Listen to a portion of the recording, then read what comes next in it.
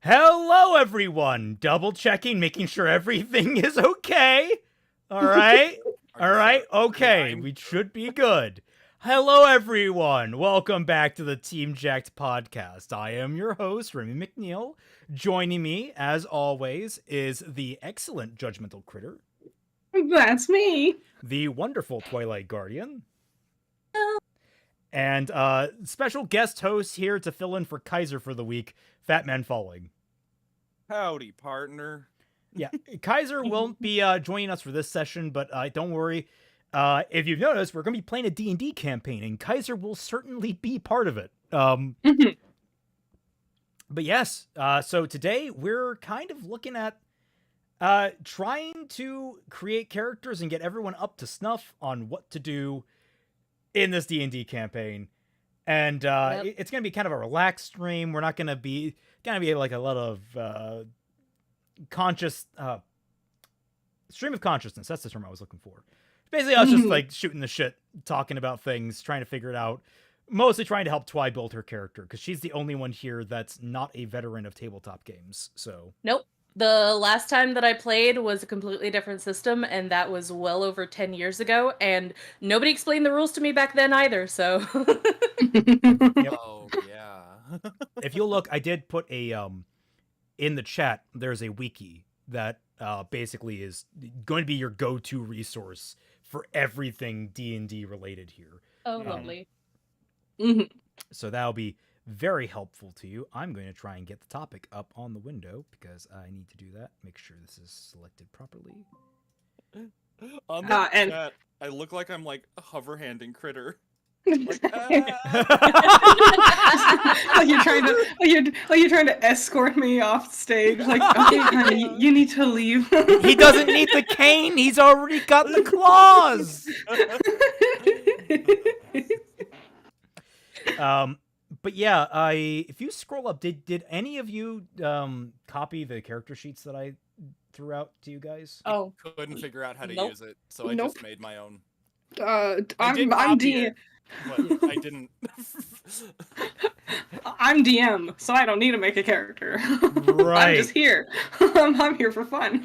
Well, it will certainly help Twilight out, I think. So if you can scroll up to that, open it, and basically like any Google Sheet you can do, you can... There we go, make a copy. Yeah, file, make a copy. And then basically you can do whatever the hell you want with the copy. Actually, better yet, share it with me. Share it back, and whatever copy you have, and I'll walk you through it live on stream. Thank you, Wild Pilot. What did Wild Pilot do? Cool. Super chat for thank $20. you. Says, just got to work, can't wait for the VOD. Well, Yay! Oh, yeah. Yeah. VOD squad. Yeah. You'll see me flailing in this new uncharted territory with this new language that I have to learn. Oh, it partially broke. It'll ask you to allow extensions. There's like an extension that from outside. Yeah, okay, so what's cool about this sheet is that I got this years ago. I found this online, and it's a very useful autofill sheet that has, I mean, up to a certain point, it has almost all the classes. It has almost all of the races up to a certain point. It has all the equipment and items and special stuff. I tried to find it later online, and the version I found was by the same source, the same team, but just about everything important was stripped out of it. Like all the unique classes. It was basically just what you get in very, very base, very, very basic D&D, like that stuff. Oh, is this what it looks like to you? Oh my god. What? Oh, there we go. All right, there we go. It's loading in. I was like, what the hell happened? I told you! Like, it broke! Okay. We got it. All right. Oh, some of the things. Is there any way to be not a viewer, so I can change some of this stuff? Oh, what did I click? What did I click? Ah! No. While you're doing that, I'm gonna read out Teddy Bear Paladin super chat. Oh yes, please do. The Funko Bear that my cub had brought into her life was vexing at first. That pure, fluffy self was to be replaced with this cheap plastic. It felt insulting, but my cub adored him, as she did me. Oh. Well done. Yes. So I'm. I love it. I love it every single week. I look forward to it. So you'll notice that like they have these nice little like, basically just pictures to line up and like make everything look nice and fancy. These are misaligned. They never are properly aligned. You have to manually realign them for every new sheet you make. I don't understand how it works. But basically, whenever you get the time, if you want to make it look nice and pretty, when you click on them, there's a middle number. It's like 6. It's usually a 3-digit number. Just fuck around with that until everything looks like it lines up properly. It's not the most important thing right now. Some people in the chat are breaking the illusion for me. There will be no dungeons or dragons. I feel lied to. What? Okay, one. That's very dependent. You don't know what I... Only dungeons, only dragons. I mean, we all, not to spoil something, but we know there's going to be 2 dragon-adjacent things. So, I mean, JK Network. At least one. I switched around. Okay. Oh, I thought you were like Dragonkin or whatever. Yeah, me and Kaiser were both planning Dragonborn characters. We were actually both planning Gem bloodline Dragonborns. Well, one of us has got to change. That's basically what happened.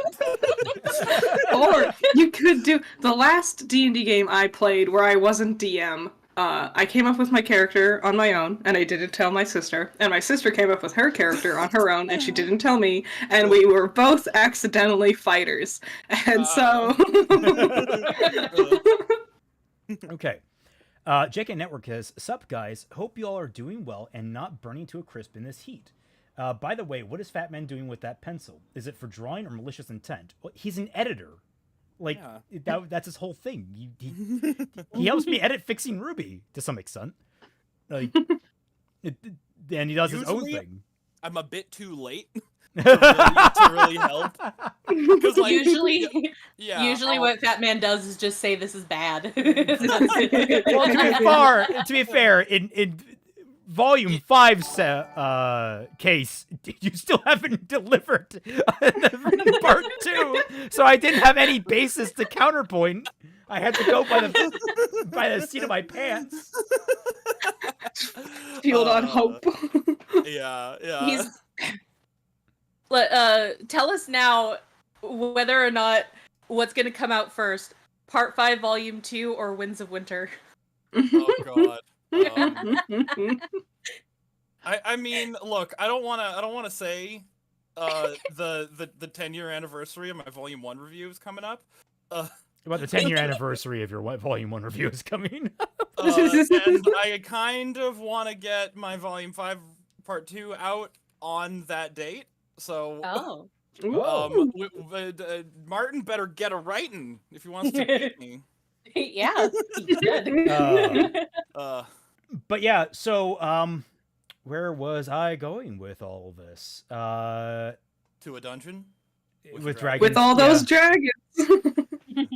Did anybody watch the movie with Chris Pine? I did not. No. I've just never got around to it. I'll be honest, it's very only like distantly related to Dungeons and Dragons, other than having like the specific monsters you'd find in the monster manual. Nobody's rolling dice. Well, is it not set in the world of Dungeons and Dragons? Like, it has like a whole like lore and mythos and such. It sure might be. I tend to just homebrew anything. So. Ah, okay. But it is a very enjoyable movie, I will say that. He's not a bard, though. You would be fooled into thinking he's a bard, because he carries around his little loot everywhere. No, it's actually very clever. He's a rogue pretending to be a bard. He's doing the classic thing of, if you're a wizard, dress like a frontline fighter. If you're a frontline fighter, dress like a wizard type deal. It'll throw everybody off. Yeah. I was gonna say though, rogue and bard, those two are already relatively close. I feel like you're going to still draw about the same amount of attention. Yeah, I mean, hey, what do you want? To have expertise in 4 skills? But yeah, so to elaborate on this, Critter has started basically penning up a little bit of an adventure for us, a little fun shot, as it's called, which is just people got sick of the term one shot, not really meaning one session as it was usually intended. No, it just means that it's kind of like a one-off fun thing we're going to do, which means it'll probably be 1 or 2 sessions, maybe 3. We'll see. TOS. But her rules were we got to roll our dice for our core stats, as opposed to what traditionally is done in the modern day, which is point buy, which led to some amusing results. So Fat Man and just about everyone else opted for the first major choice, which was rolling the dice 4d6, dropping the lowest number. Which is, if it's not point buy, it's typically that. So what you're about to watch is Fat Man rolling his dice. Yes. Okay, let's see this go. And congratulations, you're gonna hear my air conditioner. 12. Great. 12. That's acceptable. And you're gonna hear me struggle to count. Ooh, okay. Not as bad as Kaiser. Yeah. 15. Not bad, not bad. 13. I'll take it.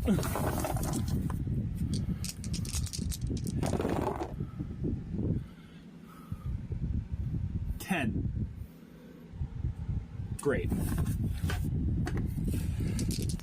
Master of cinematography, Fat Man here. Yes. Yeah. Let me get one of the dice and maybe a 10 corner in shot again. when I roll them. Was that 5 Here, or I did better 6? that time. I did better that time. I forgot.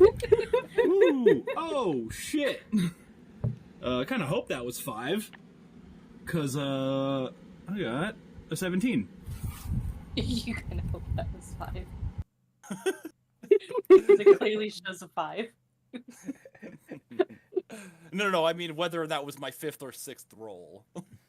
But you see, Critter gave us an option. That she gave us 2 options. One is the 4d6, drop the lowest, which is, again, after point buy, it's the most normal way to go about it. Did you scroll up to the whole alignment chart that I posted? Oh, right. So I was like, how are we doing stats? And then I posted the alignment chart. Of This is the alignment chart. stats. So you obviously have the standard array, which is all the point sets are set for you already. 2d6 plus 6, which is just like kind of giving you a nice elevated stats. 46 drop lowest. That's the thing that most people go for. 3 up, 3 down, point buy, tic-tac-toe. These are all different methods to do it. The other one she gave us an option to do was 3d6 taken in order. My favorite method. That's how you get the crazy characters. Considering that this is a fun shot, and I never expect my characters in fun shots to survive. I should tell you guys the story of Calm the Quail sometime. That poor guy ended up with a real bad stroke of luck. I was like, you know what? Screw it. We're doing 3d6 in order, and we're living with it. And I asked only that I can re-roll 1 stat. That's all I asked for as a caveat. So here it is. I realize you guys are looking through the actual player. If you guys want to load it up, we can 3, 2, 1 play it. I don't know if you guys want to do that or not. Oh, I've been watching it. I have YouTube pulled up Yeah, on I've been my. watching it on stream. It's actually very close to. I hope it is because It's only I a put it couple on of low seconds latency. delayed. I put it on like low latency as best I could. All right. This is a nice critter lighting you got here. This is what I see everything as. It's just teal. And this was a brand new For dice my tower that strength. I've never used before. That I got for Christmas. Look at all your dice. Oh, this is not even scratching the surface. I know. And opening up, get a Right out of the 16 gate, for 16 strength. strength. That's Damn. immediately amazing. It's one of the best rolls I've ever had with this kind of randomized option. Not re-rolling that one. Unless it... No, not taking that risk. Okay.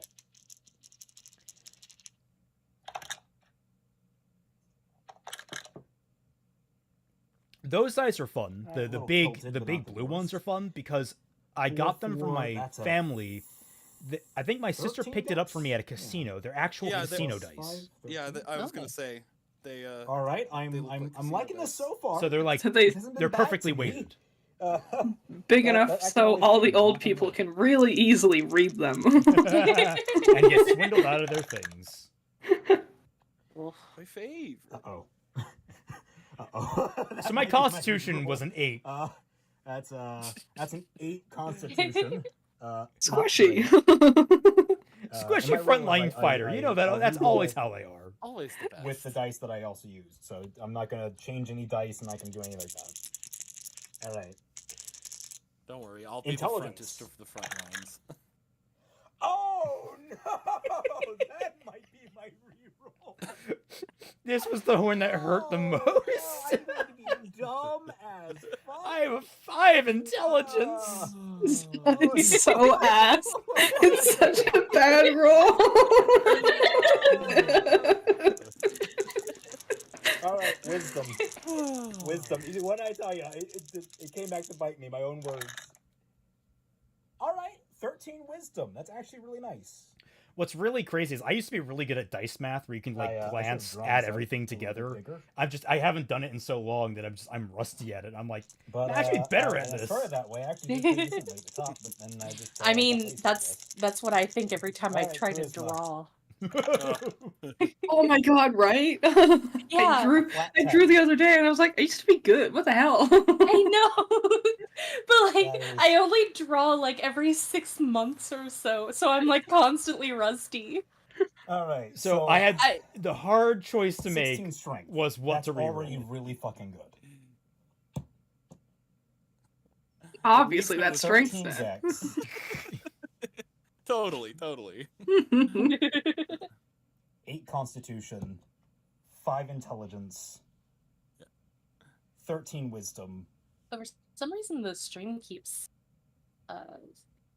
What? And this is Solid gonna be my for dump me. step. I'm Just rerolling me. that constitution. Like I know it's a me thing. I'm trying to figure out why. Internet Also, Yeah, gremlin. no, I'm probably gonna be a frontline. Uploading Possibly. like your dice rolling video. But I could just make up for it with a bonus of some sort. It's like that one yokai in Yokai Watch Nah, I'm that dedicated eats. to it. I'm your gonna be dumb as internet? fuck. It's gonna be great. I got a rogue Digimon. That's tilted. I got a rogue Digimon in my I'm already in my liking that to computer. 11. Yeah, That's better yeah, than yeah, nothing. yeah. And of course, there I am doing the bad math again. That's not an 11 14. me. That's a 9. Well, at least I took out Vegas and Maya So there's my stats. and just closed them before the stream My started. pen. Ah. Where'd my pen go? Pen? Pen. I knew you would have a Let's giant bag of just dice. You want to know what else? That's just the one that I use the most. I have another one that's literally just my piles and piles of like randomized dice. That's like 12. not sorted. Roll them all. Yeah, Find that's your that's stats my in there. nicely organized dice. That's cool. I Hey. didn't. You don't realize it when it happens, but you do So eventually better. become a Still better dice than what it was gremlin. earlier. 5 intelligence.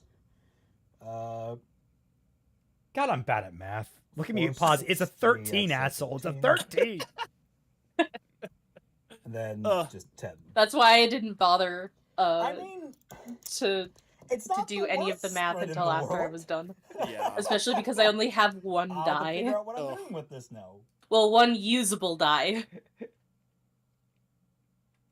Yeah. Are you gonna show my video where I'm like, help? Yes. Yes, I am, because I find it very amusing how you have to roll one die at a time. Okay, I got my stats on this damaged Oh, this is not the this is card. the setup. This is where you were my asking dice for in help. Here and my. Oh yeah. We'll scroll down to the here we go. Okay, here we go. I got a 6. Write that down. What I find most amusing about this is like every roll you have to write it down. And Yeah. So it's like roll, move forward and Roll. 6. Right. Write it down. Which I- Digimon is that you were rolling on top of? Oh, that's Dukemon. Yeah, the Duke evolution. Devlinmon? No, Duke Devlin, creator of Gal- Capsule Monster. sorry, his English name is Gallantmon. I just stared at him the whole time. I didn't look at your dice. I watched all these, and I did not look at your dice Oh, at all. Twi, I just stared you at could him. have fudged the dice. Oh no, you had the opportunity. Oh, Izanagi's message. First super chat. Really wanted to get into TTRPGs, but man, none of them let me make the crazy ideas I want. 4. It's because it's really hard to balance that ease. Yeah. Second super chat. Yeah. About to see Gundam Seed Freedom. Hope You it won't say crash that. and burn like after Seed Destiny. Here's hoping, man. Look, Bill. I'm gonna roll that again. You say they won't let you do the crazy ideas, and it's just like Raymond and his group. What did you do? You threw like Australia at someone? Okay, no. In our Australia campaign, we were at war with the Catholic Church. Nice. I was gonna say All right, that, clip that out of context. But No! well, to be fair, they had been like taken over by a fucking space marine Maybe from I should Warhammer adjust this 40k. table. I am not kidding. That was the plot. 6.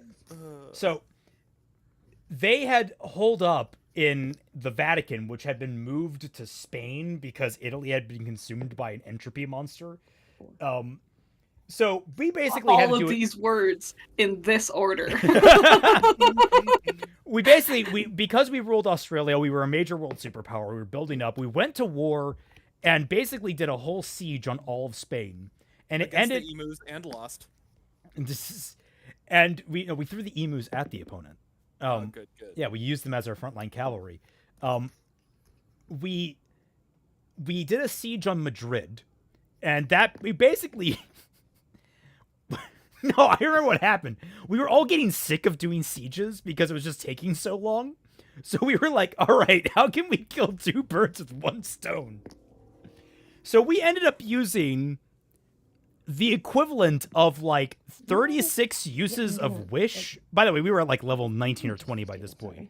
But like 36 instances of Wish to pick up Here we Madrid go. and literally Okay, chuck it It should be flatter. at the And my Vatican. dice hopefully won't fall off And it the worked. table. And it's the story that I bring up like a lot in relation to say Atlas falling in Ruby, because we did the math. A city of that size falling down onto a location would be a life-ending event on the planet. Like, it would blot out the fucking sky. The only reason it didn't do that in our campaign is because there was a lot of magic bullshit being involved. You used the 37th instance of Wish. Well, no, it's just like when we threw it at the Vatican had like 7 or 8 layers of magical shielding that just buffered the blow. And of course, that's where the best part was, where all of our armies charged in towards the Vatican, and me and my party, we all flew right in. We went up right to the Pope, who was a Warhammer 40k Space Marine. We got into the papal chambers. We heads held high, and he's like, "Oh, you finally made it." I reached into my pocket, pulled out a scroll, unfurled it. It's this long ass scroll, and I said, "So we have a list of complaints." And then combat started. It was that campaign had been going on for like 4 or 5 years at that point. So the fact that this was the culmination of everything that we had done was charging this room, and the fact that was my line, it was just like the biggest fucking mic drop of the whole campaign. Like, you did this for a fucking complaints department. Just tired of those robocallers. Jeez. You just put the scroll full of complaints in like the suggestion box, and then you just all walk out. Izanagi, let me put it this way, Fat Man. Fate servants are my average level of nuttery. My low level is Blaze Blue or 3 like. Or the like. Okay. Yeah, Isa is nuts, and we have to continuously tell him to calm down. Never calm down, Isa. Never calm down. I mean, occasionally, No. but never calm down. Usually calm down. Did you roll 7 stats? No, I don't think so. Oh, wait. Oh, She's still rolling to this day. 1, 2, Oh yeah, 3, I 4, did 5, because 6, 7. Give me a reroll. I asked if I had to roll for ability, and you never told me not to, so I just did just in case. Oh, These I are was so confused what you meant by that, and I was like, we'll just figure it out later when I can like ask her with like words. But since Yeah. we were allowed to re-roll one of our stats, I guess rolling 7. Yeah, just having that spare on hand. Yeah. So yeah, that's Twilight stats, which I think... Did you write down what they boiled down to? You did. I did. Yeah, 17, you did. 14, 13, 12, 9, 9. And then the reroll, which I think is... 12? Impossible to see. 12. It was 1561. So a 12. So that means you would just drop one of the 9s, I suppose. Yeah. Is everybody's low roll going in intelligence? No, I don't think. Well, yeah. Well, no, I don't know. We don't know, Yeah. actually. Yeah. And then there's Kaiser. Yeah, all 7 of his. Yeah, Oh all god, 7. he did 7, didn't... So, Sup, bitches? Kaiser didn't It's understand your the boy. assignment. Okay. Here Um, we go. No. I had He to did not. clarify By the way, if you wanna find out assignment. where I got He this thought from, you just a got friend to gave this keep to the me 4d6 as a birthday you gift rolled. when I just started the channel. We're, Nice listening lady. to a Anyways. great merch plug. Here's the stats. Yes. No, that's the point. I don't want him plugging on my stream. Got What the the hell? 2 dice. Ready to go. Now I play. He's Oh not yeah, he here. also only had others, 2 dice, so well, I'm it's pretty like sure double this is what y'all- the rest of Twy y'all was did. doing the whole I'm time. ordering these based on importance. Yeah, see, like, so Twy had 1, Kaiser has 2, clerics I had 4, need and Raymond all had the wisdom that they fucking can get, 24 especially dice. at such a high level that we're gonna be starting with.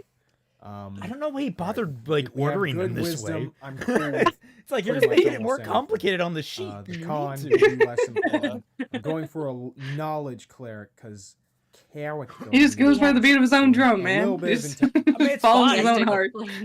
His master plan Oh, for it his ended. character. I was So, like, why did it bitches. pause? Oh, it ended. That's right. So he had to cut but it up yeah. into like 3 billion Actually- different videos. Yeah. Yeah, he did. Okay. Because it was like, Swap- because it was like we're an gonna hour swap long. The importance of strength index. Yes. I had to cut Thank- mine up at least because it was too big Rolling to put time, onto babies. Discord. So, He did it because it was fashionable. Okay. Yeah. That's 4. well, he did so it because his far. internet sucks. And- Yes. Thank you, Cursed Knight, who says that Ooh, paper okay. is so red. 9 plus Talking It about- really is. 13. Fuck. Okay. It's you gotta have a 0 plug in there somewhere. 9. Good start.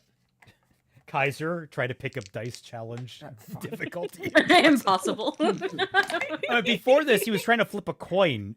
I should maybe show that Yeah. video. He tried to Oh, flip yeah, a coin you to did. decide which Okay, character he was 9 going to plus play, 6 is and it like kept better. slipping out of his hand. That's 15. All right. He doesn't know how to flip a coin. He's He's like, like, "No, no, I it's put- just a lotion. I put lotion on before I did it. Why did you Comfortably gotta go to grease con, the that I can coin to work make with sure that. it's nice and Make it lubricated? Fuck, I should write these down. Okay. 13. 15. All right, got you. Anyways. For the record, anyone 9 again. What at- is with these he nines? is making these totals Jesus. way larger than they need to be. Can I get another 9? Well, maybe not. We way. figured it out. So that I Well, can, like we retroactively, we figured it super out. We know what high his numbers are. wisdom, Mhm. please. Yeah. And now he knows Please what his dice numbers gods, are. please dice And gods. he's properly embarrassed. Fuck, Mhm. 6 again. Holy shit. No, he's not in stasis Okay. because his power Uh, core is yeah, low. 15 again. He's in Alright. stasis because he Alright, did got the this tally dice roll right wrong, here so he's in so far. timeout. He has to 3 more. reprocess. Yep. Buffer. There's an update he needs to 9, install. 6. Yep. So Right, much for the 18 more. perfect machine. Now, if he had That's rolled high. all ones on like one of these sets, Or, I'd have sorry, been 3 like, times take 2. pity on the guy. Let him just keep it as a 4. Let him just keep the 4. Not gonna make much of a difference anyway. Okay, that's a 7. Yikes. As a DM, Alright. I'm pretty forgiving for most things. Like if it's like I want to do this cool thing, but I don't think I actually am allowed Oh, to. fuck. I'll be like, maybe That's we can fudge 12. some stuff to make the Okay. cool thing happen. Okay. Oh yeah. But I'm unforgiving Worked when it with, comes to the stuff I'm I worked doing. with worse. Which of us is OP? I think it's 8. technically Okay. Fat Man who has Yeah, the I think highest I'm- score. Yeah, You have I like, think I have the highest score. do you have 2 17s? Yeah, you're gonna be Yes, I have 2 charisma. 17s. Yeah, it's Fat Man. Raymond's the squishiest of us. Okay, this no, I is the think you final rerolled roll. his, This is the final Oh. one. Yeah, Please let this I be rolled high wisdom. fine. I re-rolled my Constitution to be a 12, which makes me 7. not as squishy. I thought that your Ooh.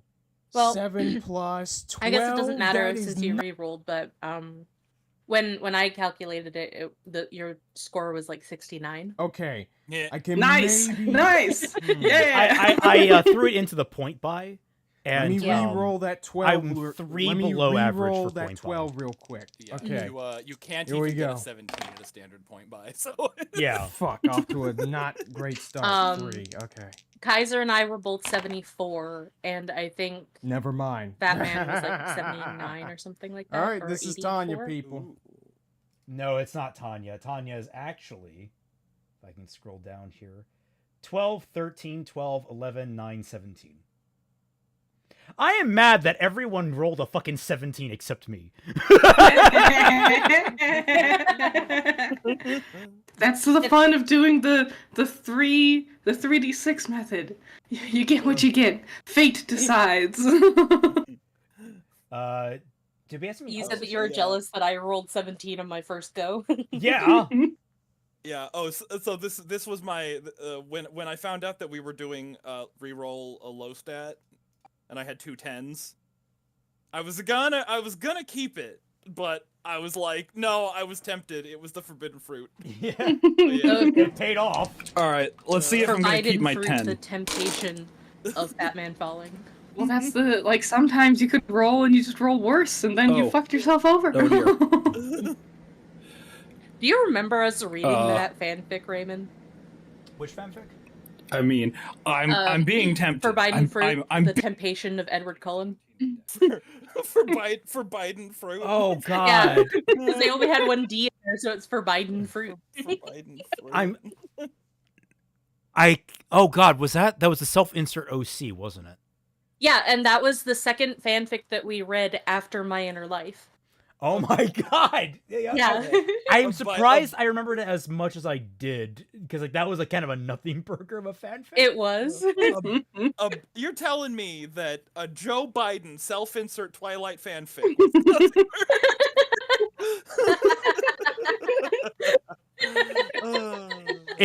Look, it would have been better if it were a Joe Biden self-insert fanfic. It really would have. Did that one get weird, or was that one just embarrassing? That one had the essay with the uncle. Remember? Ooh, we can end this conversation. Gotta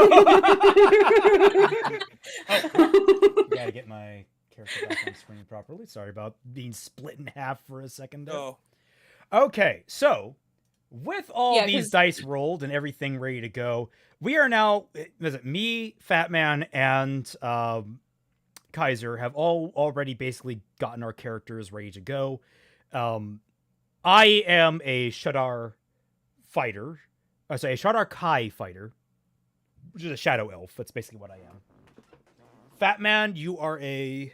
I'm a Yuan-Ti abomination paladin Ooh. with 1 level of rogue. Nice. And then the Kaiser is a dragonborn cleric. So got all that going for us. The only person left to decide right now is Twilight, which is what we're here to do now. She hasn't allocated where any of her numbers have gone into her stat points. So, and that'll be heavily dependent on what class you want to choose, which will be our big starting point. What do you want to be? Do you want to go through the options? No idea. Sure. Let's go through the options. Though I think no matter what happens, I want to be a no-name brand D&D character. A no-name brand D&D character? Yeah. Oh my god, yes! Yes! Just real generic. That's actually going to be hard. It's one of my major complaints to some degree about D&D 5e is that every single character needs to be subclassed. Like, you can't just be a regular barbarian. You have to be a barbarian with a specific path. You have to be... No. Yeah. No name brand is a brand in Canada. It's literally called. I know that. I know that. But what I'm saying is like the fun of that. For the people who don't know. Oh, okay, all right. It's for the people who don't know. But like the joke would be, I will look like this. So I'm juggling so many different things.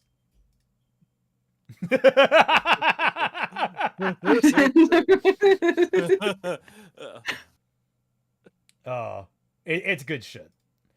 Yeah. But yeah, so the unfortunate thing is you're going to have to choose like a subclass, so you can't be a no-name you can't just be barbarian or something like that. Yeah, I get it. I just really wanted to make that joke. But yeah, let's go through the classes of D&D because these are just fun to learn about. The Artificer, unrelated to my book. That's a book. I know that one. Yeah. Okay, now that we got the plug out of the way. Yeah, now we got the plug out of the way. Go buy my book. I still have only read the first chapter because it's the only one that you gave me. Well, technically, you did give me the full book, but you only told me to read the first chapter, so that's all I read. Why did I tell you to only read the first chapter? Because you asked me to beta read it as a potential reader and see what my thoughts were. Right. Yeah, you asked me to beta read the first chapter because was it the only chapter where he wasn't named? Correct. Yeah. Yeah. So you asked me to check whether or not everything made sense and was clear. Right. Yeah.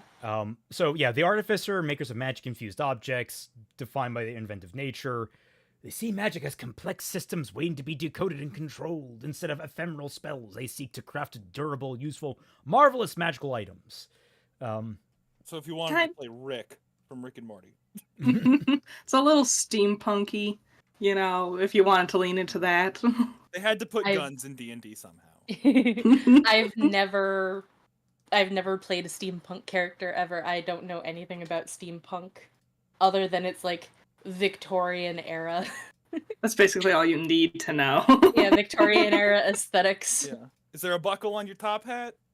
Put some gears somewhere. They don't do anything, but they're there.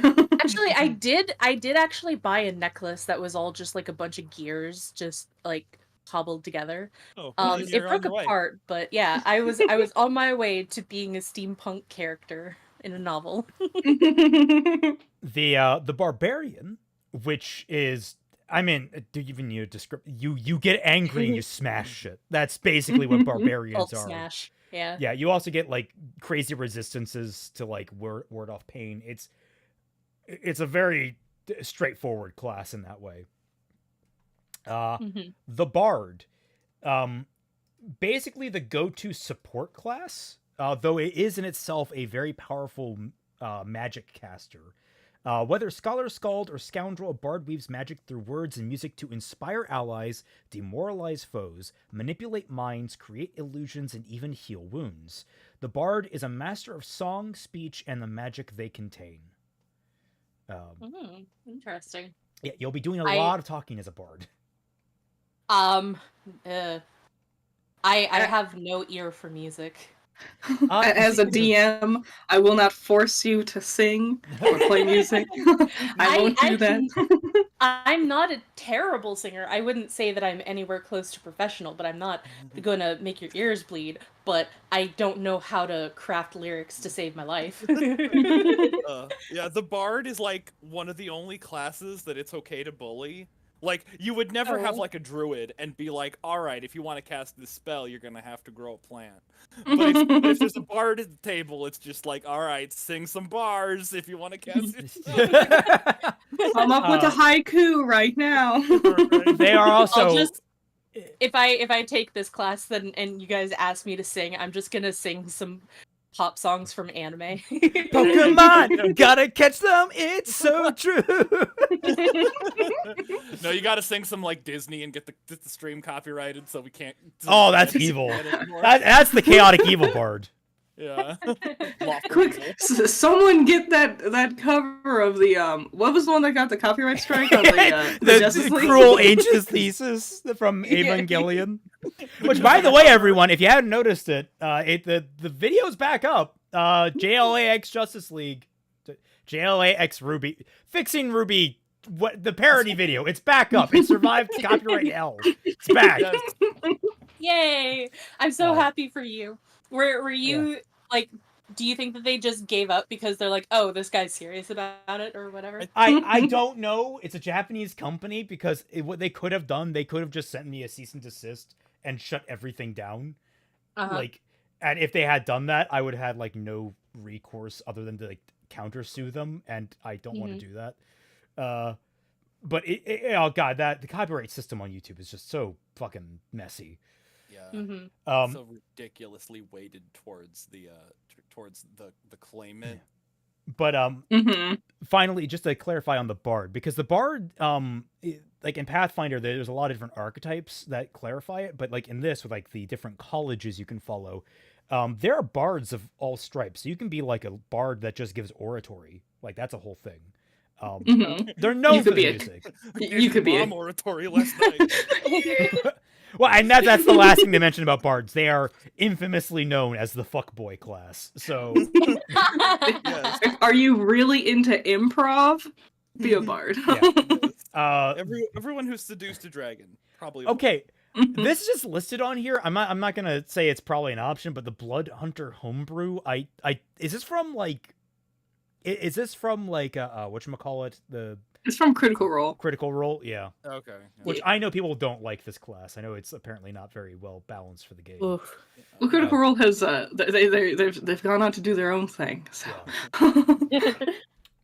My friend's campaign has a homebrew feat in it. It's called All Kicked Up on a Tuesday, and you get a fat ass, and you get advantage on persuasion and deception to everyone who likes fat asses, which is most people. But you also get disadvantage on stealth because the clap from your ass is flirting the guards. Perfect. I knew that was coming. Up on a Tuesday. I get it.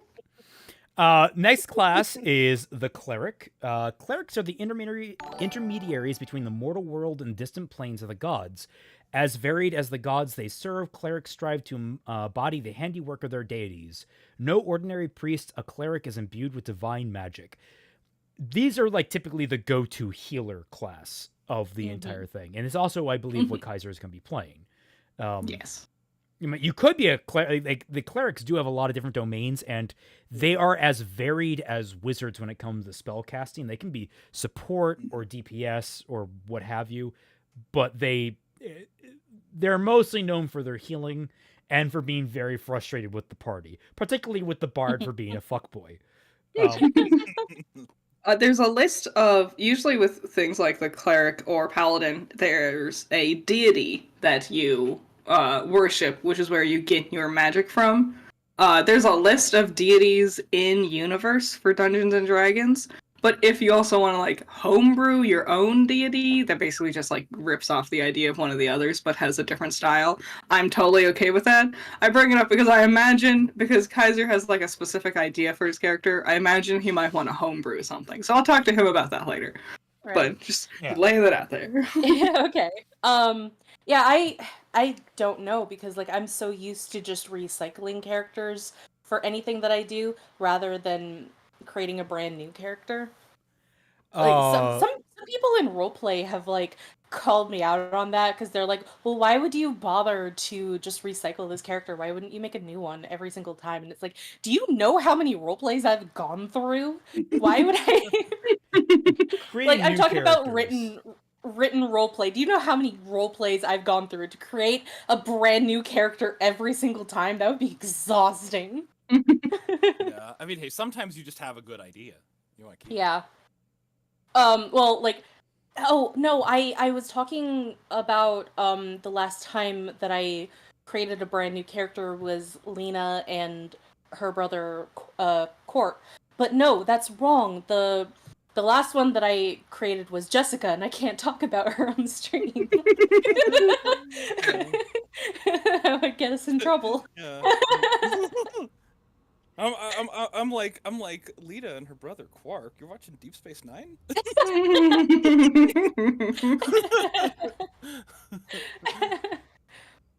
I mean, like, you could, if you really wanted, you could just make it the Lord of Nightmares. Oh God. I mean, I could, but I would have to. Ooh. Yeah, actually, that's an interesting question. I'm thinking about it. Would Lena Inverse be technically classified as a cleric because she invokes the spells of other beings as opposed to like Arcana? Well, I mean, most magic users do invoke the gods in some way because the magic basically comes from the gods. And that's why when Lena kills some of them, they can't use those spells anymore. We missed a super chat from Cursed Knight earlier. Any TTRPG that has a more freeform way to build your character, like instead of strict classes, it uses classes as guidelines, and you can combine parts of each into your own whole build. They're asking. That's a very good question, and I'm actually building a system very much like that for myself, but it's very slow going because there's a lot of reasons why I haven't worked on it recently, a lot of emotional ones, but I haven't been around to it. Don't you have to basically just like restructure it entirely? I have to, because it was based very heavily upon Pathfinder, which is done by Paizo. But after the OGL scare that happened about a year or two ago, I need to completely restructure it from the ground up and reclassify it. My suggestion is look into Pathfinder. It's a much more number crunchy style, but it's my personal favorite tabletop RPG. And it has, every class has dozens of archetypes to it that radically change how classes play and how they fundamentally interact with the world. It might help you find things. Multi-classing is relatively simple because it's just adding numbers upon numbers.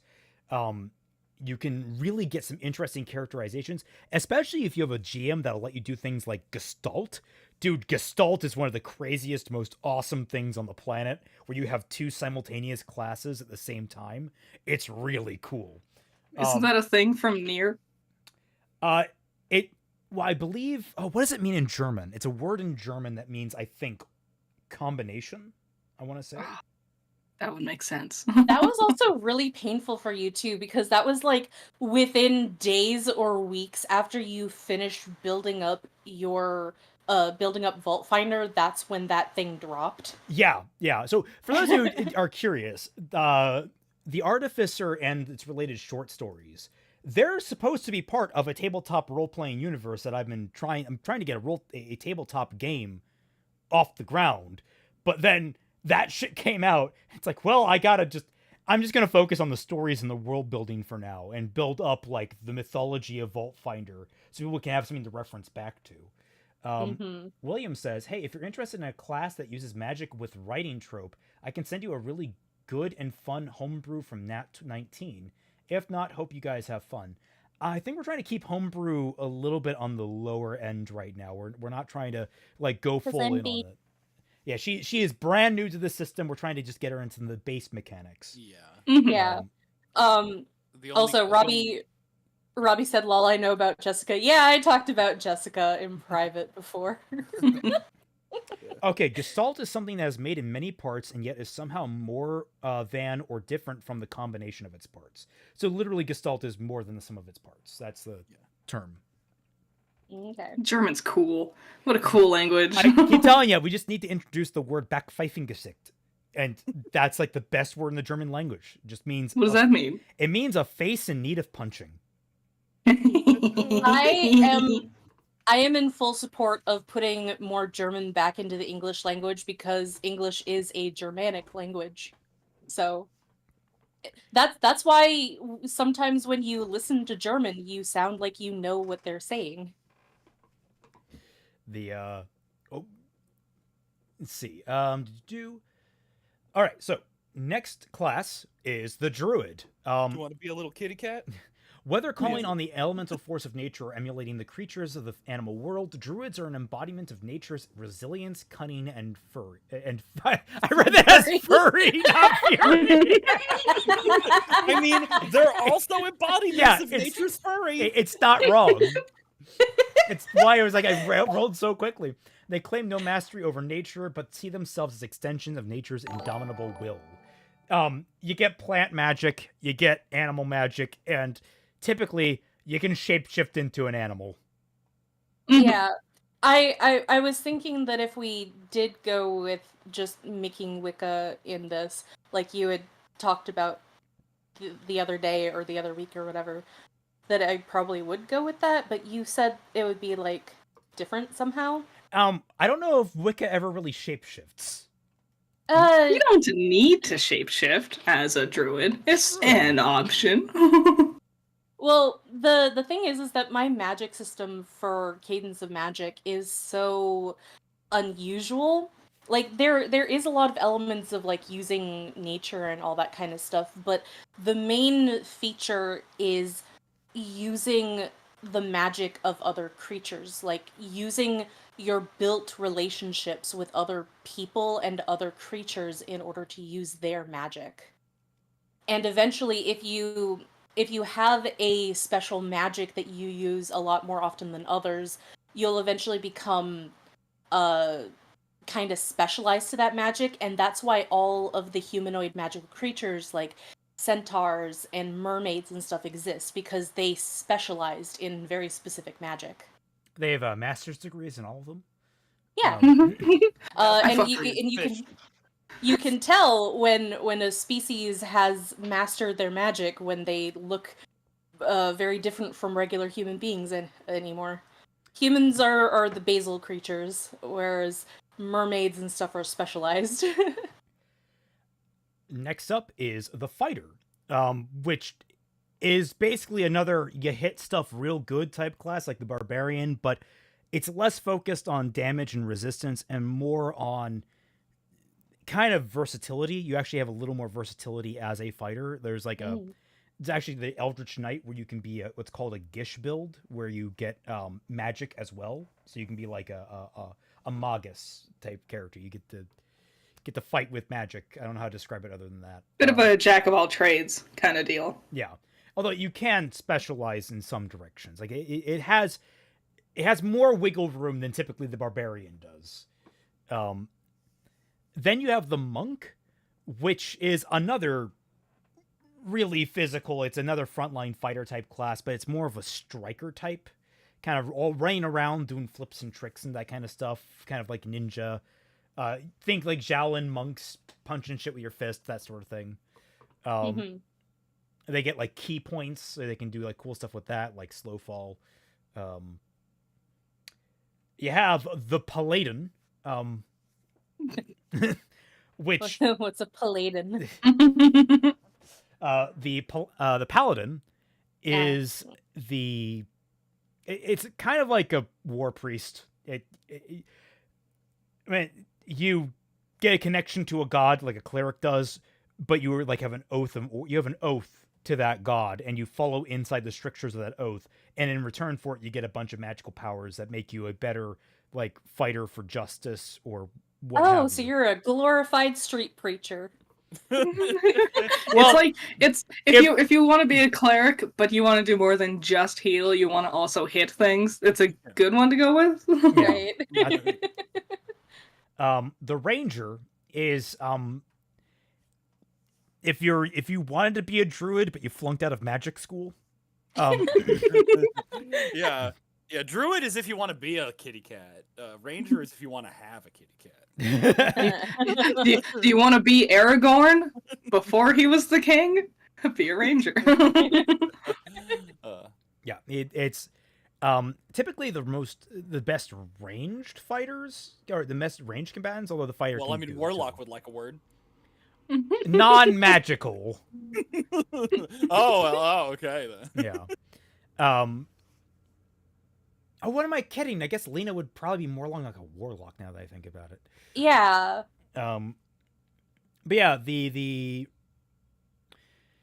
ranger is. Let me just read the description. Far from the bustle of cities and towns, past the hedges that shelter the most distant farms from the terrors of the wild, amid the dense packed trees, trackless forests, and across wide and empty plains, rangers keep their unending watch. I'm just gonna Watch a level. what? Rangers are not like my least favorite class, but I've never found an interest in them after I tried playing them once and realized how limited they were. Oh. Now, admittedly, that was back in the 3.5 days, so they should be radically changed. But they get I like mean, they're favored. still kind of memes. Yeah, do they get like favored enemy? Is that right? Is that the Yeah. thing they have? They do. So The like, only you'll have fun if you're to be a ranger if you really like being hyper attentive to your inventory, because you have to count your arrows and then you get different arrows, and that's the only fun you'll find is if you like staring at your inventory and rearranging it. then you typically have it's sort of like an on-off switch. Are you against your favorite enemy? Then you're fucking amazing. Are you not against your favorite enemy? Well, I guess you'll just sit in the back and plink arrows all day and just kind of be there. Mhm. That's typically how I view the ranger. It's never like, even in Pathfinder, it's just never come off to me as a really great class. You can do a lot more with like a fighter. Rogue, meanwhile, do you like stabbing people between the ribs? Do you like stealing people's shit and then stabbing them between the ribs? Do you like not being seen and then stabbing people between the ribs? That's what the rogue does. It's very good at those things. L. It's Ale. Oh. Yeah, it's Ale. It's ale. Alfred. Ale is no. Ale is Ale is a beverage that you can get. Yeah, I was I thought you were saying L from like Death Note. Like, Yeah. what? no. My 'Cause character is more like L from Death Note. No, because you've never heard his name pronounced, but it's kind of a mixture of L and Ale. But Oh. he's the boy that Wicca meets in Cadence of Magic. Oh, okay. The one that saves him? Yeah, the one that saves him. That's Ale. I didn't know. He didn't come off as a rogue to me, but I guess they're just not that Because deep in. you just met him. Well, Like, yeah. There's not really much for him to steal when he's just in the forest. Two friends who've only read the first chapter of each other's stories. That's how this works. That's how it's like being friends with writers. Yes. Well, technically, I think Raymond has read at this point. I think like 4 or 5 chapters of Yeah, something like Cadence of that. Magic. Yeah, and little snippets of at least up to around halfway through my book. I still have pulled up the big chunk that she sent me that she did during NaNoWriMo that I still need to just find the time and energy to read because I just... He's had it just sitting there for like 4 months. It hasn't been 4 months. It's been like 2 months. Around there, but I mean, partially that was just me sitting and deciding whether or not to send it to you because I know that it's just going to be sitting there as you get other stuff done, and then I finally send it and it's just sitting there waiting for you to get other stuff done. And then you guilt trip me, but you don't mean to guilt trip me, but you do kind of mean to guilt trip me a little bit. Just a little bit. William says, recent books added on optional abilities that replace abilities for some classes like Ranger, Favorite Enemy, and Druid Wild Shape. summon companion instead. Oh yeah, there are some things like that. There's more versatility with later books, definitely. So next up is the sorcerer. You're basically an arcane caster, but you do it all from your charisma stat. Uh-huh. You're so fucking hot you'd use magic. That's kind of how it works. I guess it says charisma, but the entire idea is it's magic that you produce from yourself. It's like you draw it out of yourself. As opposed to like the warlock, where you make a pact with a deity of some sort, or a deity or some sort of being that is beyond yourself that will grant you abilities. So it is Lena. Yeah, although unlike Lena, you can't do it to you can't make multiple packs, because Lena does like multiple different deities effectively. Well, you could, Well, because if she your doesn't- DM lets you. Yeah. Then you don't know. Maybe your deities might get in an argument with each other, and they might start fighting each other, and you have to decide. Could you effectively multi-class into 2 different subclasses of the same class? That'd be kind of There would be some sort of setback. Like, I would find a way to balance it. Like, I would let you do that, but also you have to lose, like, a chunk of your HP to do so. Well, I mean, technically, Lena doesn't make a pact with these gods or deities or whatever. She just steals their power, and then sometimes she also kills them because they've woken up and then they're causing shit, and then she gets involved somehow. I was gonna say Like, that was if you want to multi-class things, like that, man, I'm going back to the Pathfinder way of doing it, where you just have to build up into it. So basically, you would have to retake the class from the start. You would get basically no bonuses other than just your normal stats like proficiency and such going up, and then you have to wait to like 3rd level for the actual unique stuff to kick in for the 2nd class. Like we're for this, our starting level is going to be level 7. So Yeah. if you want like 3 in one class, 3 in another, and 1 in a random 3rd one, you can. I wouldn't recommend it, but you could if you yeah, wanted. I cannot say I'm a fan of multi-classing in D&D 5e. I don't think it's very effective comparatively. I guess in comparison, like the whole joke of Slayers is that Lena starts off at like what's the highest level? Level 20. Level 20. I She would said that. Level 20. Wait, is that how I said it? I don't. Yeah, I think you were just yawning, but it Oh, was yeah, I think I was yawning. Level 20. No, level 20. like As the you whole push up the glasses from like the bridge of your glasses. I don't know. Actually. the whole joke of Slayers is that Lena starts off her journey at like level 17 or whatever, and she's much more powerful than every other character in the show, with the exception of Naga the Serpent. Because she's also like at level 17, and then the whole story of Slayers is just the trouble that she gets into for being so powerful. I was gonna say, like, I guess a good equivalence would be, if Lena is like kind of intelligence based, where she got her stuff from book smarts. Is that kind of how it works? I can remember. Yeah. Yeah. Yeah, she went to wizard school. Naga, it would be probably more of a sorcerer, where she's kind of just lucking herself into being so powerful.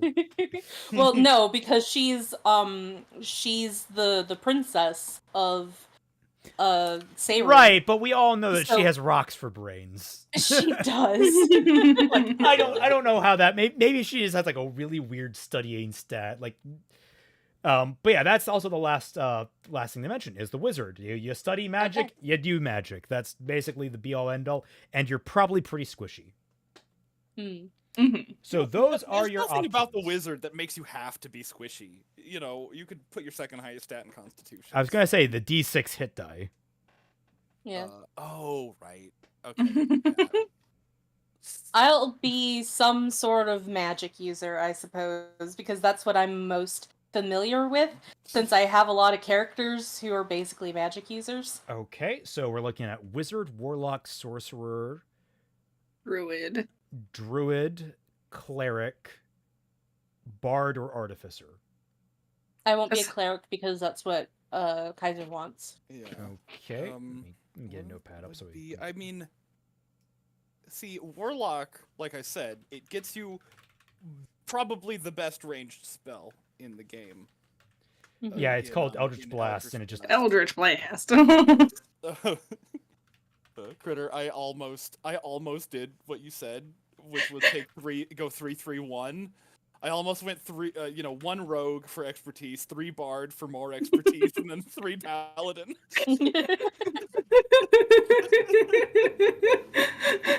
Just Have like proficiency in 10 abilities and expertise in 4. ellipsis mark. I am right there with you. The fact that they bumped the wizard's hit die to a D6 from a D4 pisses me off. No, bring back the squishy wizards. Make it a fucking risk to be a wizard, man. At 20th level, you get fucking wish. At 5th level, you get fireball. Like, come on, you're going to be blowing people the fuck up. You gotta have some risk in there. Bring back the good old days of like D&D 3, where you could theoretically die in character creation if you weren't careful enough. Because you could have a negative constitution and just roll a 1 on your 1d4 and die. Damn. Uh, Okay, so since we're talking about magic users, now's a good time to ask. Do you guys like doing components for your spell casting, or do you like just being able to cast spells? as a Baldur's like- Gate player, like- let's not do components. Yeah, I don't like components personally. I like What them. are components? Okay, so So- to cast specific spells, they need certain items to actually, and they're all puns. So like, if you wanna cast the spell Detect Thoughts, you have to sacrifice a copper piece. Because And it's a penny for your thoughts. I think was If it. you want to, I think was it to cast Silence. It's something involving a frog for a frog in your throat. Yeah. That sort of thing. it's a lot of. I don't like it because it's a lot of like that same thing I was saying with the ranger, where you just stare at your inventory and you get things for your inventory. And all it really boils down to is you go, okay, in the next town we're in, I need to get all the components for my spells. And it's like, okay, you lose 50 gold for all of it. Oh, okay. So- And they- if you're a character that has to have components for their spells, do they get like negative in stealth because they constantly have like frogs around in in their their bag. pockets and constant like ribbit? No, you don't typically have live components. Like maybe you have like a frog's leg on you. That sort Well, of how thing. do you sacrifice something if it's already dead? you don't sacrifice it. Okay. It's like some of the things can be sacrificed. Some things you actually do have to expend. I know like resurrection spells of some sort typically cost like 1,000 or more gold pieces worth of diamond dust, that sort of stuff. And that actually is expended. And I think that's where most component stuff actually I think comes into play for a lot of people is the really big spells that actually have a dollar amount on them. You still keep that as a ruling because like you got to balance that out. You can't just cast res spells all over the place. Right. But on Well, in general, also, I'll be giving you a bag of holding. Like when you start out the journey, your characters will be gifted a bag of holding. oh sweet, So I'll keep you my, don't need to worry about I'll it. keep my portable column there. For those people that know that joke, you're awesome. Anyway, the way I would typically roll components is just saying I prepare my components at the beginning of the day. Like they're still technically there; they're an item on the character's person, but you never have to like go into. You're just presumed to have them until otherwise stated, basically. Oh, I think that it would be funny if you did have to like just have live animals in your pockets in order to sacrifice them, and then you get in trouble. What I mean is like you still have them. You still have them. You just don't have to go into town, buy them, expend all this money for Micromanage them. them. Yeah, you Yeah. don't have to micromanage them, but you still have them. So it'd be you funny. could have like a little mini session where all of your party is like going around looking for frogs. Just catching frogs. You play a druid just for the sake of having frogs all the time. My friend Kelsey loves frogs, so she would probably do that. I was gonna say like Just so that she- I generally agree with that, but like for a fun shot, I think it's smart to kind of Yeah, simplify it, and then in a future campaign, I'm more than open to like having more of a min-max style to inventory, because I feel like it's a thing that isn't taken into account by a lot of people. Is inventory is a really inventory management is really fun for someone like me. I grew up on classic Resident Evil where juggling your inventory is like the main gameplay loop. So I DM'd one campaign where they were gifted these 2 giant dragon eggs in the beginning, and I gave them limited inventory space, and I even made a grid where they would have to draw in everything. And the challenge was you could keep the dragon eggs, and eventually they'll hatch into a dragon, and that'll help you. But also, it takes up all this space in your inventory, so you have to like, what do you do? Does one person sacrifice all their inventory space to hold both dragon eggs? Do you both sacrifice some inventory space? It was neat. It was a fun little one-shot we did. I've always wanted to build grid-based inventory. I think that would be really fun to do, but just really time-intensive to do that. So, okay, we are down to the Artificer, Bard, Druid, Sorcerer, Warlock, Wizard. I'll nix the Artificer. Okay, fair enough. I was going to say, I had a fun time with the Artificer. No, I had a fun time with the Alchemist in Pathfinder 2. I thought you were going to say, no, I had a fun time writing the Artificer. So, Bard, Druid, Sorcerer, Warlock, Wizard. I'm probably leaning like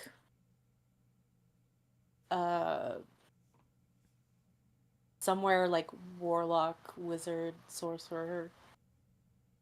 I was waiting for you to say Druid, Bard. Maybe Druid, yeah, actually. So should I nix the Bard then? Yeah. Okay. Like I'm trying to think and like slowly put out them as I go, as I think. Yeah. Do you want to talk about some of the like mechanical differences between? Sure. I'm doing like I'm like doing Survivor, but for D&D classes. Yeah, you are not the class. Yeah, you are not the class.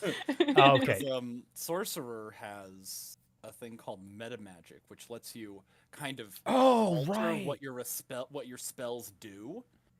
Like yes. if you have a single target spell, you can like what is it? It's not quicken. It's something else. Well, there is like, quicken, but like also there's quicken. Yeah. Quicken lets you like if a spell takes a whole action to cast and then you quicken it, you can cast it as a bonus action. Yeah, so going through like there are these different ways to modify them where like there's careful spell where you can basically make sure it doesn't harm friendly creatures. There's distant spell where you can increase the range of a spell. You can empower a spell so it does even more damage. Like I think it is it time and again. Like, when you roll damage for a spell, you can spend 1 sorcery point to roll a number of the damage die up to your charisma modifier. You must use the new rolls. That's an interesting way to go about it. You have extend spells, so you make them last longer. You can heighten the spell so it's casted at a higher level and thus have different effects. You can quicken it so you can cast it even faster. You have all these different ways to modify the spells that you cast. I forgot that was unique only to sorcerers. In Pathfinder, meta magic is a feat-based thing where anyone can access it. Wizard, and so sorcerer also, they learn spells in a similar way to the wizard, where you have oh crap, I'm trying to remember now. Wizards to write stuff down. You so, know like, what? You explain it.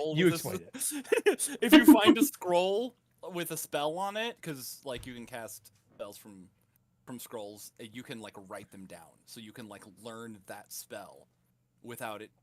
I think without it being like one of the spells you get when you level up. Yeah. Or you can just learn it at any time off a. Yeah. If you find another wizard spell book, it's like a treasure trove of just I now know all of your spells, every single one. Yeah. Also, like Warlock and Sorcerer are like high charisma casters, and Wizards are high intelligence casters. I don't know if that's if that's gonna matter to you. If you want a smarty pants or a and I believe slob. druid is high wisdom. Yeah, a druid is wisdom. I like thinking that there's two different ways of doing charisma. Charisma's either you're really good at talking to people, or you're just really pretty. So you could have a real pretty person who's ass at talking. Or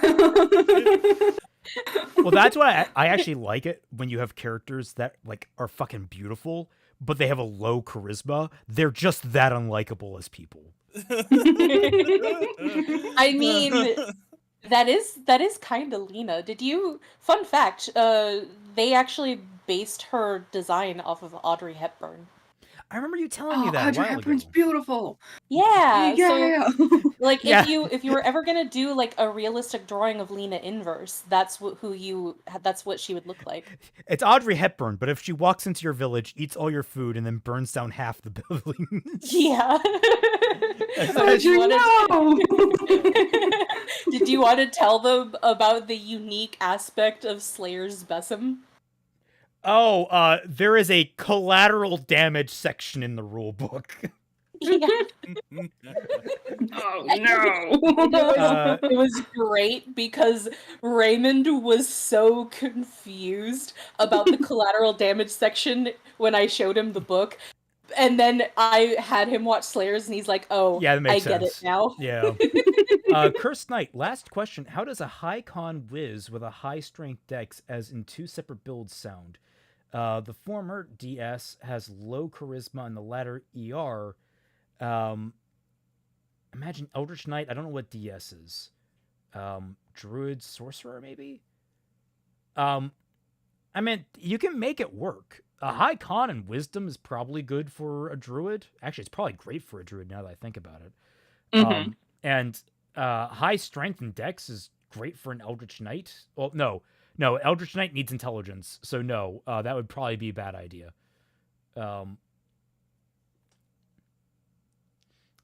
Jack Doubt, question: do you know Dorgion? What did you just say? What language is that? Dorgion. Beyond these nuts. Is that the new evolution? Dorgion.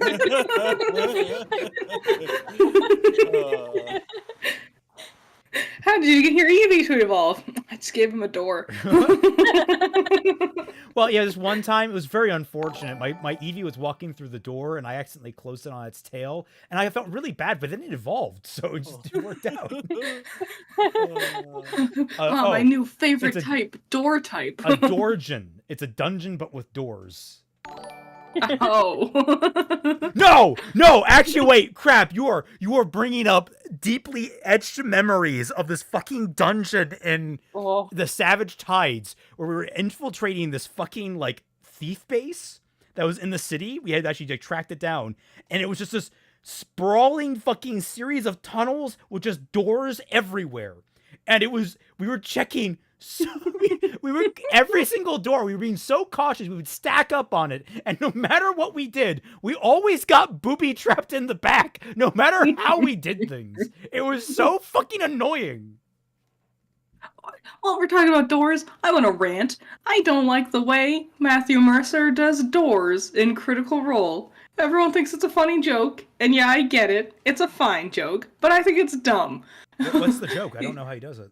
They always struggle with opening doors because he has you have to like roll a certain strength stat to open certain doors, and it's like, I think that's dumb. I think it shouldn't be you roll a certain strength. If you roll, it should be how long it takes you to open the door, not, oh, you need to basically out hit point the door. I don't like the way he does it. I think the joke is overdone. There's something to be said on that, because I remember in also the Savage Tides, there was a massive ancient door we came across that had a requirement like 28 strength check to open, which even in Pathfinder at that level that we were, it was incredibly hard to open. We only managed to open it because our ranger, the one thing it came into, had a fucking Spinosaurus as her companion.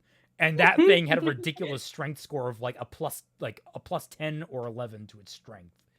Oh, we got an art piece. Oh, we did. Yeah. Why you said My that Chronosphere. in the cutest way possible.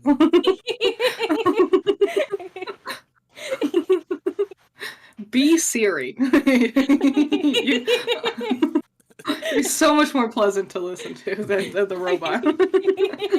Oh, it's one of us is going to have to change from Chronosphere. That's great. Okay, so Druid, Sorcerer, Warlock, Wizard. Okay, so interestingly, Warlock is very interesting in its design, mechanically speaking, because unlike Sorcerer and Wizard, where you have a number of spells per day that recharge on long rests, like we make camp, we sit down, we rest for 8 hours straight, that's a long rest. Unlike that, Warlocks get many fewer spells that they can use in any one setting, but all of their spells recharge on a short rest, which is only like a 10-minute breather, effectively.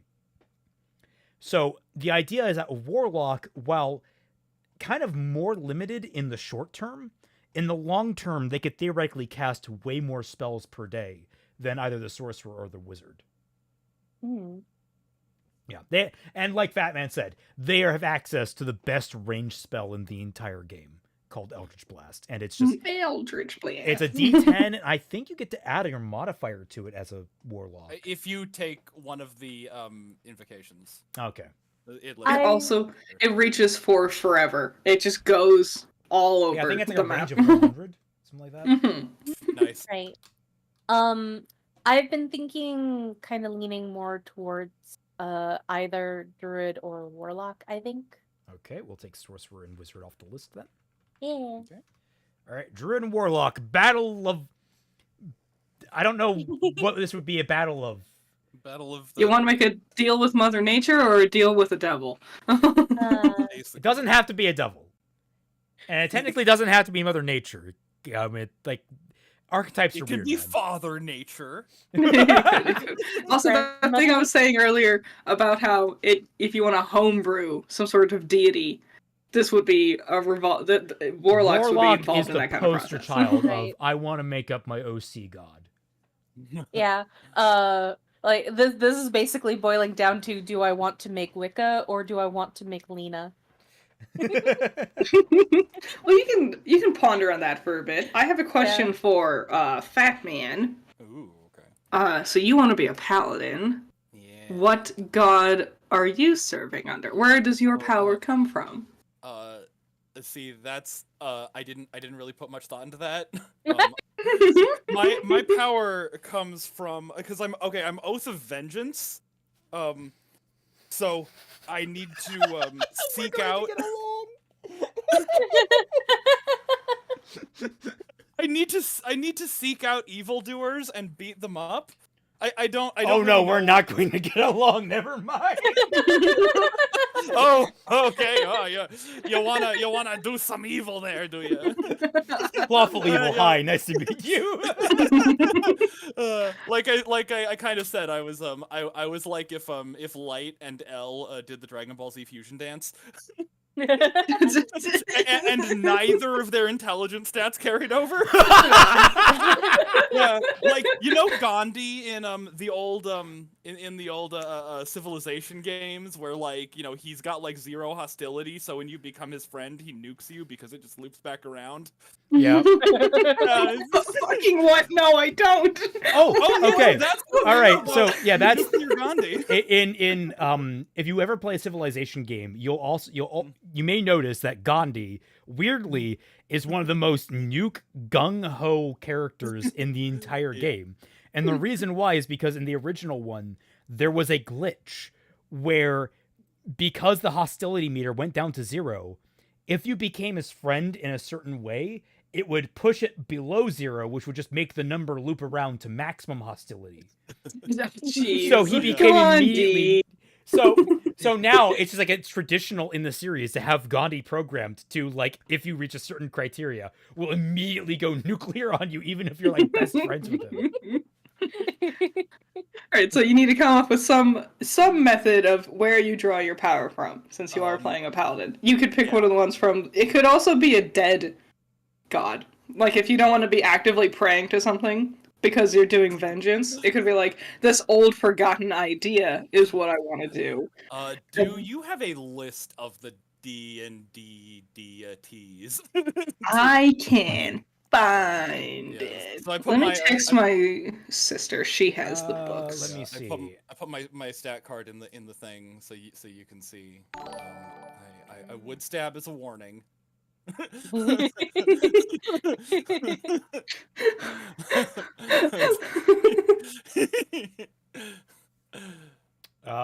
So like I kind of thought like my deity, like where I draw my power from, could just be like my own innate sense of right and wrong.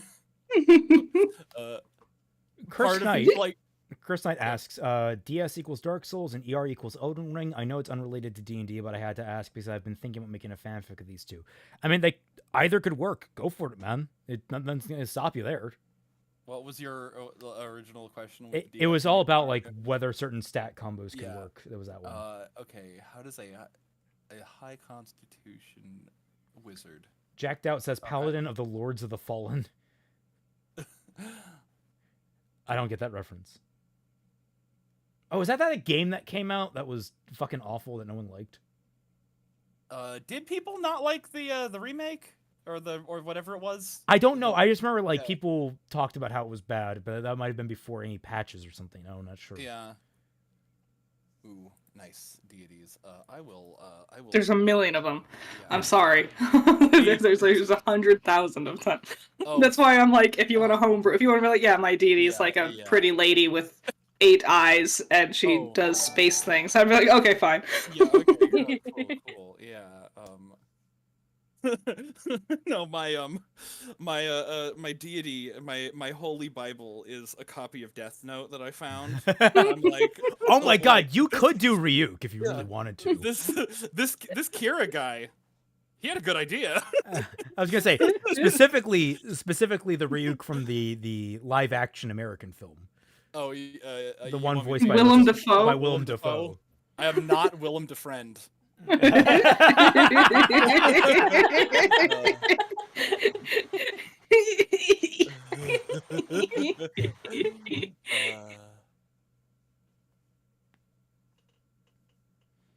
Did they ever? Are they ever gonna release the sequel to that fucking film?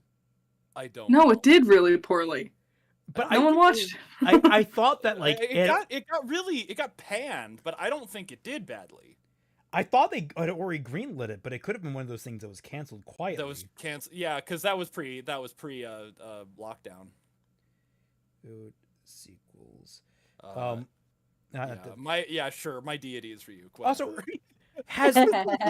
has the Full Metal Alchemist films come out? The other two. Nope. No. Nope.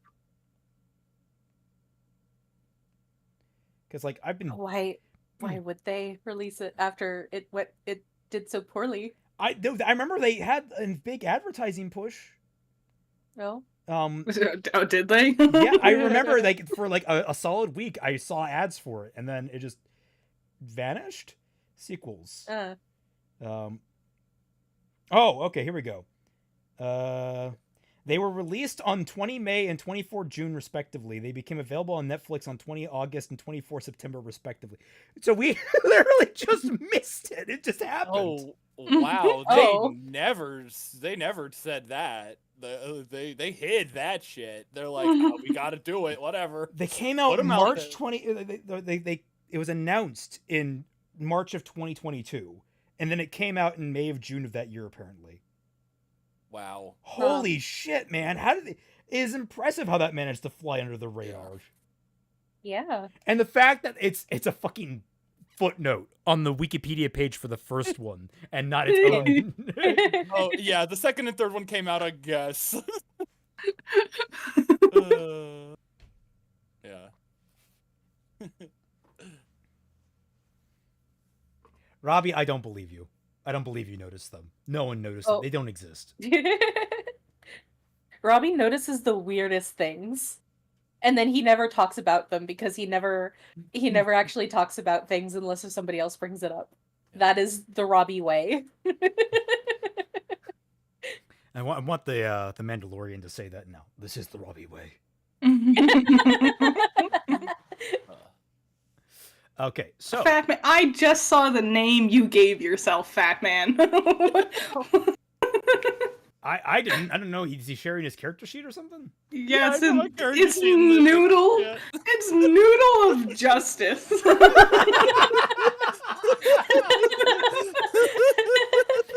I'm out here actually giving a serious backstory to my character. I gave him a My life, character has a serious motive. backstory. He just doesn't have a serious name. I cannot wait for Noodle to be the a worldwide phenomenon. We're invited to conventions because everyone loves Noodle so much. Oh, but yeah. So, Twy, have you given it any more thought? She's gone. We've lost her. No. She's out there making a pact. It's Oh, fine. she left. Ryan, Raymond, never remind me of the Netflix Death Note ever again. I want to wipe it from my memory. Why? That film is fucking hilarious. Yeah, don't think of it as like a serious movie. Think of it as a comedy, and it's great. It's legitimately. If you watch our reaction, we had a blast watching that. fucking L in that film was so he just like knocks shit off the table all the time. I love him like throwing candy in his mouth. It's like when L in the anime was so meticulous and like eating one block of cheese at a time. He's just like, you know wow. what's my favorite thing is seeing edits of scenes from Death Note, but they cut out their internal monologue, and so it's just them staring at each other. It's like, so you gotta get your coffee? What flavor? And then it's just silence as they stare at each other. It's like, I'm thinking maybe caramel, and then just silence. I fucking love. There was someone just recently posted the L and Light play Minecraft. Have you guys watched that? No. It's like L has invited Light to play Minecraft, and it's actually a ploy to try and figure out that Light is Kira, and it's like this constant like back and forth of them trying to outplay each other, and like it's really well done. It's hilarious. In Minecraft. I'm gonna use the restroom. I'll be right back. You guys be entertaining. Be a bard, just not the Damn. horny kind. Wait. Okay. We can't be entertaining. I'll be the least horny bard you've ever seen. I'll just sit here, plinking and plonking away at my instrument. It's a harmonica. Not even a good harmonica, just one of those grating ones. It's a vuvuzela. It's a flute. It's so quiet. You have to be like right next to them to hear it. Like.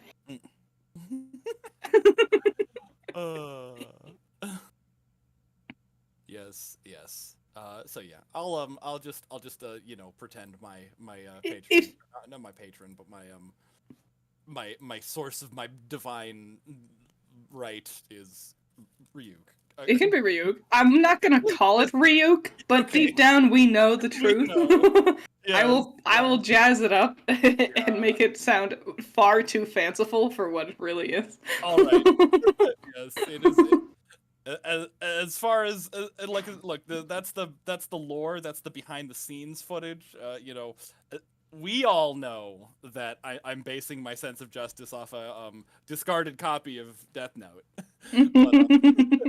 But to me, it's a divine quest sent down from the heavens to weed out injustice.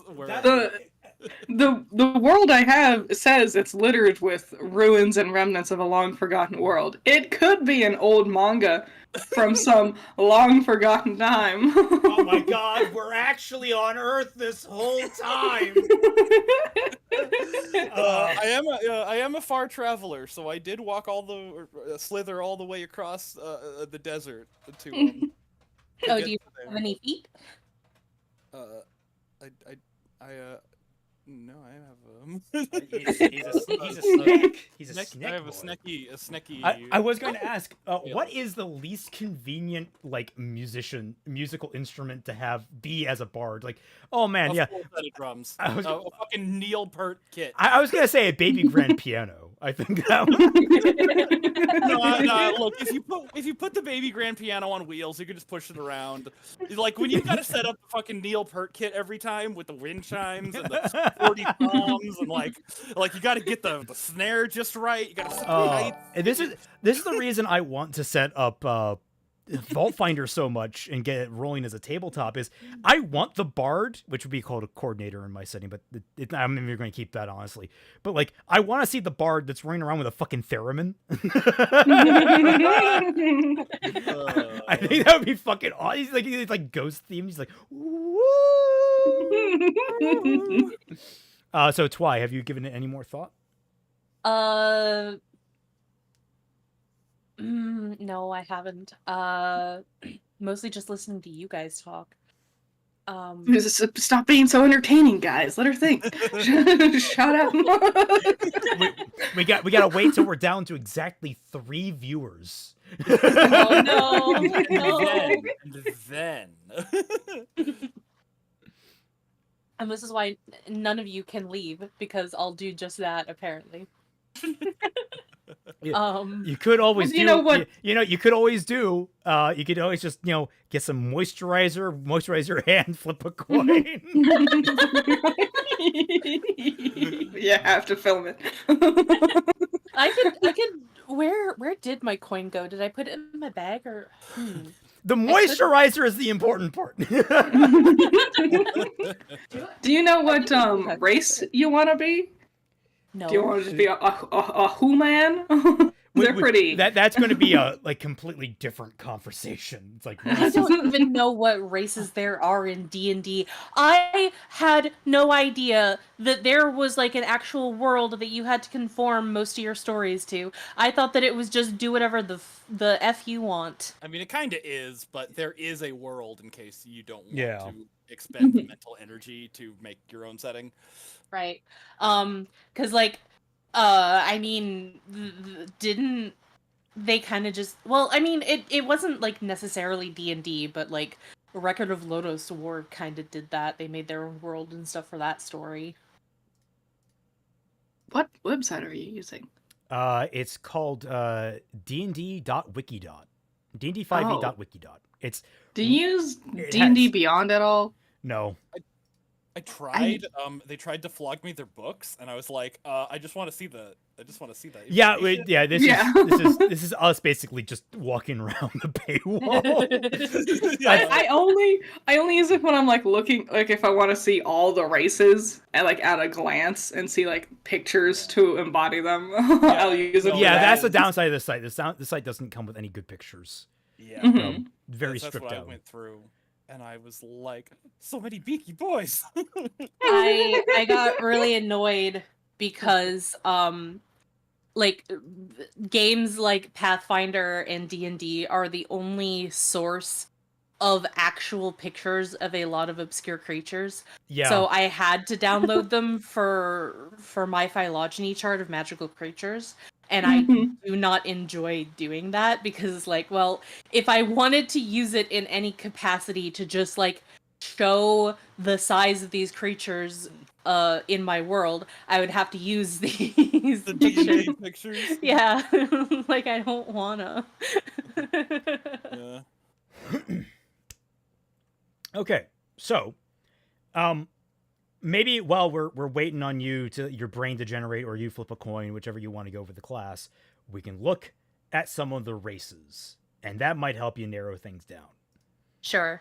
Yeah. So the common races are Dragonborn, Dwarf, Elf, Gnome, Half-Elf, Half-Orc, Halfling, Human, and Tiefling. Those are the most bog standard ones you're going to come across in the entire set. Hell is a tiefling. It is the spawn of either like some mortal creature and a demon or a devil. Yeah, They have horns and a tail. They're little. If you want to be a little demon person, you get a horns and a tail. They can also have like red or purple skin. There are also more flesh-colored ones, but the classic tiefling is like like the red skin, the horns, the tail. What the hell is a kobold? A little dragon. Well, a little lizard dude. It depends what edition you're playing, because early on it was Japan that made it, the furry kobolds that were more dog based. But yeah, kobolds in this setting are typically little dragon people. They think themselves dragons and they worship dragons, but they're just little pieces of shit. They're like the lizard equivalent of a goblin. You can be in fact, there's a rivalry between the two. You can be a kobold and just like hang on to Kaiser's leg as he walks around. We are one and the same, brother. So, going into the exotic, we have the Arakokra, which is like a bird person. They're eagles, yeah. Yeah, they're eagle people. I almost picked them. There's Azamar, which is basically the celestial counterpart to Tiefling, as in like you slept with an angel. And now that I think about it, I don't know how that works exactly, but that's fine. Changeling, I don't remember what the flavor is for this setting. It's a Fey touch child, effectively. You could shapeshift at will, basically. So you could look like anything. If you don't want to decide what you want to look like, you can decide on a changeling, and then you can decide every campaign. I think that it would be funny if I chose Dragonborn just so that we could have like a triplet of characters. A bunch of lizards. No, we're all siblings. We're all actually just siblings. Oh god, Fat Man, do you remember the Kasatha from Starfinder? Was that Boogston? No, it was not Boogston. It was the four-armed people. How do you spell it? I can't remember. I feel like you just spoke a different language. None of the things you guys said made any sense. We had a Starfinder campaign a long while ago that just kind of fizzled because it was a lot of work. Before like streaming and stuff became really the go-to.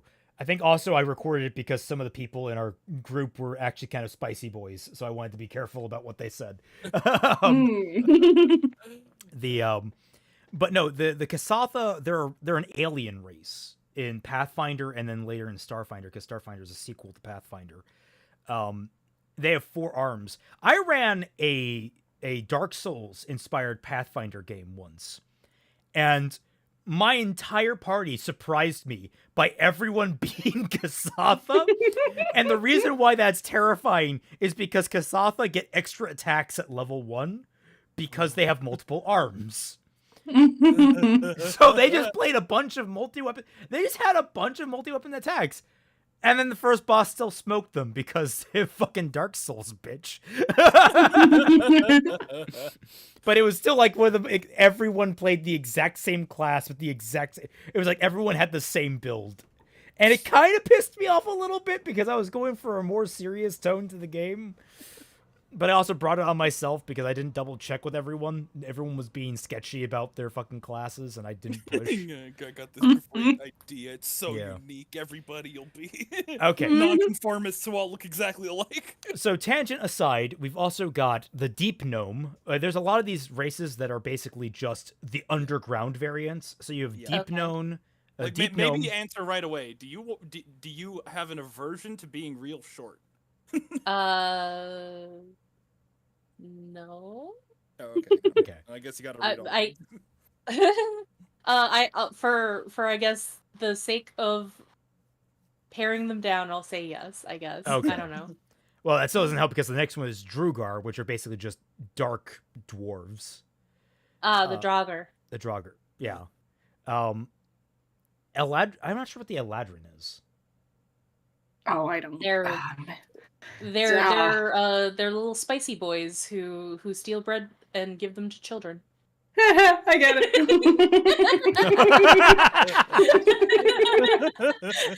Apparently, they're a type of fae. Oh, they're like elemental, but without being a genasi, I think. Interesting. There are fairies. There's furbolgs, which are like big furry people. I'm pretty sure.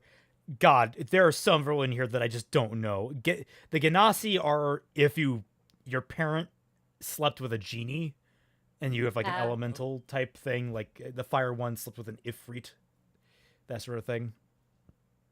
So you have air, earth, fire, water. You become your own band. You have Githyanki, which I don't know what that is. A Githzeri, I don't know what that is. I like frog people. Oh, the frog Yeah. people? Okay. Yeah. They're Lizelle from Baldur's Gate 3. If you've seen her, that's what she's Githyanki. I do not know her. You haven't played Baldur's Gate 3? I have Shame. not. I have not. For some Shame, reason, it shame. never interested me. I don't know why. Like I looked at it, I'm like, man, it looks really impressive. I'm not really all that interested in it. Goliath is you're basically just a really big dude. You get a lot of tall stuff. I'm not gonna lie. There are half of these I don't fucking know what they are. Yeah. I'll go for the ones I do know. Satyr, you know what a satyr is. Owlin, I'm pretty sure it's an owl person, right? Yeah. Mhm. The Mind Goblin. Mind Goblin these balls. Shut the fuck up. That Shut up. I almost made a second character just so you could kill him immediately. And he was going to be a Mind Goblin, and he was going to use a Goblin Bow. that was I don't know if you've seen the shorts that scroll past with like Chuckles the Clown, that crew. Yeah. And like there was a guy who was the guy who invented Chuckles. He was playing a different character that just kept making D's nuts jokes. Oh god. And then later on in the campaign, he got cursed to never make a D's nuts joke ever again. so he actually asks like, "Oh, it's not as bad as a mind goblin." And someone's like, "What's a mind goblin?" And he's sitting there, and like on his face, it's just pain. It's just pain.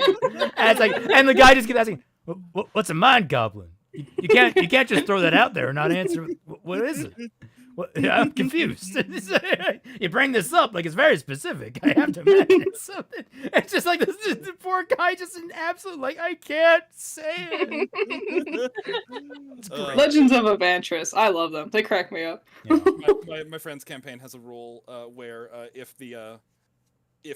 my friend who I'm only friends with one of them. I've never met the others except the DM.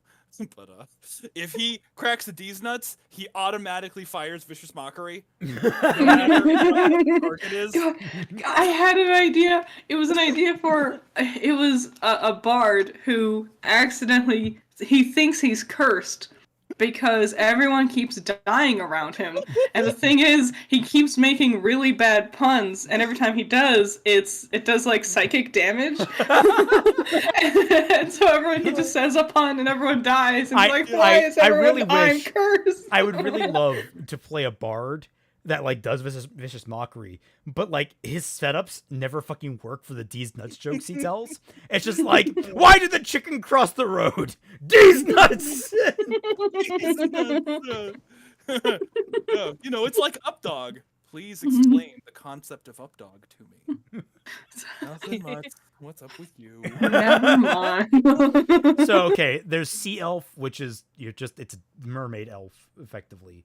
I think you have legs, you can just swim real good.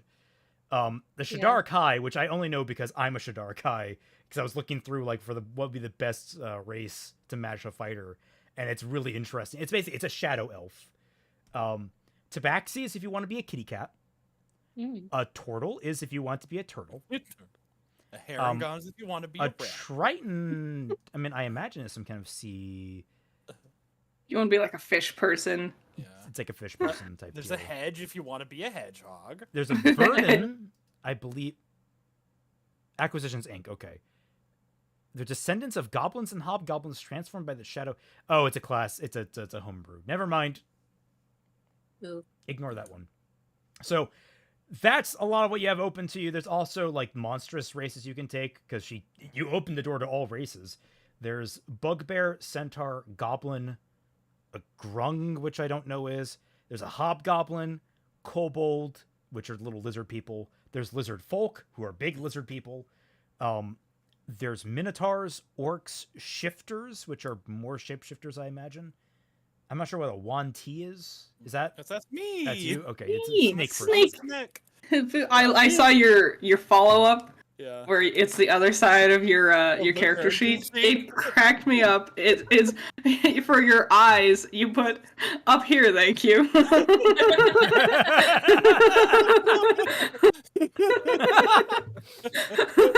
Oh God. Okay, so any of those sticking out to you, Twy, or are you just Not- overwhelmed? Yeah. I a little bit overwhelmed, honestly. I forgot half of the list. To be It honest is with you. pretty overwhelming. Just okay. Describe like do you want to be an animal person, like or do you want to have like skin? You could be a human. There's no shame in being human. There's no shame in People being human. people I- ignore the human. Human is very good.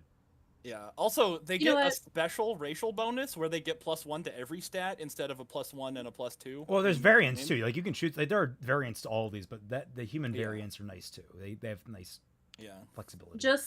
Just for the sake of the fact that it's my first, I'll probably just do a human then. Perfectly Nice. understandable and fine. Yeah. Because, to be honest with you, like I'm not getting any ideas for any of this. It's Yeah. just like nothing's sticking out to Yeah. me. Yeah. Oh God, there's like more just variants. Let's focus on either the base human or the variant human. Who are the distinctions between them are: do you just want all of your stats to go up in a nice amount? Do you want them all to go up by 1? Because that's what will happen. Base human or the cringe human? Do you want to be neurotypical or neurodivergent? Effectively, yes. Because the alternative is, oh God, that's going to get into specifics. The alternative variant means that only 2 of your ability scores will go up by 1. However, you will also gain a proficiency in a skill, and you'll gain a feat, which gives you basically new abilities. A whole nother foot. Ow. Yeah.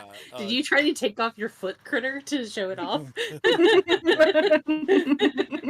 You know, just because you are a pumpkin patch goblin or whatever doesn't mean that you have the ability to do that. Of the 4 of us here, I think I'm the only one who actually has feet on my model. I mean, I would argue, but I have like talons. That's fair. Mhm. Yeah. Takara technically does have feet, but I just haven't drawn them on this particular model.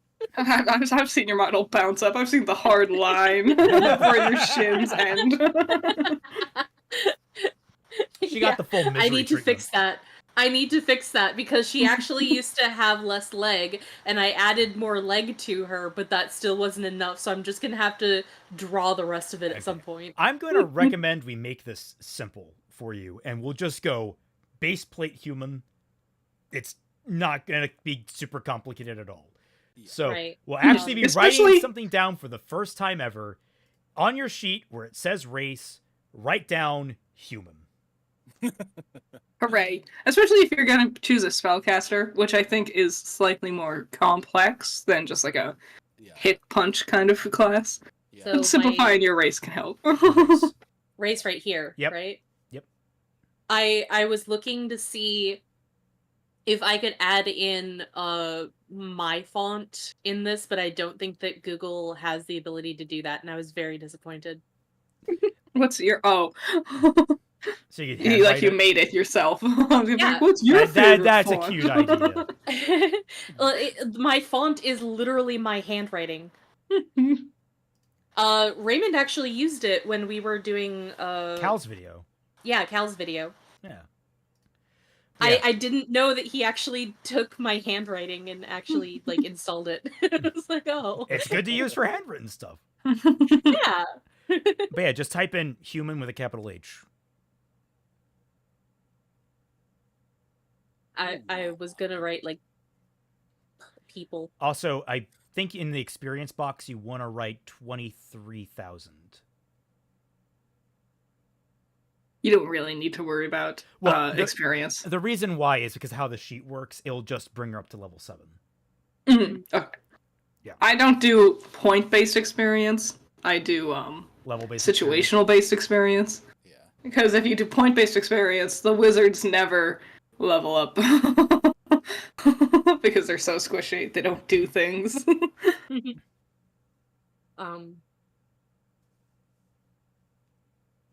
By the way, you are an anonymous dinosaur. Rar.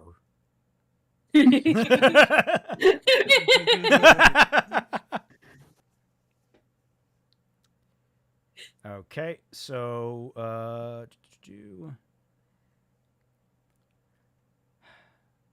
Making good headway. Yeah. Hell yeah. we have Yeah. the race. We have the All meats. right.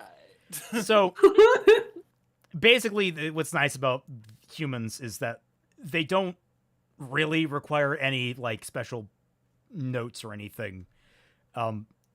You have no requirements of it. You're a medium-sized creature, which is how they measure different creatures in different size categories in D&D. So like medium is typically between like 4'6" up through like 6 foot like 3 or 4, something like that. Basically, you'll take up 2 squares of space in the game. That's important for like combat. There are stuff. squares? Yes, there are squares. We'll get to that when we actually start explaining how the combat stuff works. Now I know what it feels like for my grandfather to play a video game for the first time. You guys, I went through the tutorial of, what was it called? Roll Roll20? Yeah. Yeah, I went through the tutorial. I figured it out. I'm a master. Nice. No one's better than me. I know everything.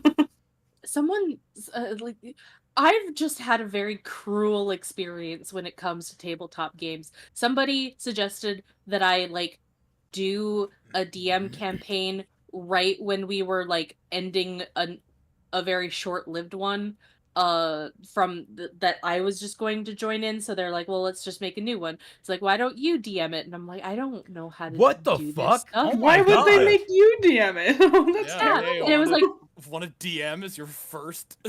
Yeah, Yeah. your first exposure. Jesus Christ. no, they're like, well, you've played like 3 sessions, you're basically a master now. And I'm like, but you never told me how to do anything. I literally just the characters were literally like, here is your character, now build the stats. And I'm like, okay. I have no idea. This character is like the daughter of the goddess Hela. I guess that is me. You told me that she is like an actress, so I guess that's what I am. I don't know how to do anything else. You're telling me that my character would know this, okay, but now you're punishing me because I don't get the reference, even though that my character would know the reference? What is this bullshit? Mm. But yeah, so right, do you want to enter in the experience? Oh, Just didn't I? It's not saying on my side. Oh, there it is. Okay, you just had to enter, I guess. A friend's campaign. All right, so No, I just had to, like, it was entered, but I had to click something else for it to register. right. My friend's campaign full party wiped because someone didn't understand a Lord of the Rings reference. Oh. They were fighting like, you know, the end boss of a side quest, and the wizard got downed, and he was like, "Fly, you fool!" And the person who heard that is like, "You want me to cast fly on you? Okay." Anyway, they cast fly on the dead wizard. Don't know how that would help, but Just his limp body just floating. floating. And this is why you shouldn't have intelligence as a dump stat. I guess that'd be more wisdom, honestly. Yeah, everyone's had really a crappy D&D. That's how you know how to do better D&D, because you know how Yeah. bad it can be. Well, I don't know good D&D, and the only time that I've ever heard anything about D&D was either Raymond telling me random stories or listening to my friend complain about 2 people who sit and call for 5 hours talking about their D&D session because they were together, and then that also broke the whole friendship group apart when they broke up. Oh no. Oh, rough. Yeah. We'll do our best. uh, We'll have a good time. We're gonna have a good time. That's I only have 2 rules when I play D&D. Have fun, be fun. That goes for all of you. Have fun, be fun. Have fun. Maybe have a backup character.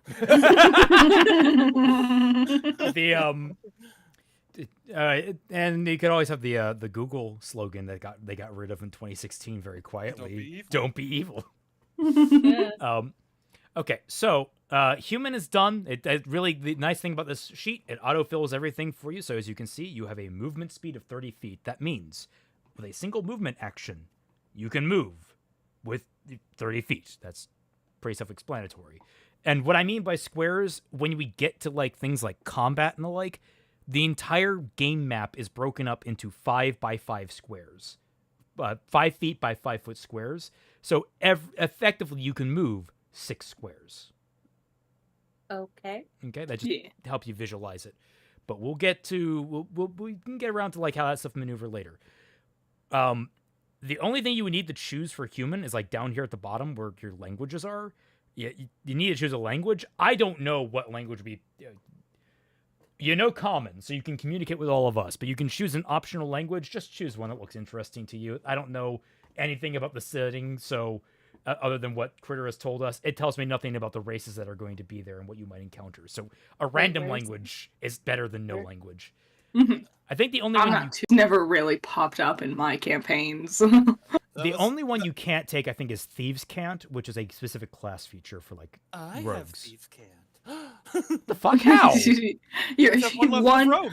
Oh, that's right. Yeah.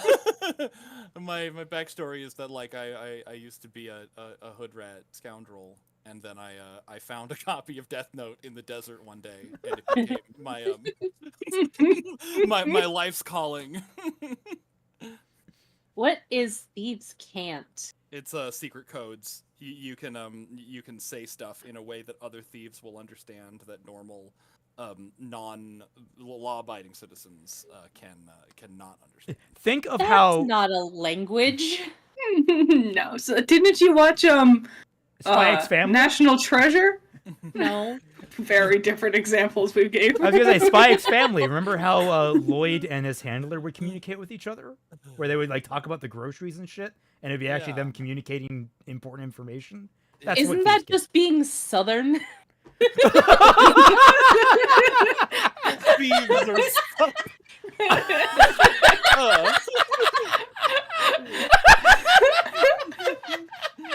No.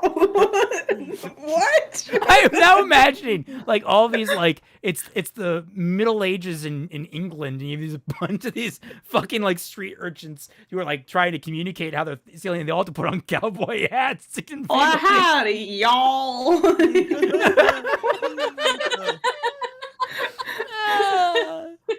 Southern can't, y'all. Okay. All right. Well, we are now back at our ultimate conundrum, which is druid or warlock. Mm-hmm. You want me to flip my coin because I found it? Go for it. Okay. We'll trust your word on it because ultimately it is your decision. So yeah. Yeah.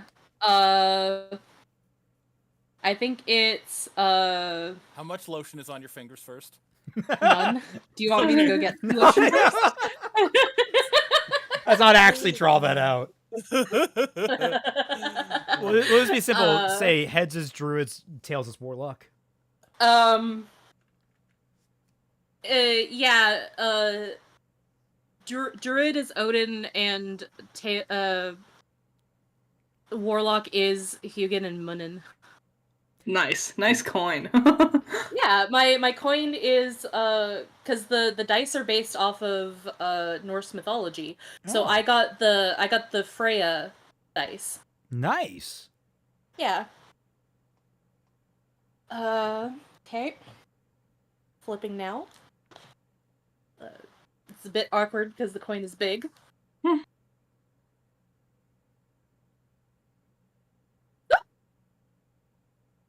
She dropped it. Okay. I got Odin. So that's a druid then. Okay. Ooh. Yay! You get to be animal person now. Don't say that. Okay. I think it's a good first magic casting class to go with.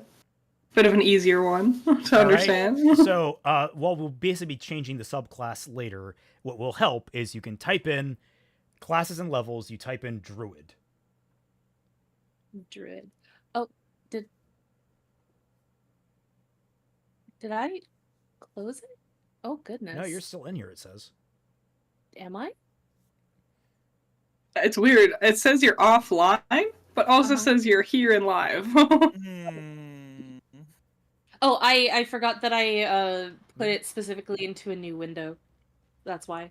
I need to close the other one to not confuse myself. Okay, so class. So I just write druid in here? Yep.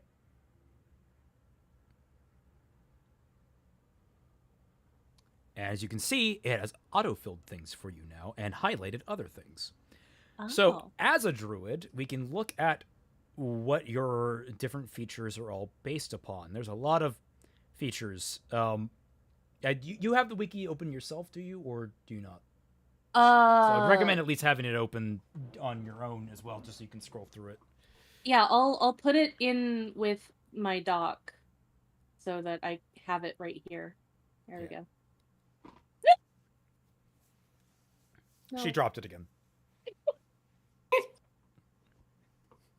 What is it? I don't know. She managed to drop it. No, I accidentally put it into its own window, even though that I had put it into the window with the dock, and then I accidentally took it out and made it its own window.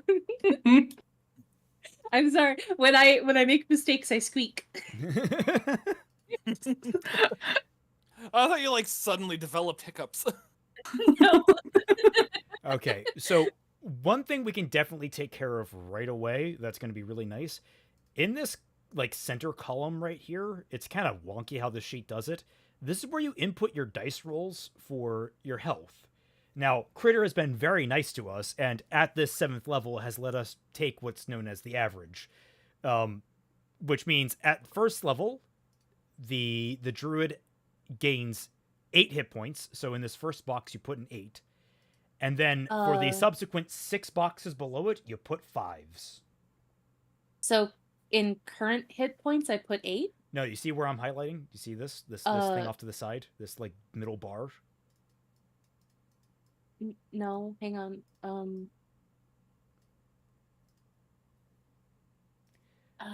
Basically, if you look at where it says speed and look up to the right, there's a little HP there with a box below it with a little like black corner. Oh, that's a box? Yep, that's a box. Like I said, this sheet, it's a little janky in how it places this. But if you put in that first box, you put an 8. An 8, okay. Yes, because that is your first level starting hit points. And the 6 boxes below it, which represent each individual level after that, you put a 5. So I just put 5, 5, 5, 5, 5, 5, 5? Yep. How many? 5? 6. 6, because it's like 1 for each level after first. I didn't want anyone to roll really crappy and have terrible hit points. 1, 2, 3. 1, 2, 3. 1, 2, 3. Yep, you're good. All right. So once we get your stats, count. I don't know how to count. So I was like, wait, that looks like 7. Oh no, it's not. It was me being weird. That's fine. All right. So wait, this is backwards. I'm the artist. I should know how to count. you forget I was raised by a lawyer. I especially don't know how to count. Numbers aren't real. Okay. How many billable hours did you work today? 38. And now you wonder why lawyers cost so much. There you have it. All right. So, guys, remind me what the primary stats of Druid. Okay. So most obviously, your highest number, you're going to want to put it in Wisdom. Okay, so that was 17? Yep. So over where it says Wisdom, you see that highlighted beige box? That's where you put the 17. Down over here? Yep, down the beige one, right below it. See the little, they highlighted it for you. Oh. Hang on. No, my character Takara's in the way. I can't see in the video. Oh, no. All right, do you not see my highlights? No, my cursor? my character is in the way. So like down here. Yes, you see that? Yeah, they're right there. That's the box you want to input the 17 into.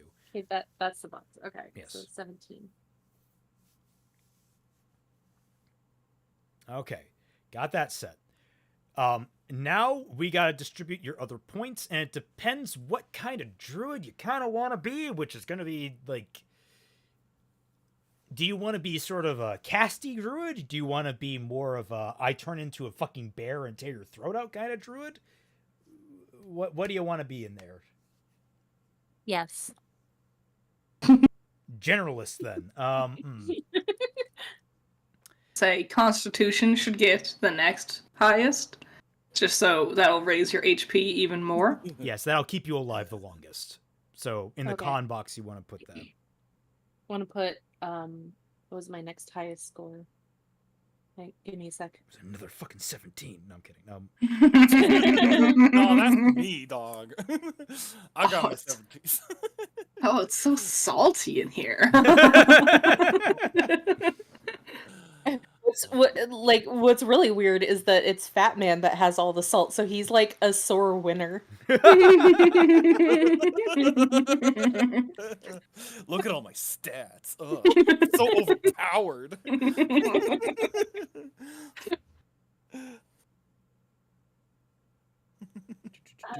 We talked a lot, so it's hard to scroll up. Yeah, I'm trying. Didn't you have to find it. write it down with that red piece of paper? Yeah. All right, it's Oh, I did. 17. It's 17, 14, 13, 12, 9, 12. So the next one is a 14 in Constitution. I wasn't paying attention, but I got my paper here.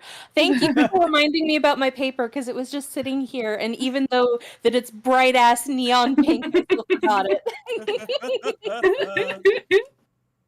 So my next stat is 15. Put 15 there. Okay. All right. Hey Chad, how you doing? You having a good time? You digging the character building process? Kitty. What? Kitty. There's a kitty? What? That's what that man said. Oh. Anyway, because I'm trying to I'm just like, okay, how do we approach this? We're just empathizing with a cat we cannot see or hear, presumably existing on the other side of the internet. Okay, so God, I mean, it really just the idea of what you want to do with the class is going to be. Let's read the description. Whether calling on the elemental forces of nature or emulating the creatures of the animal world, druids are an embodiment of nature's resilience, cunning, and fury. They claim no mastery over nature, but see themselves as an extension of nature's indomitable will. You must have a wisdom score of 13 or higher in order to multi-class in or out of this class. Oh wow, I didn't realize they had multi-class rules like that. I thought they just kind of threw you to the wolves with multi-classing because it's terrible in 5e.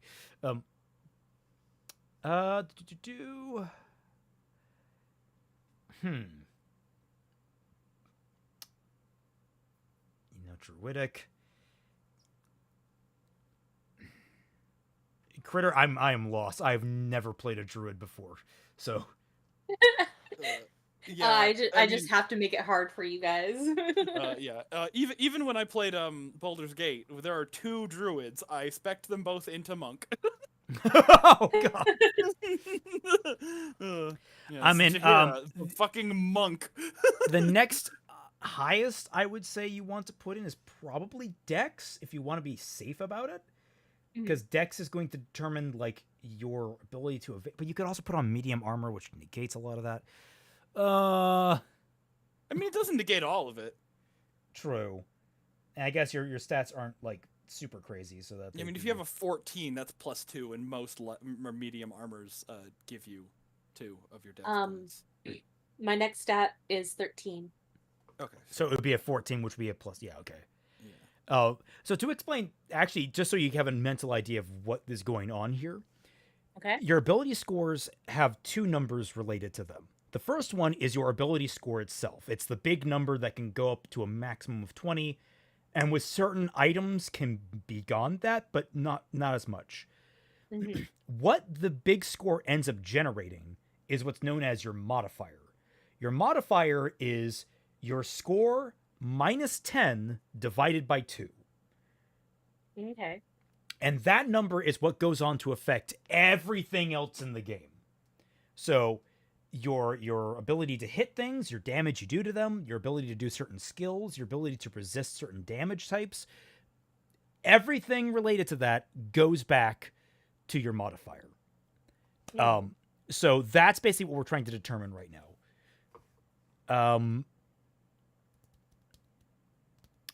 There's also your proficiency, but we'll get to that as well. That's a slightly different stat that goes up with level. And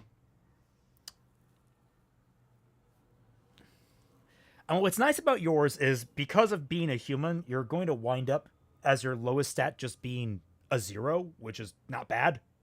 It's literally just you're not good or bad at it. You're just sort of average. What? How does that work? Because you have a 9. Yeah. And Yeah. then you add a 1 for being human. All your stats gets a +1 for being human. That's already factored in because you've put human into the race tab. Okay. And because that would put the 9 up to 10. So 10 minus 10 is 0. Divided by 2 is still 0. Okay. Yeah, so that means that you don't like, because if you had a 9, you would have a -1. Yeah. So if you rolled that stat, if you rolled like any check that requires that stat, you'd have to subtract 1 from your number. Oh, I'm putting the picture of my coin in the chat if you want to look at it. Oh, sure. While you decide, think of what stat you would want to have the least. Like, what aren't you as focused about? Like, do you not want to be very charismatic? Do you not want to be particularly intelligent? Do you not want to be very dexterous or strong? Like, kind of give that a consideration.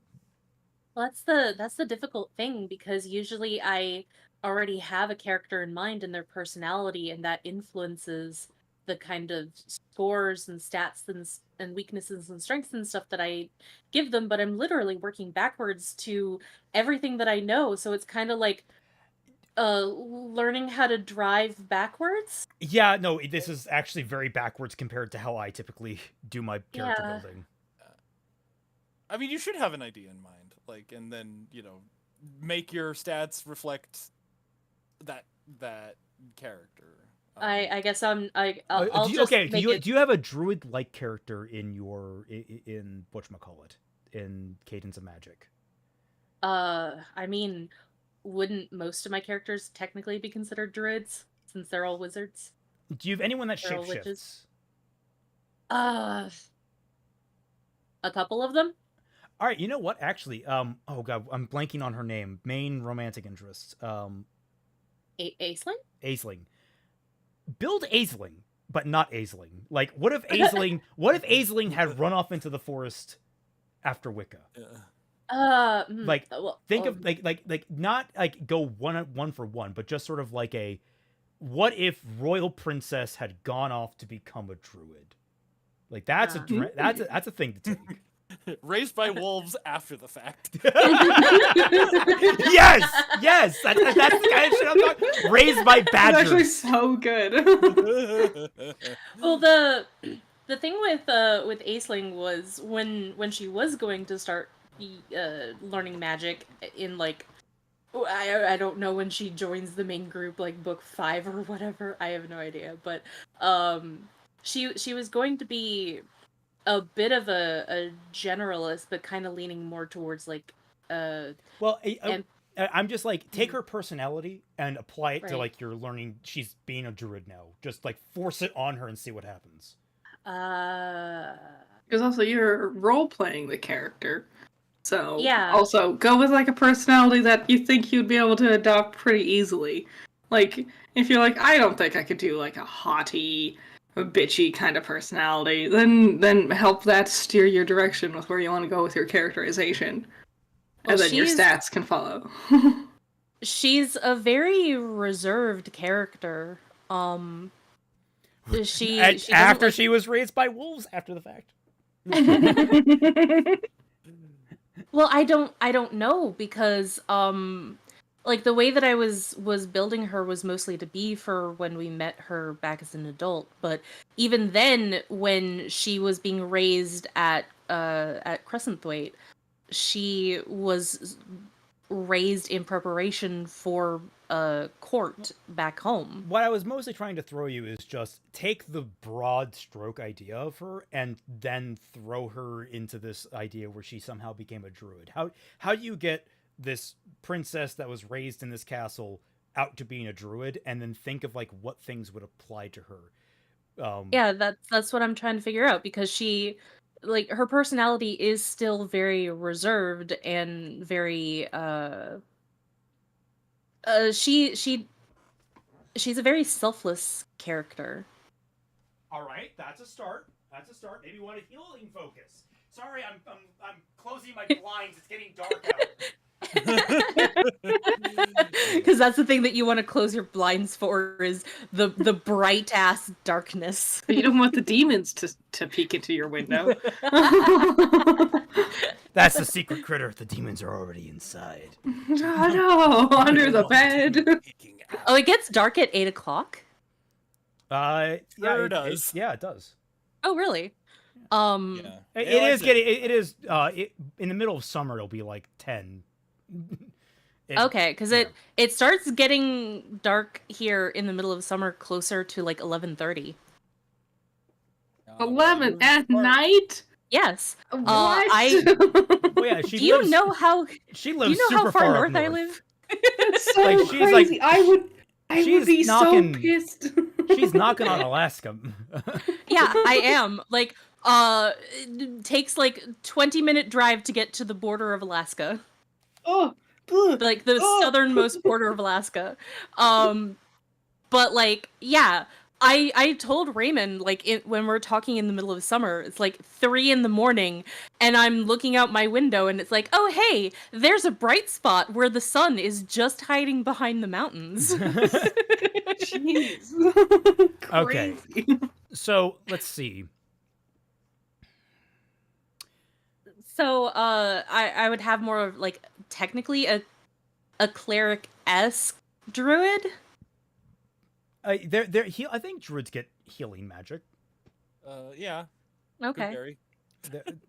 Not as focused, but you can definitely do that. There are ways Right. to.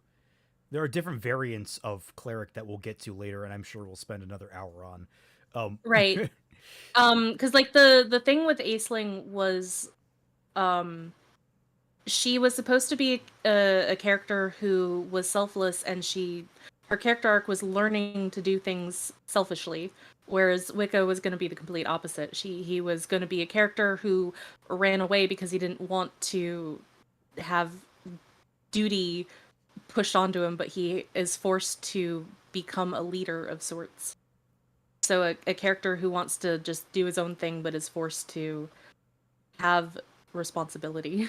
Fucking Discord, why did you scroll all the way down? I had her stats up. Ah. Oh. My next one is 13. Yeah, if you're okay rolling with the idea of Aisling gone raised by wolves after the fact, Sure. I would probably recommend, if I can find the fucking stats just so I can look at. I fucking blew past it. How did I do that? Okay, there it is.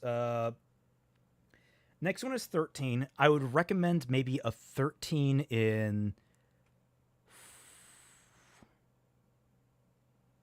maybe intelligence. She's intelligence or charisma. I feel like, is she a relatively intelligent girl, or? Yeah, I would say so. She was able to navigate court despite the fact that she's not very popular, despite being the crown princess. Well, if she's navigating court, that's probably more charisma. Okay. So that would actually, I would maybe then a 13 in charisma instead. Okay. Are we skipping out one of the stats and putting when I accidentally put ability on as a stat, or what are we doing with that? I dropped the 9 for you, and so there's a 12 in its place now. Okay, so I have two 12s then. You have 2 12s, yeah. Yeah. Which is nice. Yeah. Basically, I would recommend putting the 2 12s into Dex and Intelligence and leaving the 10 for Strength. Okay. 'Cause- Ooh, I accidentally did that in the wrong one. So put. So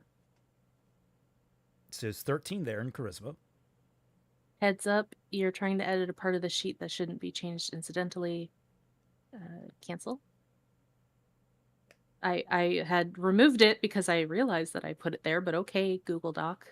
Thank you. So put in 12 there and 12 in Dex. Yep. And then 9 for Strength. Yep. Okay. And that'll give you your initial build. Okay, so now we can go through the nice things that are off to the side, just to the right of it. You see what? I was just gonna make a joke that I apparently bored so many people that like 15 of them left. Oh. No, actually, we're up. It was 57 really? for a while. Oh, because the last time I noticed we were at like 73 or something. Yeah, like we that. were in the 70. I think we had like 79 at peak. That was a while ago. True. Fair But enough, I've fair been checking on that. So Yeah, okay.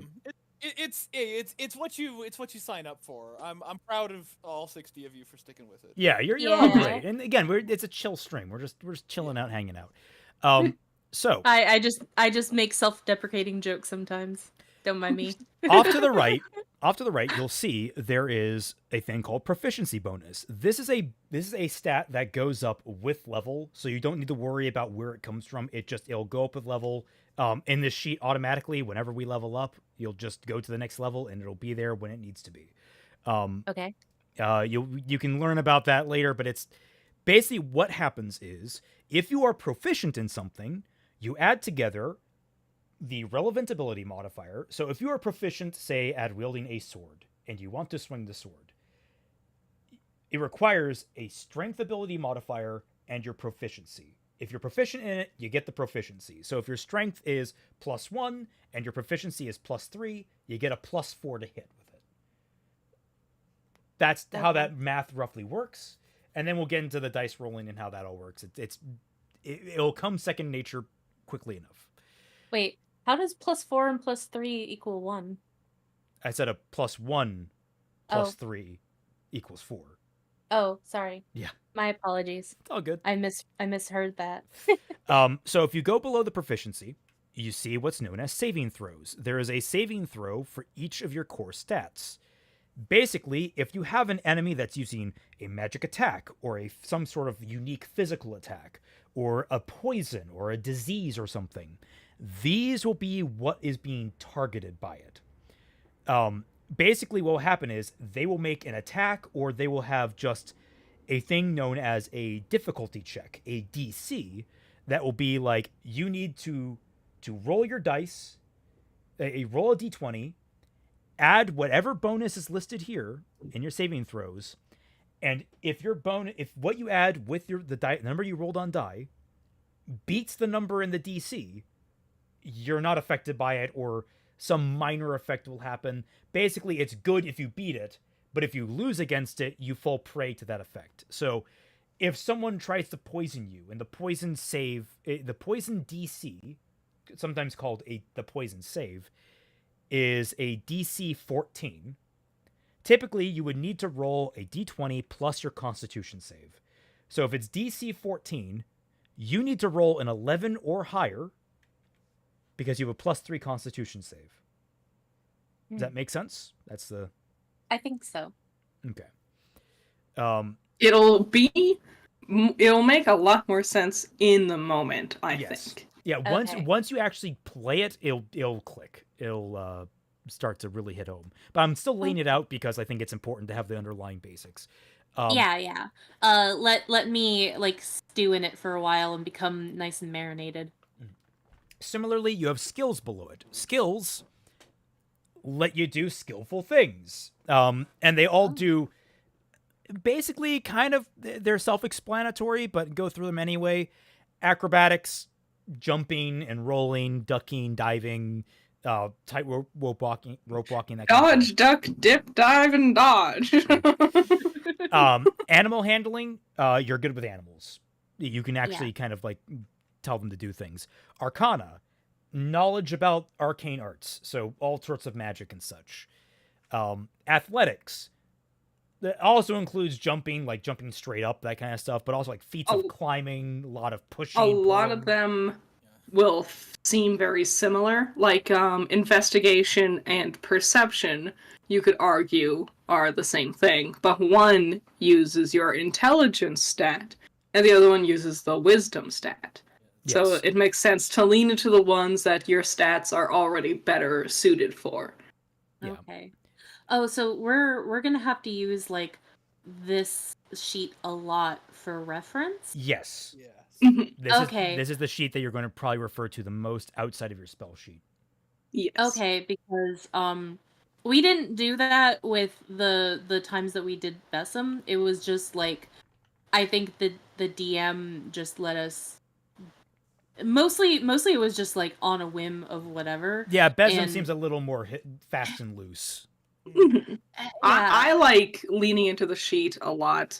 And I also really like it if people like when the players like they can suggest doing things like, can I do this as a perception check?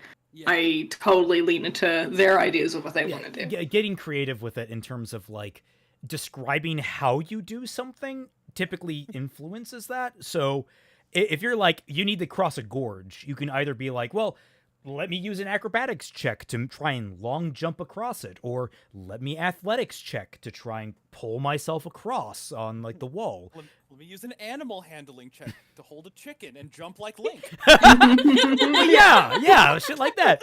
Yeah. Let me use survival to try and see if there's an alternate path around, like, or easy handholds on the wall. Let me use stealth to try and trick the gorge that I'm not even there. No, you're gonna do the Wile E. Coyote thing, where you just don't look down and you walk, and then you try to get all the way across before The requisite is that you have to look down at the very end so that you fall and catch yourself. Yeah. But that's typically how you use them. And I mean, do you want me to run through all of them, or do you? Most of them are self-explanatory. Most of them are Yeah. self-explanatory. If there's any that you're confused about. let me look through them. Is this no, that's not scrolling.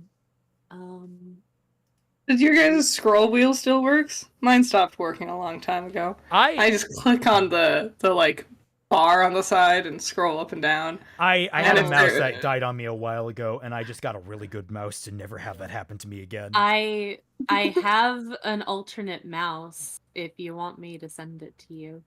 It's Oh, I was- Cougar. I'll probably just need to buy one anyway. I'll recommend you 'Cause I mine. got- It's good. Because I got I got this like set from a company called Cougar, and I had no idea that they existed until now. But then I bought myself a better ergonomic mouse from Razer, so now I just have this extra mouse that's just laying around. But Cougar I like makes my case, my computer case. It's really good. Nice. I like my Razer mouse. When I have it plugged in and everything's working, whenever Raymond talks to me or whoever is talking to me, it lights up just like our characters do. Oh, that's Aw. What fun. they're saying. That's cute. Oh, dude, it'd be funny if you could color code it for the person. Yeah. I mean, I don't know how that would work. That'd be great. Yeah, it would be fun. So, are you seeing any? No,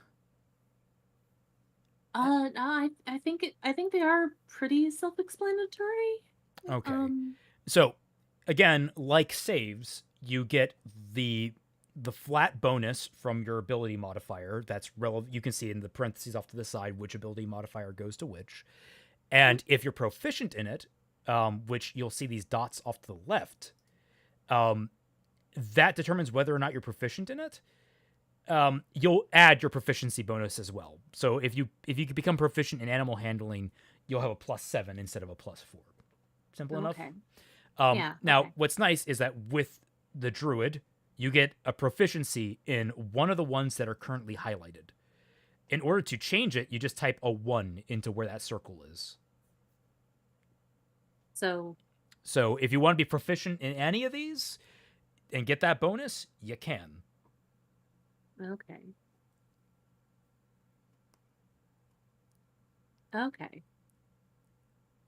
Sounds good. Got it. I mean, you don't have to make that choice right now. You're also going to get more options later with different elements we're going to be putting into your character, like backgrounds. Oh, yeah, no, I didn't think that we were gonna do that like right away. I was gonna be like, wait, are you guys waiting for me to do stuff? Because I don't know what I'm doing. Be entertaining, Twilight. Jeez. All right, just 55 people Is here it- to entertain.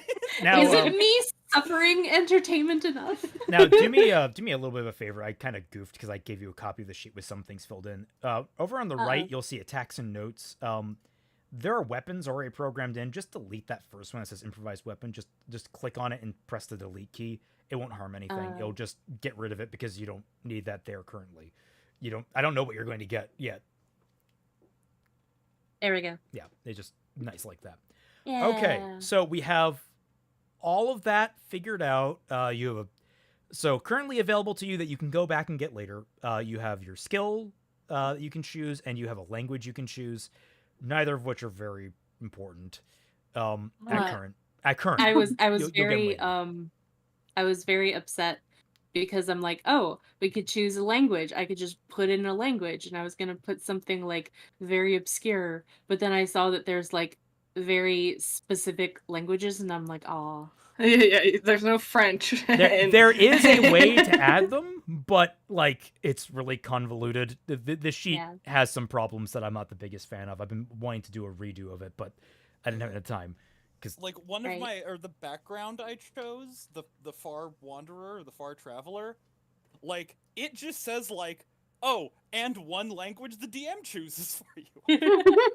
Okay. What? You now speak Spanish. There is no Spain. You speak it. Congratulations, you can speak Celestial now. Sweet. So, next thing up, you see there's this bottom right thing called proficiencies. Most of the important ones are actually already filled in for you. You might want to lower their size so you can read some of them. I don't know if you can just lower the text size. But some of them are not filled in. The druid gets herbalism kit proficiency. So you know how to use an herbalism kit. So in tool proficiency down here, you type in herbalism kit. Yes. So in tool proficiency. Yep.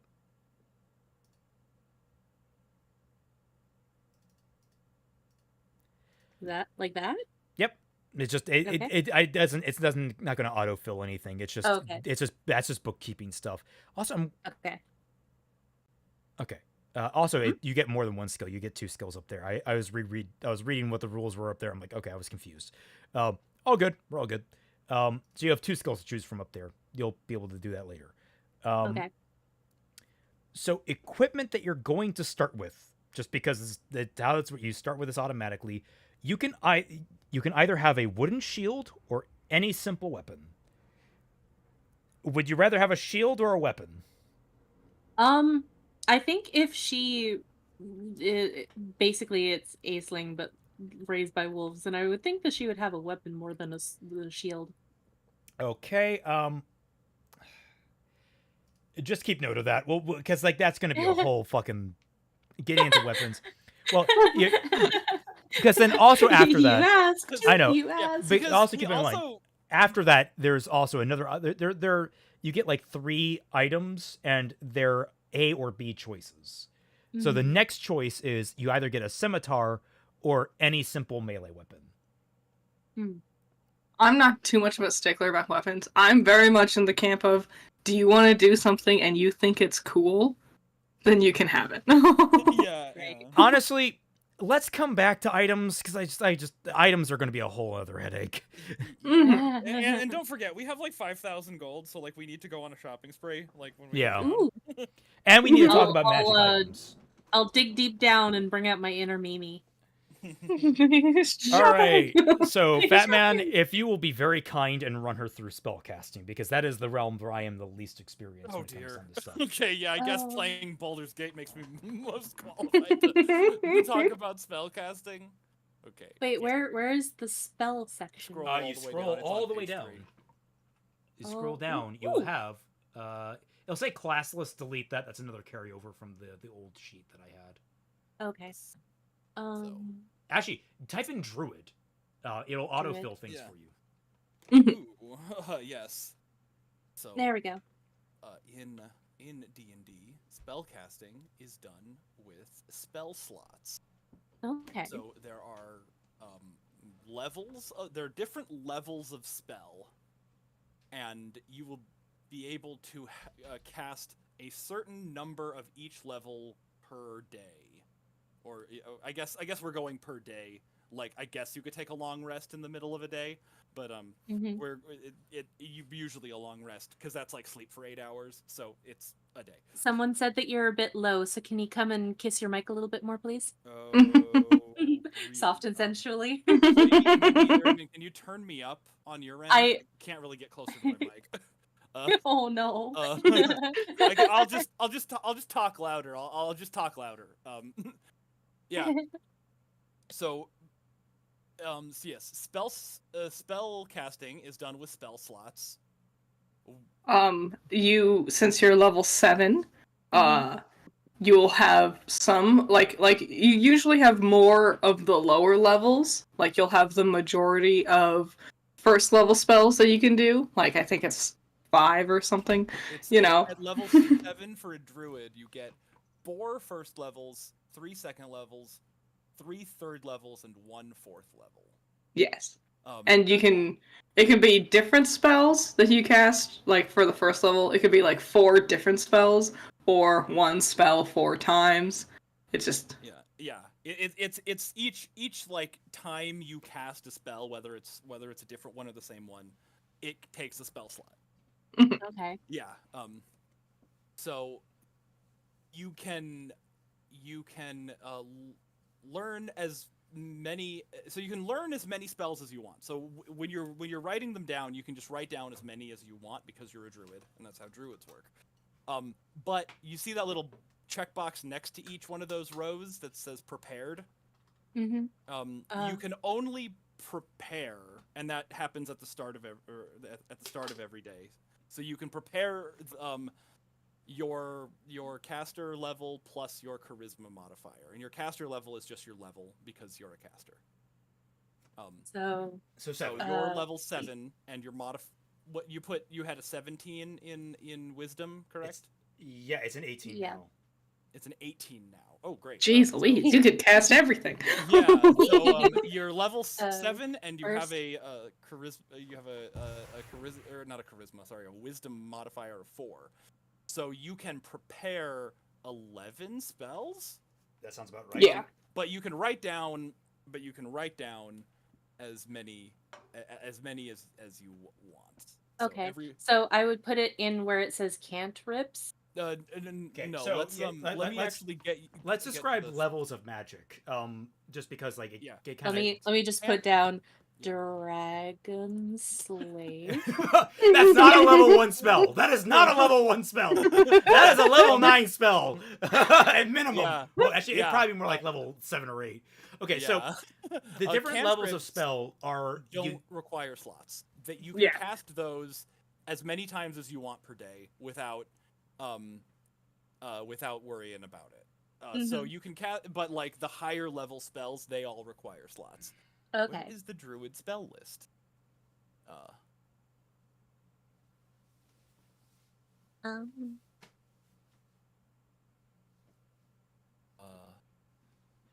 The druid spell list.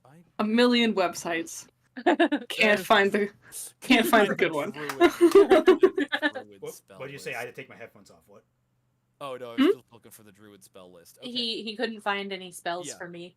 Yeah. Dude, sorting spells has always been a pain, no matter what fucking system you're in. Right. Yeah. Be right back to help with that. So, okay. Druid cantrips. You control flames. Choose one non-magical flame that you can see within range. That fits within a 5-foot cube. You can affect it in one of the following ways. You instantly expand the flame 5 feet in each direction, provided that there is wood or fuel present in your location. You instantly extinguish the flame within that cube. You double or half the area of bright light and dim light cast by the flame. This change lasts 1 hour. You cause simple shapes, such as a vague form of a creature or inanimate object, or to appear within the flame. Okay, so you can basically just like play movies in a fire. I cast my Link summon in KH3 and summon Simba. Yeah. Yes. Are you going to go through every single spell like this? No, I'll just read them. I'll just read the titles. Okay, control flames, create bonfire, druid craft. I was going to say, most spells are pretty self-explanatory. Maybe the ones that are a little more esoteric are the ones we go into. Yeah. Frostbite, guidance. Guidance is pretty cool because you can add, you can basically help people out on their rolls. Okay. Yeah. I actually took guidance myself. Oh. But you can guidance is good because you can touch any willing creature and you can add 1d4 to any ability check they make. Ooh. Gust. I just turn Aisling into a Disney princess. Yes. Yes. Yes. Yes.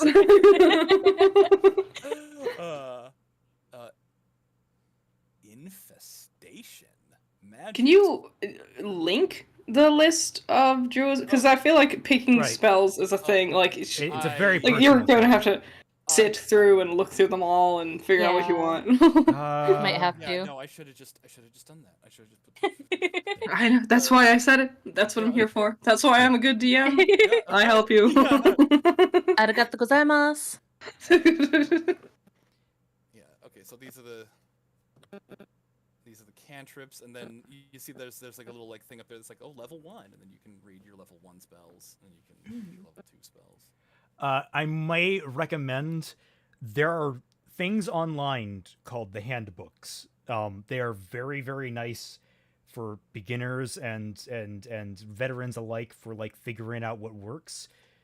Basically, they walk you through the pros and cons of just about everything in the game, and they give you much shorter descriptions of it than just looking everything up one by one in like one nice package. So you can look like a handbook that describes all the spells. Like it goes through them. So I'll look up one for you and try and get So you a it good one. isn't that when you unlock the level of spell casting, then all of the spells are unlocked for you. You have to like pick a couple. You. So you basically Druids you know all. They work like a cleric, right? Yeah. Druids, paladins, and clerics, faith casters. You work know in a all the certain way where spells. you know all the spells, but you can only prepare your caster level plus your spell casting modifier. So at this level, you can only so- prepare 11 of the spells that aren't cantrips, because cantrips you always have prepared. Okay. Yeah. Cantrips are So- free, and everything else costs slots. So these are all level 1, so I can have all of them at the outset. Yeah. Okay. Sounds good. When can I when can I do the Gar Flare? Garflare? Oh god. I don't know. Let's see. You get up to one. You get 1/4 level spell a day. So okay, let's. You know all the spells that you can prepare a level of. So you know up through all the 4th level spells in the game. Okay. You can prepare 11 spells between any of the levels that you want. So like you could have 11 4th level spells, or you could have 3 4th level spells prepared and 1 3rd level spell, and then like you just all the way down to, you can diffuse it however you so see fit. Okay. But then you also basically have charges per day, or I don't know what, I guess spell slots per day, which are just the number of times you can cast a spell of a specific level.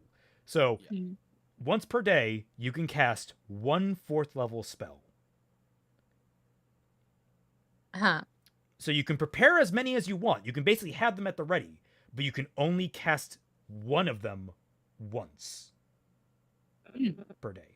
As opposed to third level spells where you can prepare as many as you want with the total of 11. But you can cast any one of them up to 3 times. This is more or less what we're looking at. So you see, like, it gives you your spell slots, and we're level 7, so you got. How do you get that? How do I get what? This table? This is another thing that is more intuitive than it might sound. Having someone like explain it to you is more confusing than it really is. Yeah, no. I was like, when I just fucking floored by like the complexity, the seeming complexity of it. But then I played Baldur's Gate, and it was like, oh, I get it. Gave me my irrational hatred of warlocks and their 3 spell slots. Oh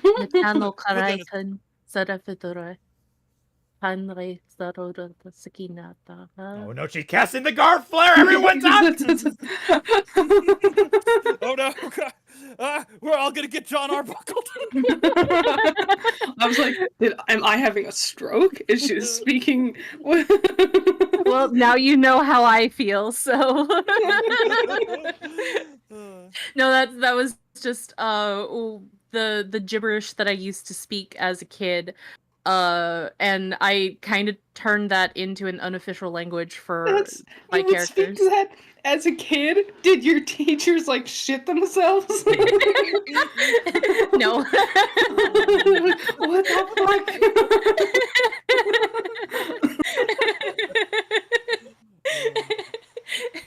Yeah, I used to actually be able to do it a lot better, but because I'm very rusty at it, so I can't do it as naturally as I used to be able to. That's great. Okay. I think it's called like speaking in tongues or whatever. Yeah. Yeah. That's what it's called. Oh no, I actually have a more sophisticated version of speaking in tongues, because whenever I've seen like people in churches speaking in tongues, it's like them just repeating the same nonsense word over and over again. Yeah. Return the slap or suffer my curse. That's how you be classy while speaking in tongues. No, it's usually like boca, boca, boca, chara, chara. It's like, okay. Okay, I guess. Pokemon. Someone throw a great ball. Yeah. See, even as a kid, like I actually tried to make it sound like I was actually speaking a language, even though that I was just putting in random letters together. Ugh. But yeah, choosing spells is going to be basically, it's such a personalized element of things. Yeah. Yeah. You could always just kind of roll fast and be like, I want to do this thing, and then look through the the spell slot or the spell list and just see if one of them matches. Honestly, Okay. I'm wondering, Critter, would you be okay with like basically letting her quote unquote have everything prepared? Just like yeah, Totally. yeah, it's her first yeah. run So through. Yeah. and then once you understand like the per day system and all that kind of such, then then maybe the next time we'll get you to like be more targeted with it, and you understand more of the spells. But Yeah. See, I Because it's hard to also pick which ones you want when you don't know what any of them do. yeah, Or how Yeah. useful they might. Because you might look at one and be like, oh, yeah, like Misty Step. That's the best one. And it's like, no, that actually, no. Not that helpful. It's pretty good. It's not bad. It's not It bad. depends on the situation. I was Yeah. gonna say. Yeah, I think that Paladin is a really good starting class because they're mostly I'm gonna hit you really hard, but they also like have a really short spell list, so you can get way more used to like using spell slots without actually being like hampered by the limited amount of them you have. 'Cause at the end of the day, you're still just gonna go back to hitting stuff with your whatever weapon you have. Yeah. But yeah, like a druid, they have very many spells, very many, and it's like like no easy way around it. There's going to be a lot of reading. Yeah. Yeah. So let's focus on the non-spell based stuff for now. Okay. Oh god, there's ritual casting. I forgot that was a whole thing. Spell casting. Yeah, we'll come back to the spell casting stuff later, and we're going to give you a lot of leeway on it. Like I said, have fun, be fun. If it's not fun, we can just glance over it. So- I skate right on top of it. In the most layman terms, ritual casting is that if you're outside of combat, you cast it for free. Mhm. It costs a slot. That's actually a good way to put it. Yeah. Yeah. Okay. It just takes a little bit longer typically. That's about it. Mm. Yeah. Wild shape is the next big thing on the list for you. Starting at 2nd level, you can use your action to magically assume the shape of a beast that you have seen before. You can use this feature twice. You regain expended uses when you finish a short or long rest. Your druid level determines the beast you can transform into as shown in the beast shapes table. At 2nd level, for example, you can transform into any beast that has a challenge rating of 1/4 or lower that doesn't have a flying or swimming speed. So it's like there's a nice little table there that tells you at this level you're limited to this, no flying, and it gives a nice little example of what you can easily go to. We can get you a list of monsters too. I realize Druid might not have been the best of choices. For a first playthrough, maybe not. Maybe we Yeah. You said that it was. Why do you I lie to didn't. me? I said you had options. I didn't. I completely forgot how complicated Druid can be. Yeah. I said you had I options. feel- I didn't say any of them were good. I feel so betrayed. I think it's actually a lot. It's so much more forgiving than what they might be painting it as, because it gives you a lot of options. So if you're like, oh, I feel like I'm not doing anything, I could use a spell, or I could use my weapon, I could use beast shape. It gives you have a lot of areas to play around with. Yeah. And then you can figure out which one you really like, and then you know what to lean into more for future builds. And as far as being out of combat, Druid has a lot of really fun stuff. Because, you're, connected with the land, and you can be like, I'm just gonna literally, put my ear to the ground and, listen. I will listen to the trees. You get literally, one of your spells is called Goodberry. It's one of the best healing spells in the entire game. Yeah. And I think it's a cantrip, too. It isn't is a cantrip, I'm pretty sure. Yeah. I think there's, a That's- higher version of it, too. I think it's more powerful. Kaiser's gonna be really mad. I just It- cast that all the time. I was going to say, Make him useless. Goodberry is very good, long term, as opposed to cleric healing, which is we're in the middle of combat, I'm giving you fucking CPR. Clear! That's cleric. Meanwhile, you're over here and it's like, dude, eat this berry, it'll make you feel better. Yeah. Here, I'll help narrow things down for you. What kind of animal would you want to turn into? Wolf? Huh? Lion? Otter? Whatever Stop and think. What other animals are there in the world? I wanted to go Tardigrade? with something that might not seem very threatening at first. Badgers. Panda. Badgers. So yeah, whatever answer you give, I guarantee there is a build for it. Yeah. Either on this website or somewhere. There's a bunch of rules here. You can stay in beast shape for a number of hours equal to half your druid level, rounded down, so 3 hours. You then revert to your normal form unless you expend another use of this feature. You can revert to your normal form earlier by using a bonus action on your turn. You automatically revert if you fall unconscious, drop to 0 hit points, or die. While you are transformed, the following rules apply. Your game statistics are replaced by the statistics of the beast, but you retain your alignment, personality, and intelligence, wisdom, and charisma scores. That's why the physical scores aren't as important. You also retain all of your skills and saving throw proficiencies in addition to gaining those of the creature. So basically, you just get a bunch of good shit. Right. If any of them overlap, you use whichever the two is better. If the creature has any legendary lair actions, you can't use them. That's probably a thing about their stat blocks I don't even understand. You assume the beast's hit dice and hit points. which basically means that while you're transformed, you don't actually take the damage. It's basically the animal's hit points become your new hit points. And then once they're reduced to 0, you transform back and you still have all your own hit points. Oh, okay. It's basically you have like an extra layer of hit points to buffer through. Okay. It's kind of broken. Although excess damage carries over. That's one of the big things. So you're brought down to 0 and you have more damage still coming in through, it goes to you. Right. You can't cast spells when you're an animal. Because you can't speak or take any action that requires hands that are limited to the capabilities of your beast form.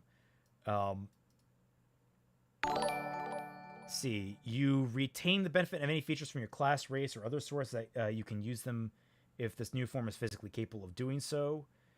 And you choose whether or not your equipment falls to the ground in your space, merges into your new form, or is worn by your new form. So, That's a... Oh, sorry. Go ahead. I was going to make a joke about it, but you go ahead. I was gonna say, I was thinking of something I could do with the character, but then you said that, and I'm like, well, that's out the window then.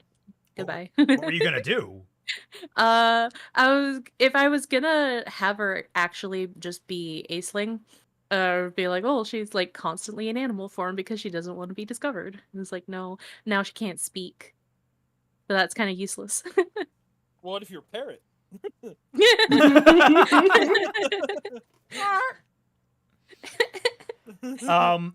So yeah, that's wild shape. This is where it's going to be a lot on you.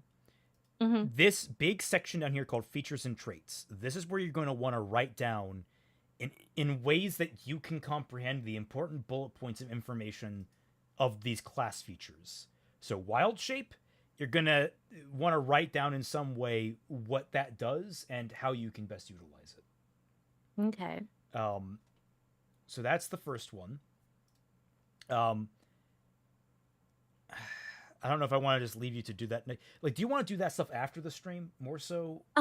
Probably, because that might be a bit long and boring. It's a lot of like reading and like understanding. Okay. A lot of it will probably be after the stream. And because we're about to hit another major point, because we're hitting your subclass, which determines quite a bit about you.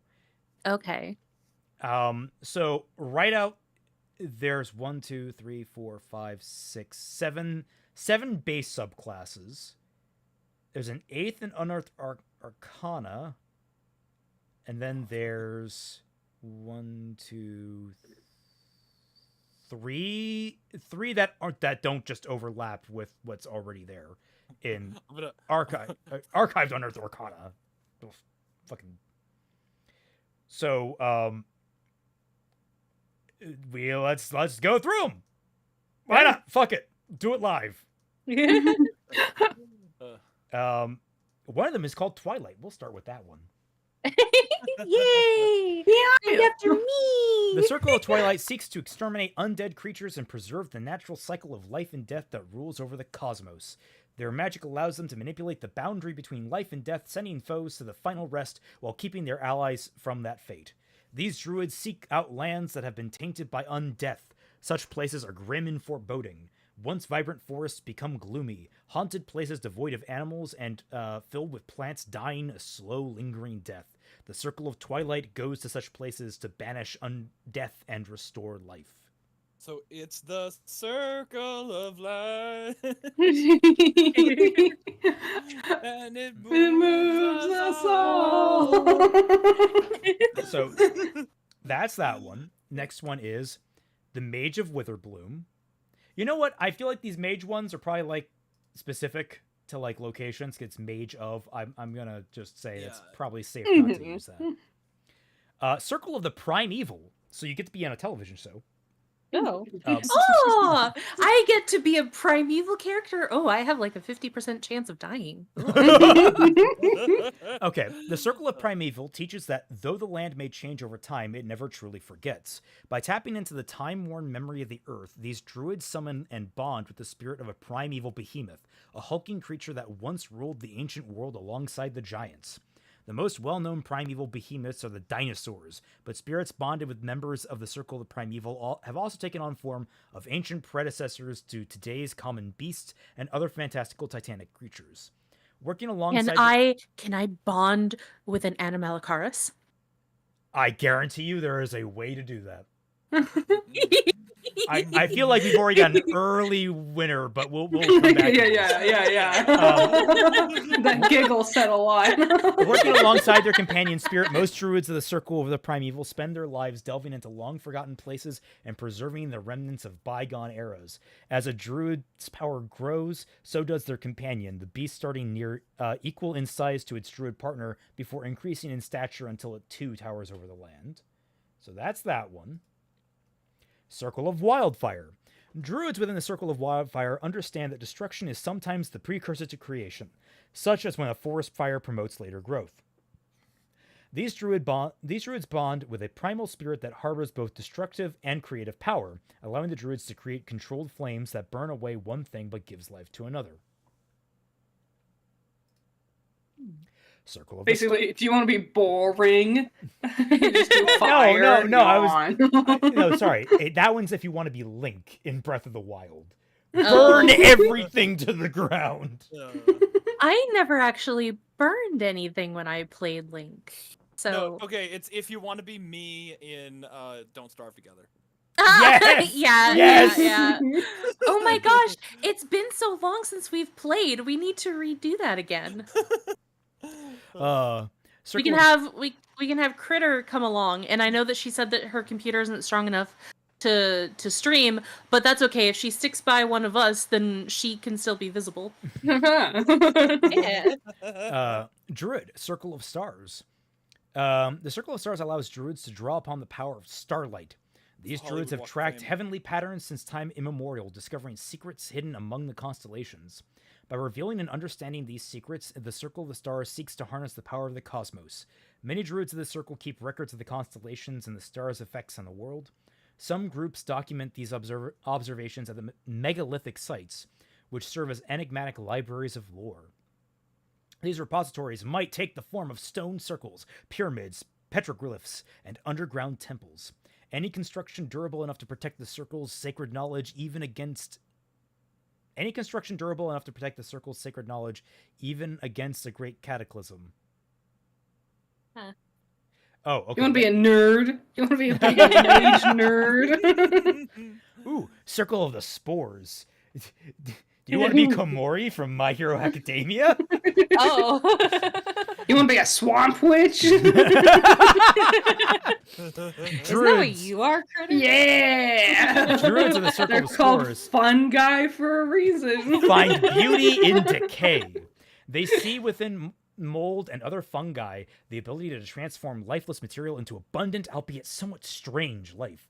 These druids believe that life and death are parts of a grand cycle, with one leading to the other and then back again. Death isn't the end of life, but instead a change of state that sees life shift into a new form. Druids of the Circle have a complex relationship with the undead. They see nothing inherently wrong with undeath, which they consider to be a companion to life and death. But these druids believe that that natural cycle is healthiest when each segment of it is vibrant and changing. Undead that seek to replace all life with undeath that try to avoid passing to a final rest violate that cycle and must be thwarted. 2 fun facts. Did you know that fungus are actually more closely related to animals than to plants? Cool. And also fun fact, did you know that that trees actually use fungus in order to communicate with each other? I did know Yeah, that. I did know that one. Yeah. I probably would have guessed, like, if somebody came up with like a camera and a microphone, and they were like, "We'll give you $20 if you answer this question. Are fungus more closely related to animals or plants?" I probably would have said It's like, plants. yeah. It sounds like Well, I was gonna say, like, if you're asking that question, it has to be humans, because that's just, like, it's too weird not to be. yeah. Yeah, plants actually have 2 forms of communication. One is through fungus, and the other is through some sort of a smell that they extrude when they're being eaten on and munched on, and that and landing on other leaves of trees and stuff lets them know that they're going to be munched on and that they should maybe like form toxins and stuff. Oh, neat. Yeah. Wow. Plants are crazy. I was gonna say, Yeah, like, they that's are. that's what grass is, like freshly cut grass. It's the reason it smells. It's like, oh God, we're in pain. And that's also and that's also why it's dangerous for you to feed your horses and stuff freshly mowed grass. Oh, interesting. Okay. Oh, Yeah. I guess that would make sense. Yeah. Yeah, never feed your animals freshly mowed grass because it's toxic. Okay. Gotta wash that shit. Got it. Yeah. Circle of the Shepherd. Do you want a sheep? Druids of the Circle of the Shepherd commune with the spirits of nature, especially the spirits of beast and fae, and call those spirits for aid. These druids recognize that all living things play a role in the natural world, yet they focus on protecting animals and fae creatures that have difficulty defending themselves. Shepherds, as they are known, see such creatures as their charges.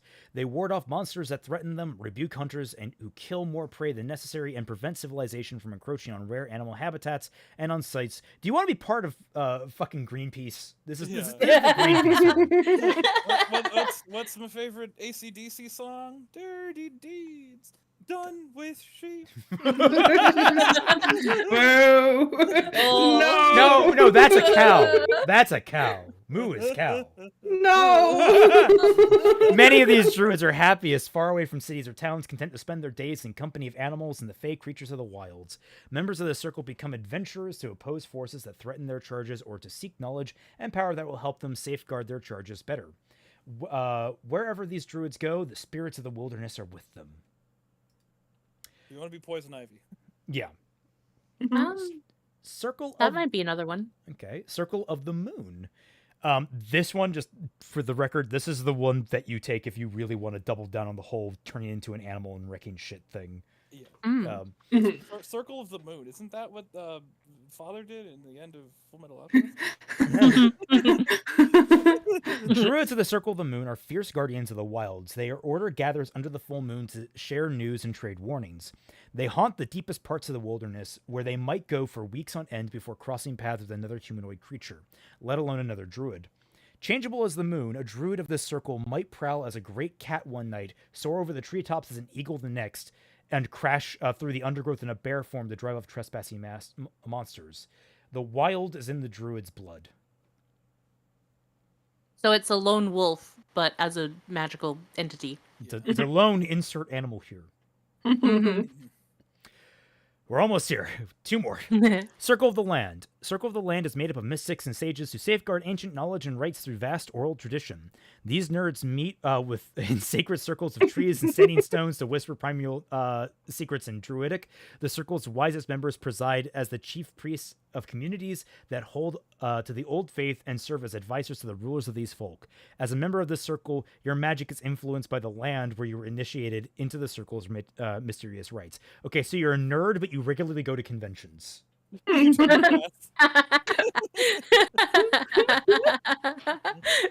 I mean, isn't that what I'm doing this summer?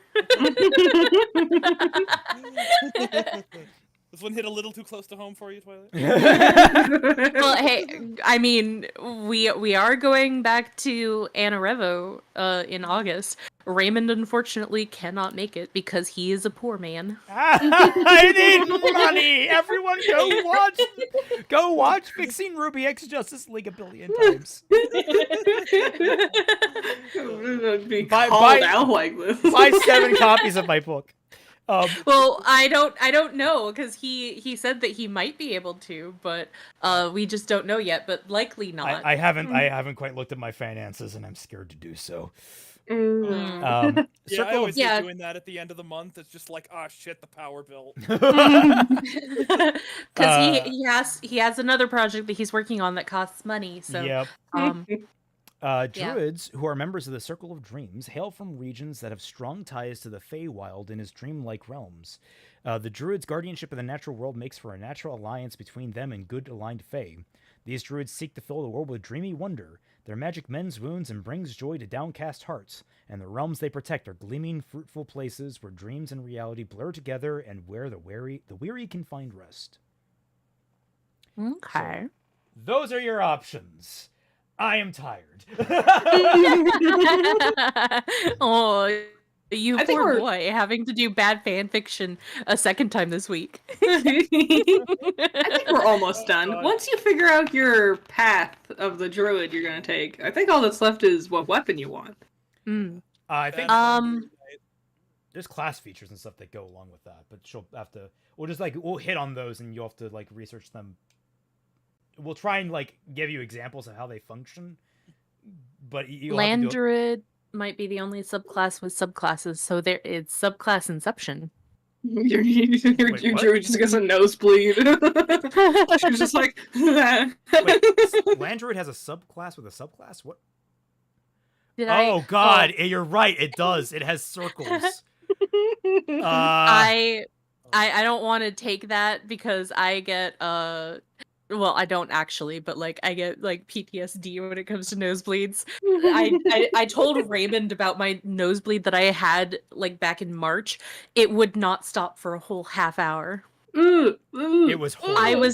I was in the mall bathroom for like a good 20 minutes, and there were so many ladies that came up to me and just gave me like toilet paper because I kept running out. I'm like, thank you so much. Like there are so many of them that were just like, yeah, I can see that you're having a hard time here. Let me help you.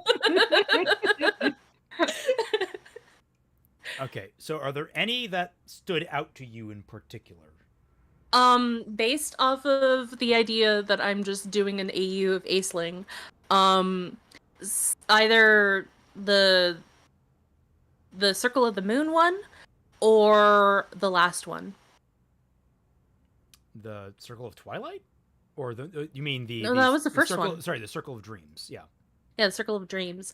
I was also thinking maybe Circle of the Shepherd, but I think that one fits a little bit more than the Shepherd one. Okay, well let's go for it. Spores. No. No.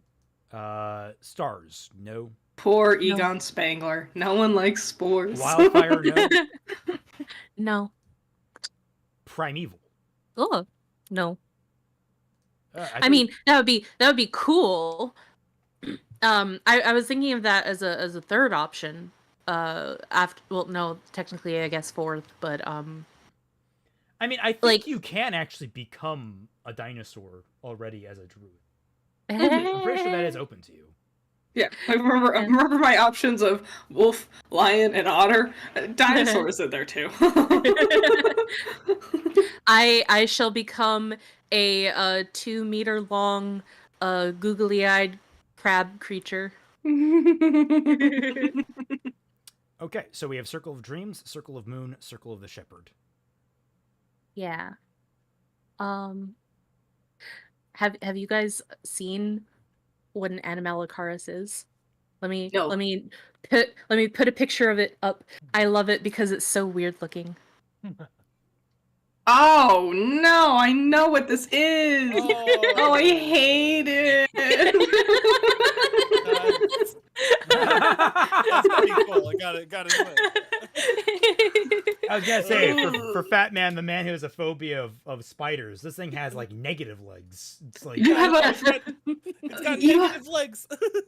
You have a phobia of spiders, but spiders are like the coolest thing ever. Oh well, okay, yeah. Have you ever seen an ogre spider?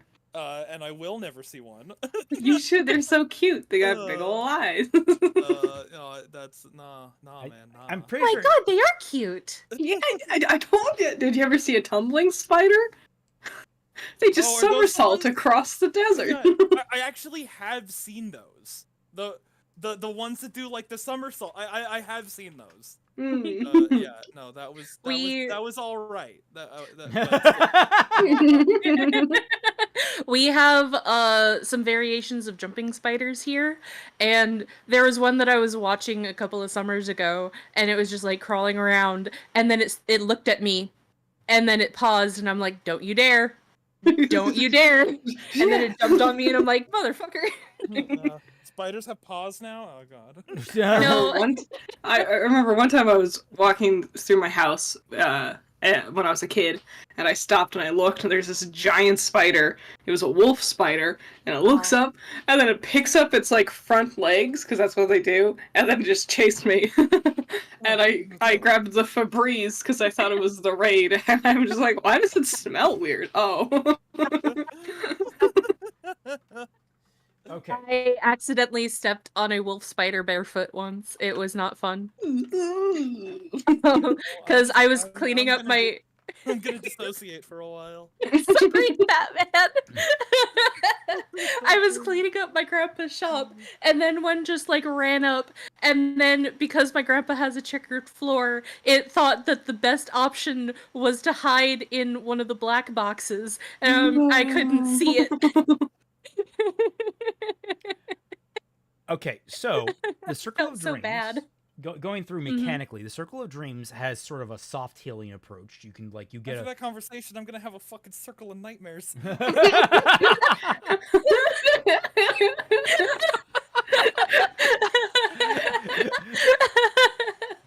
Well, since we have Kingdom Hearts after this, don't worry. I can go into your dreams and take all of the nightmares and defeat them. Oh, we're not playing Dream Drop Distance anymore, but we still have the option to play with some nightmares and some spirits. Nice. So yeah, you get a Circle of Dreams has some healing nature to it. Circle of the Moon is basically just all about your wild shape. You get a little bunch of bonuses to that. Mm-hmm. And then Circle of the Shepherd, you can talk to animals. I already do that? No. There's a spell called Speak to Animal. There's a spell for that, yeah. That you can cast as a ritual. So basically you can, but you also gain just Sylvan, which is like the language of nature. And then you get a Spirit Totem, which does a bunch of other stuff, like depending on which totem you choose. Like Bear, you get the Bear Spirit grants you and your allies its Might of Endurance. Each creature of your choice in the aura when the Spirit Bear appears gains temporary hit points equal to 5 plus your Druid level, so you grant hit points. In addition, you and your allies gain advantage on strength checks and strength saving throws while in the aura. Basically, you buff people around you. Right. So it really depends what you want to do there. Do you want to buff? Do you want to heal? Do you want to do you just want to go fucking wild? Do you want to just go fucking nuts? Guys, let's get nuts. We can get like me and Twilight standing next to each other, and then our auras overlap, and then everybody's just like invincible when they're standing next to us.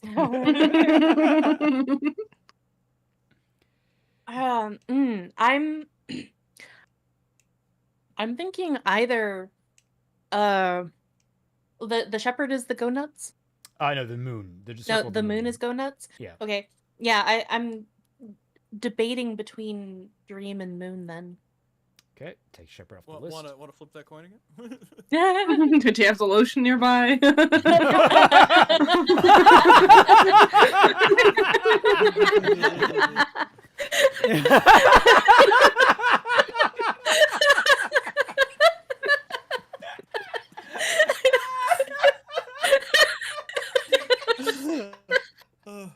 I choked on my own breath. Jesus Christ. My brain, like, for a moment there, detached from my body. And I was like, wait, what? What are you doing with that coin? Why do you need the lotion? It's like for a minute, I inhabited the body of someone who hasn't been here this entire stream or for any of our conversations about him. It's just like, God damn it. Step coin, I'm stuck in the washing machine. No! I fell out during the wash. No! My diaphragm.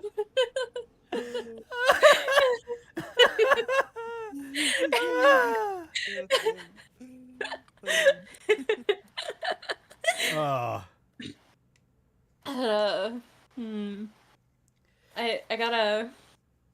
might have to use the coin because I don't know. Like Alright. one. Well, we'll go through the bonuses you're going to get at this level. At 7th level, there's only 2 bonuses you get from either of them. The first one, that's a shame. well, yeah, but I mean that's just like you haven't leveled up enough. That's fine. Right. So Right. the first one you get 20 from level. Circle of Dreams, the first one that you get, which is technically at 2nd level, you become imbued with the blessings of the Summer Court. You are a font of energy that offers respite from injury.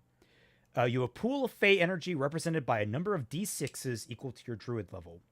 As a bonus action, you can choose an ally you see within 120 feet of you and spend a number of those dice equal to half your Druid level or less. Roll the spent dice and add them together. The target regains a number of hit points equal to the total. The target also gains 1 temporary hit point per dice spent. You regain the expended dice when you finish a long rest. So you have kind of a distance, actually a really good distance healing. Okay. It's not like it doesn't heal the most, but it might save someone's fucking life. Right. Hearth of the Moonlight and Shadow. You gain this technically at 6th level. Since we're 7, you have it. Home can be wherever you are. During a short or long rest, you can invoke the shadowy power of the Gloaming Court to help guard your respite. At the start of the rest, you touch a point in space. An invisible 30-foot radius sphere of magics appears centered on that point. Total cover blocks the sphere. While within the sphere, you and your allies gain a +5 bonus on dexterity stealth checks and wisdom perception checks. And any light from open flames in the sphere, a campfire, torches, and the like, aren't visible outside of it. The sphere vanishes at the end of the rest or when you leave the sphere. So basically, you can set up a campsite. Circle of the Moon. The bonuses you get for that. At 2nd level, when you choose this circle at 2nd level, you gain the ability to use Wild Shape on your turn as a bonus action rather than as an action. That's really good, because you can still do a whole bunch of shit with your regular action that you can't with your bonus action. Okay. Additionally, while you are transformed by Wild Shape, you can use a bonus action to expend 1 spell slot to regain 1d8 hit points per level of the spell slot extended.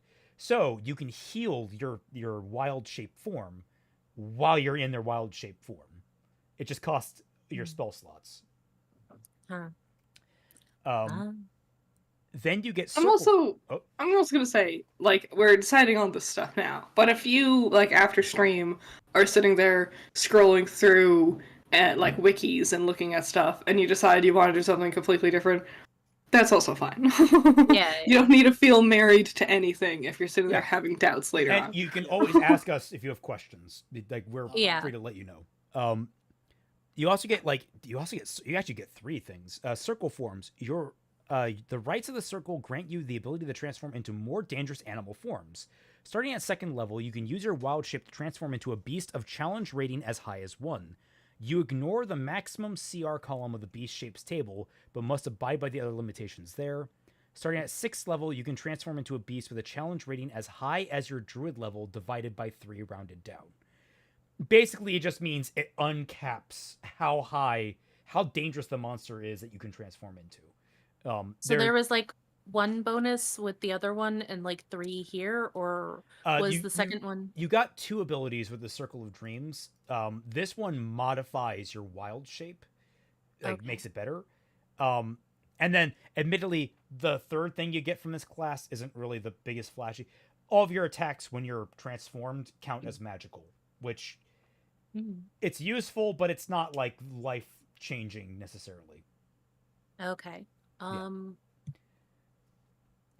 So the fairy one is more like cleric light, and the moon one is more like fighter light. Yes.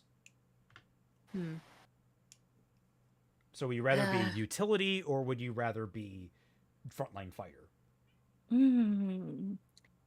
That's why druids, they can be kind of anything, you know? Yeah. But you can only be one or the other. That's the hard part. I think either way I'm gonna be kind of like encroaching on somebody else's thing. Well, that's kind of the nice part about it is, like, don't worry about that. I mean, we actually, between the three of us, we actually have a nice balance of, we have a dedicated healer, we have a soft healer, and we have a dedicated frontline fighter. Like, Right. we kind of cover a lot of bases already, so you actually have room to fill any role you want. Yeah. Okay. You could run around as a cat. Yeah, I was gonna say, we cover the necessities. You can cover whatever you want. You guys get into a battle, I just transform into a cat and just watch you guys work. With complete indifference. Just look Yeah. at yourself. Yep. We party wipe, you just walk off. Yep. Well, I'm a cat now. Yeah. I still get the bonuses, but you guys do all the hard work. Umps. Hmm. Yeah.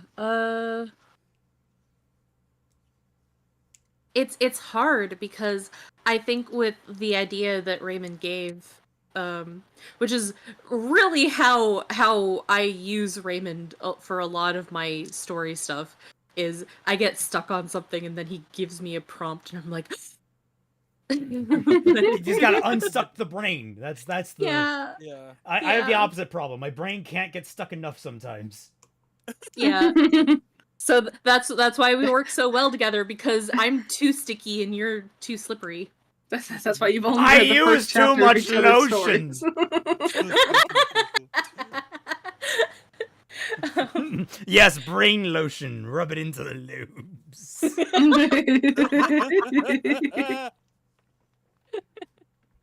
I'm not actually a smooth brain, but with lotion, I become so smooth and slippery.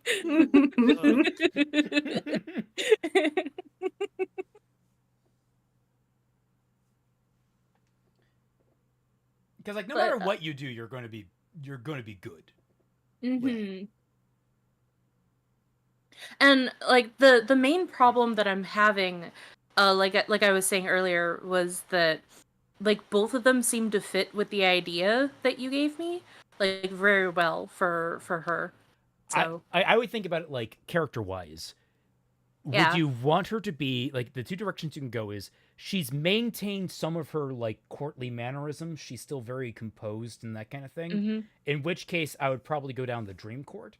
Or Yeah. if she's become more feral and more violent, that's where the whole circle of the moon would come in. Okay. I suppose then I'll have to go with the dream court, because I can't really see Aisling in any capacity just going crazy like that meme. Okay, You want to just go batshit? You've done it. Yeah. I'm sorry, I'm being so difficult.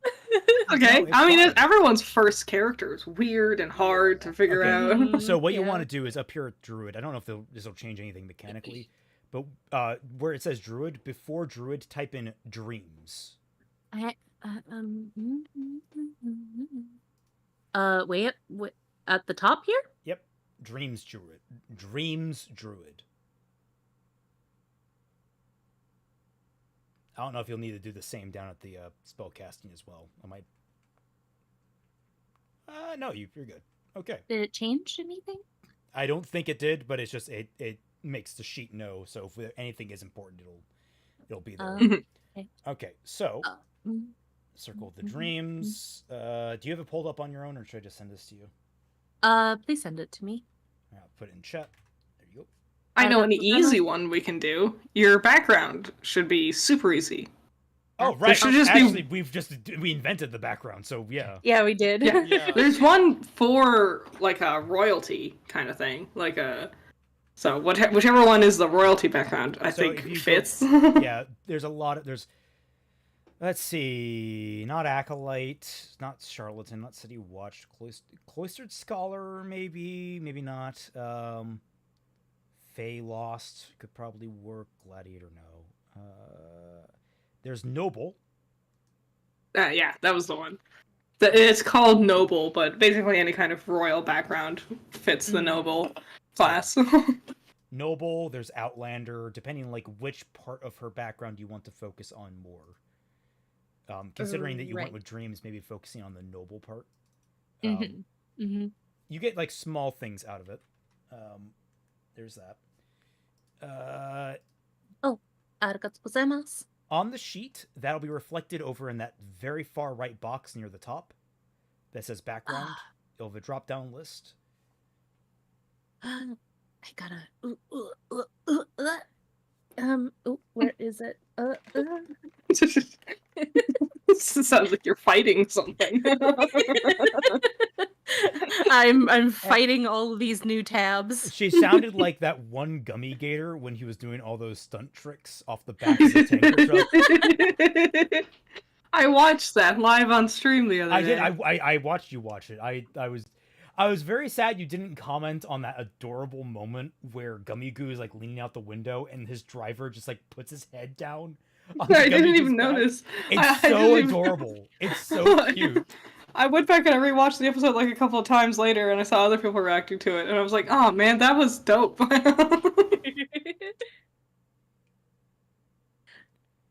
Oh, you've changed to a ferret. Who? I have. You? What? Yeah. Me?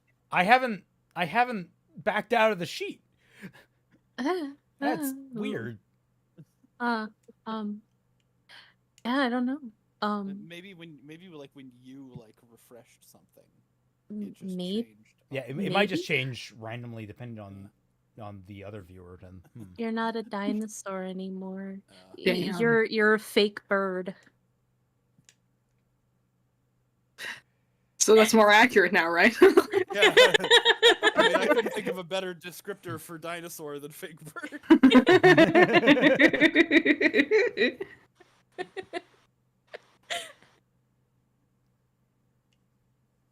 You're a raptor. Do you have talons? Yes. it's just those grabby claws.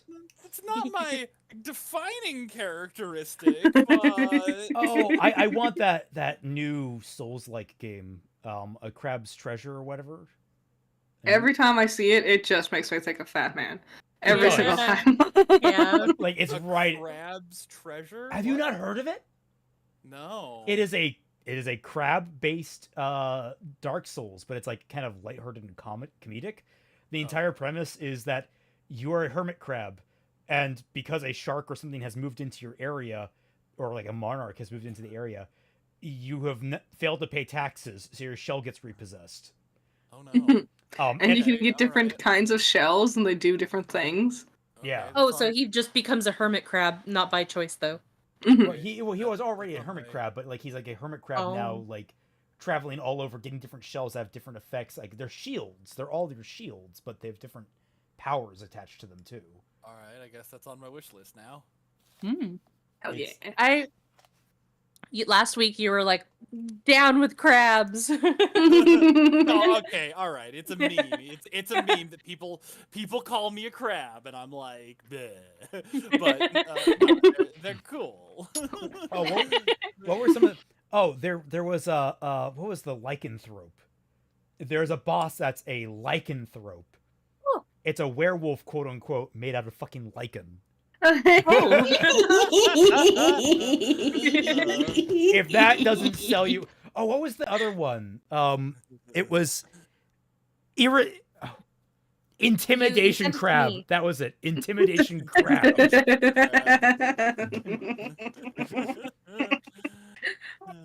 I'm a simple soul. Puns make me so happy. The entire game is just puns. It looks great. I mean, when you're repossessed, it's like there's something under the water manipulating one of those grabby hands and has like a shark head with like a hat on. And that's what repossesses your shell. I just realized that it's been a whole week and I haven't done the grinding that I said that I would so that we could get past that one section. I'm Oh, sorry, no. Batman. Grinding straight. All right, Yeah, so- yeah, last time I went to bed and you guys were still chatting in Discord. Oh, Yeah. I think woke we up stopped at at, like like- 7. Yeah, I woke Yeah. up at like 3 in the morning and I checked my phone and you guys were just still chatting in Discord. And I was like, Yeah. what the fuck are you doing? Go to bed. I was watching her play Kingdom Hearts 3. It's fucking SpongeBob Yeah. and Patrick in the box. I mean, To be fair, Critter, whenever a lot of my friends and I are in VC, that's usually how that goes.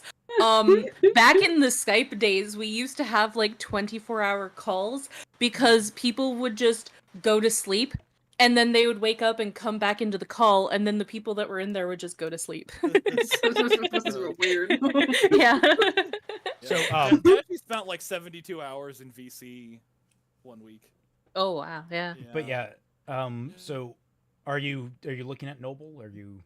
Oh, It's too noble. Like all your background does is adds something to your proficiency, Yeah, right? it adds skill Yeah. proficiencies, tool proficiencies, a language, and some of the equipment you get.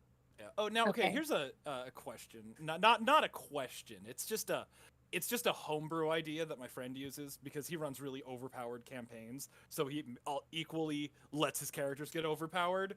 So if they get a proficiency from like a background and a proficiency from a class, they stack to become expertise. That is not how it works. No. No, that's how he plays it. Oh, No. I was gonna say, Fat Man, you're thinking like a Pathfinder player there. I've already been very forgiving for many elements. Yeah. Fat Man's just wanting to push his luck. But yeah, He wants to find, yeah. if you No, put- no, I already spec'd into Rogue to get expertise. It's fine. if you put go into the background, click it, it'll have a drop down. I think Noble should be on there, and it will automatically add things that are relevant to it, like your proficiencies that come with it, like history Where- and persuasion. Wait, where is that? Background, it'll be it's by top your right. name. Top right, right under your name and level. Under my name. Yes, under the name and level. Oh, in background? There's Yes. a drop down? There's a drop down to the direct right. Yep.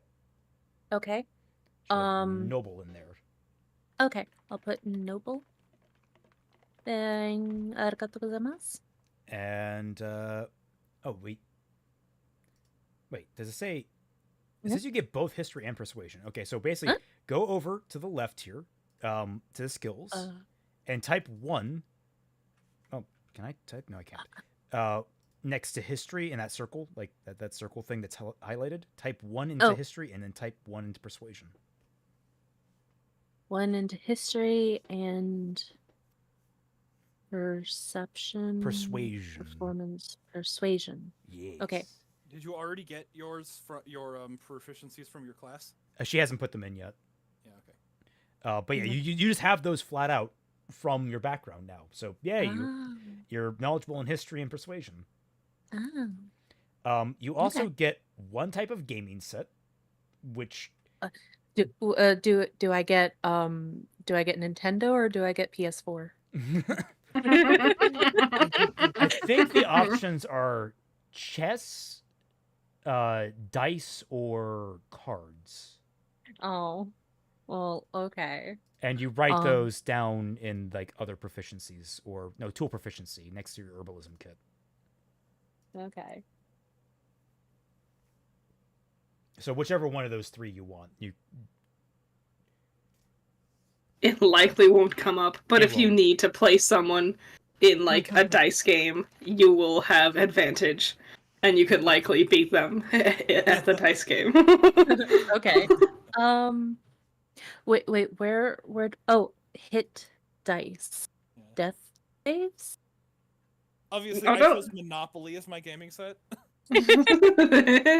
Hit dice and death saves. I'll explain that. Hit dice is the damage you take, and death saves. no, the hit dice are the when you're resting, you can expend them to recover HP. Right, Oh. right, Yeah. might be. So Death saves is when your HP hits 0, you will have 3-ish. You'll have some chances to see if your character lives or dies, and your death saves is how you keep track of it. Yeah. Okay. but if you scroll down to the bottom right here where proficiencies like under your skills and perception. Customization, character backstory, allies and organization, character appearance. Too far. Do for a character appearance. Oh. What? Well, you said all the way down, so I scrolled all the way down. Sorry, I'm thinking because like the way this is structured is that you have actually it's 3 sheets. If you actually look at it's broken up in 3 sheets. I'm talking the very first sheet. Yeah, the bottom of the first sheet. Yeah. Okay. North. So what was I supposed to look at again? The Where- features and traits? Tools and tool proficiencies. It's under proficiencies. Oh, just okay. And that's where you'll add basically choose one of those 3 game sets and you get a proficiency in the tool set. Okay. So in other proficiencies. Oh, it's in tool proficiency. It's considered a tool. So I get 2 tool proficiencies, and one of them has to be One of them's a card herbalism, game. and one of them is either dice, cards, or chess. Dice, There's cards, actually or chess. there's a 4th game, but I don't know it off the top of my head, and it's not like it's a fantasy game. Monopoly. Monopoly isn't real. What are you talking about, Fat Man? Stop it.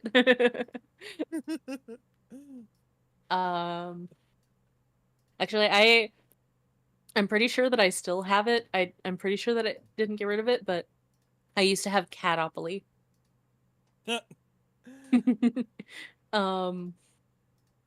Huh? So do I just put like a comma? Yeah, just put a comma. Yeah. Okay. Well, I would think that she would probably be chess. That sounds That's more like like a her, yeah. Yeah, highbrow game. Okay. What else do you get as a noble?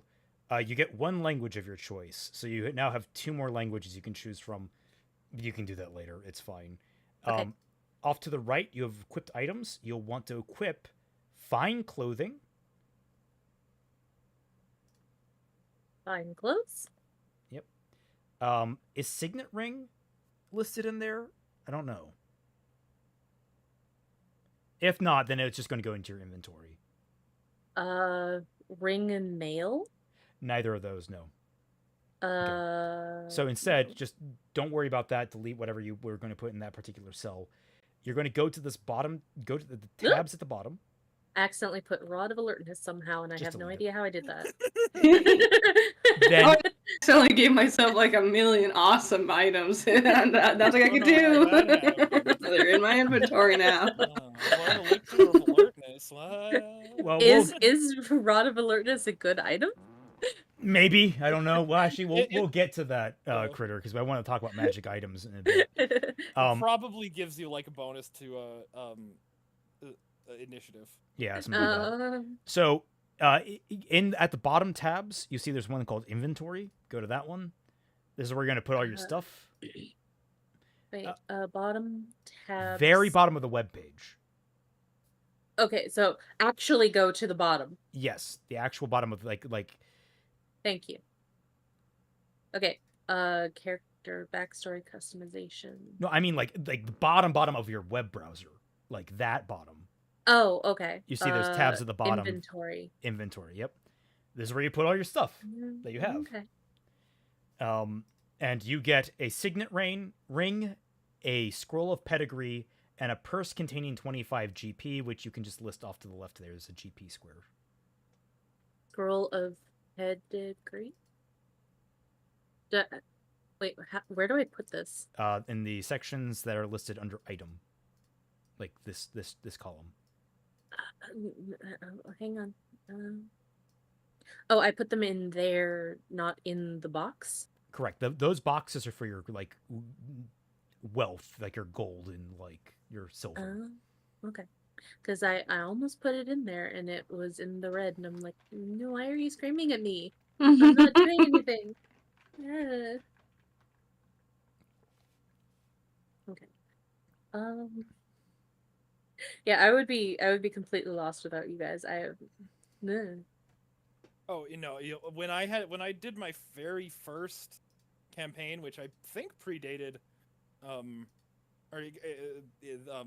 Starfinder thing I did with Raymond, it was a fucking nightmare, and I'm just like, oh no, default.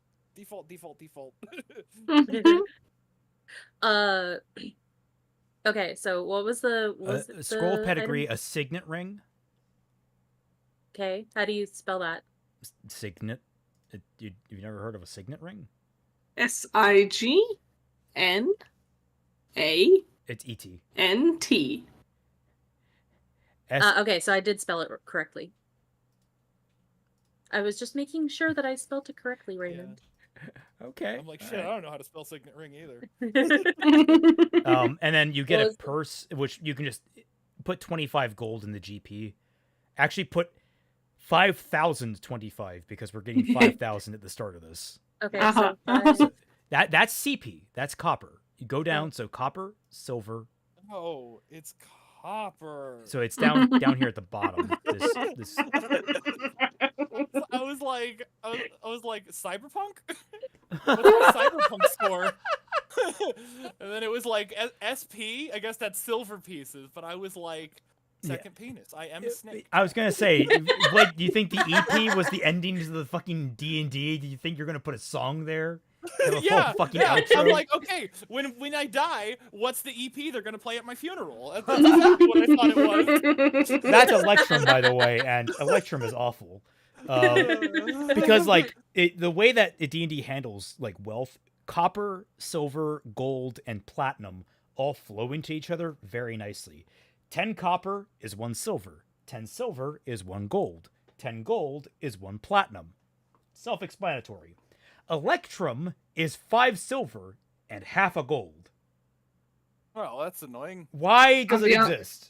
I don't do that. No, No I one does exist it. in I don't know a single copper, person silver, that uses fucking gold, Electrum. platinum. it's very funny because you're basically explaining the metric system, and then all of a sudden they added imperial to it.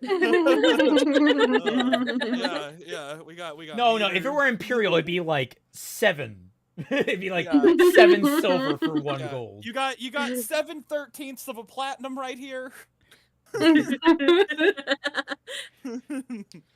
But yeah, that's your starting wealth. Okay. I'm trying to think of what else we got in here that we need to cover. Retainers. There's a bunch of stuff that's suggested that you might want to tack on to your noble background, but you can look into Okay. that later. It's not super crazy stuff. Like you could be a Mhm. knight or have retainers, that sort of thing. Mhm. Yeah, if you have like braces, you're gonna need a retainer. I Yeah. have perfect teeth. Thank you very much. Okay, so you have some going back to your base class because there's a few things there we still need to hit on. You get a Okay. wild companion, you get ability score improvement, and you get cantrip versatility. And Is that- defeats. Don't forget Is about that in my inventory, or do I go back? Go back to the base sheet, the Okay. front of the sheet. Yeah. Okay. So these are things that you will also need to note down on your own time when you digest them. But Wild Companion, at 2nd level, you gain the ability to summon a spirit that assumes an animal form. As an action, you can expend the use of your Wild Shape feature to cast Find Familiar spell without material components. When you cast the spell this way, the familiar is a fae instead of a beast, and the familiar disappears after a number of hours equal to half your druid level. That's just a fun little feature you get. Cantrip versatility. Whether you reach a level in this class that grants the ability score improvement feature, you can replace one cantrip you learned from this class's spellcasting feature with another cantrip from your druid spell list. Considering we're just starting at 7th level, it's not going to come into play. Ignore that. It's optional, but it's not necessary. The Okay. big one you want to focus on is ability score improvement, which means that you can increase either one of your ability scores by 2, or you can increase 2 of them by 1. Can you repeat that? So you get to increase either one of your 6 ability scores by 2, or you can increase 2 of your ability scores by 1. Okay. numbers go up, basically. Yeah. Oh, one thing that I also left on the sheet, there is a +1 to your wisdom you need to get rid of. If you can look where you know where you put the 17, right next to it, there's another box. I accidentally put a 1 there. That was Oh, that's not supposed to be. Ow. There. My bad. There we go. Okay. Now, Well, what if I put one of them into my wisdom? oh, then you do can. I In get it fact, back? I encourage you to put the +2 into your wisdom. Okay. Because like that'll give you the highest wisdom you can possibly have, and it'll make everything basically more powerful.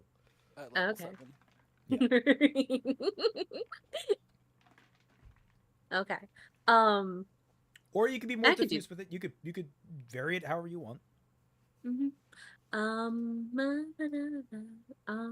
But basically, the boxes where you just erase that one, that's where you would put those bonuses. So Okay. So, you suggest that I put it into wisdom. What would be the second suggestion if I decided not to do that? Just hypothetically. hypothetically, I would recommend putting a +1 into both Dex and Intelligence. Okay. Because it would bring them up to being even, and that means their modifiers would then raise by 1. Okay. But if I wanted to put one into wisdom and then one into the other, what would be the more important one, Dex or the other one? Probably Dex would probably be more important. I would not recommend putting a 1 into wisdom. It only ups the score, but because it doesn't up it in an even way, it still maintains the modifier stays a +4. Remember? Oh, Yeah. okay. So yeah, You need to up it to a 20 to be a +5. Yeah, so there's So- no difference between like a 13 or like a 12 and a 13. Okay. You need to get to the So- next even number. Oh, so the fact that I have 13 there is kind of bad. Yeah, it's not the bad. same- It's just yeah.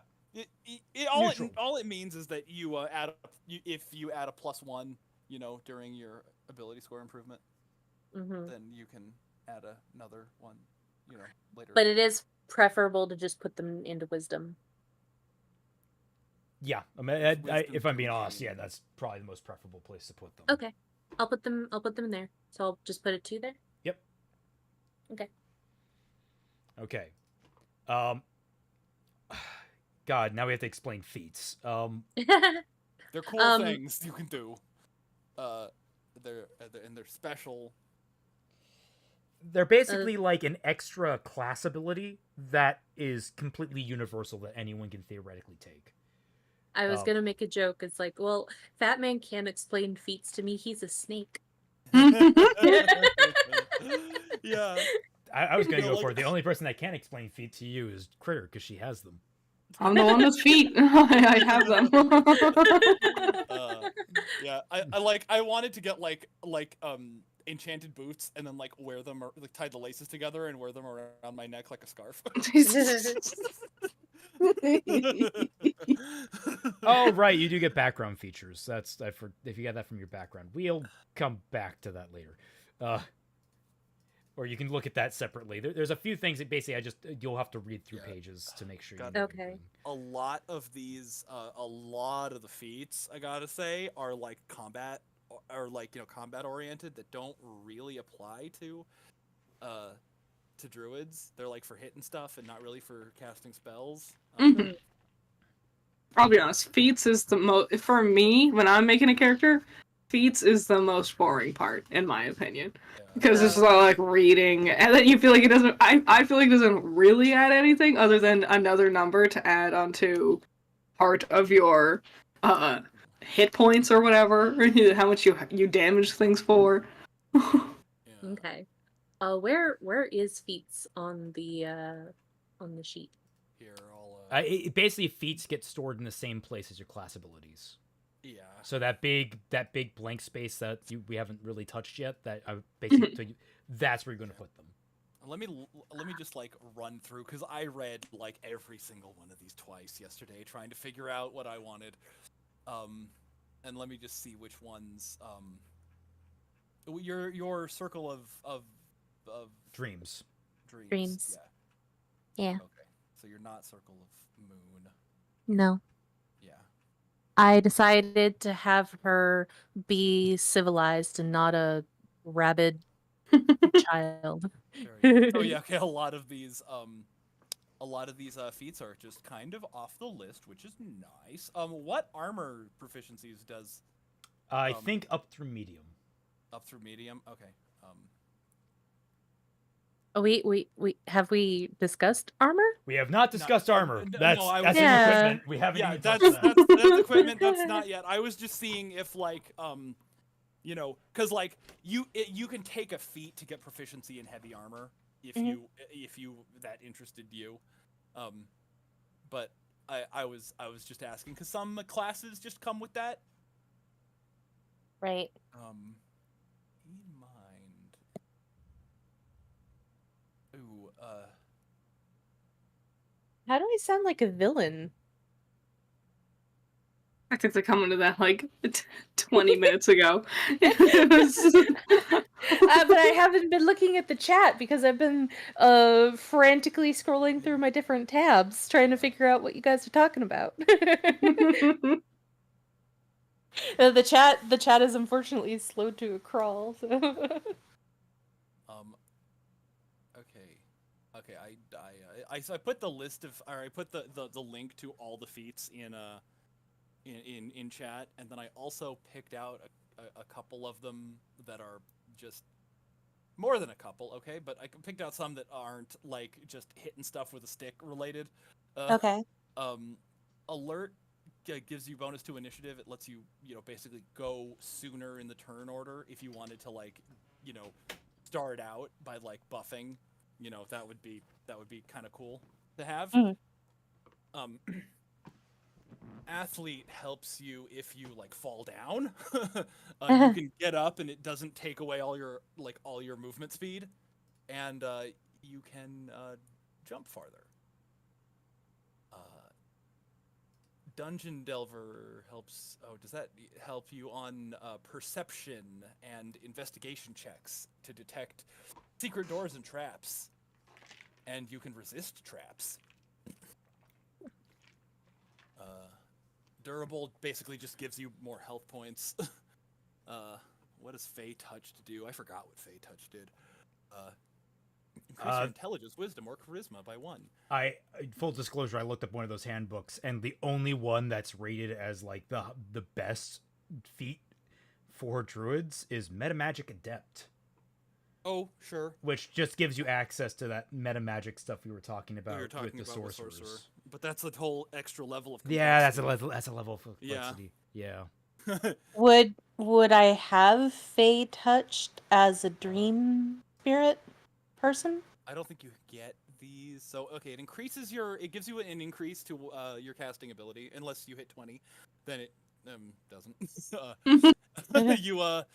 You learn Misty Step, which I like. Critter doesn't, but yeah. And I've yet to find a reason for it. yeah. First, and one other spell from divination or enchantment. You can cast each of these spells without expending a spell slot. So it basically gives you 2 level 1 spells that don't require a spell slot to cast. They're actually pretty good spells, like Bless, Hex, and Tasha's Hideous Laughter. Those are actually all 3 very good. Okay, so I'm looking at the Misty Step, and if I just do all of my magic in the day, then it's basically a miniature fast travel, and I could be like, "See you guys, bye." Exactly. Yeah. Get the fuck out of Dodge. Yeah. You could grab somebody, use Misty Step to go 30 feet straight up, and then turn into a bird, and then drop them. Yeah. Yeah, that could be a really powerful attack. Yes.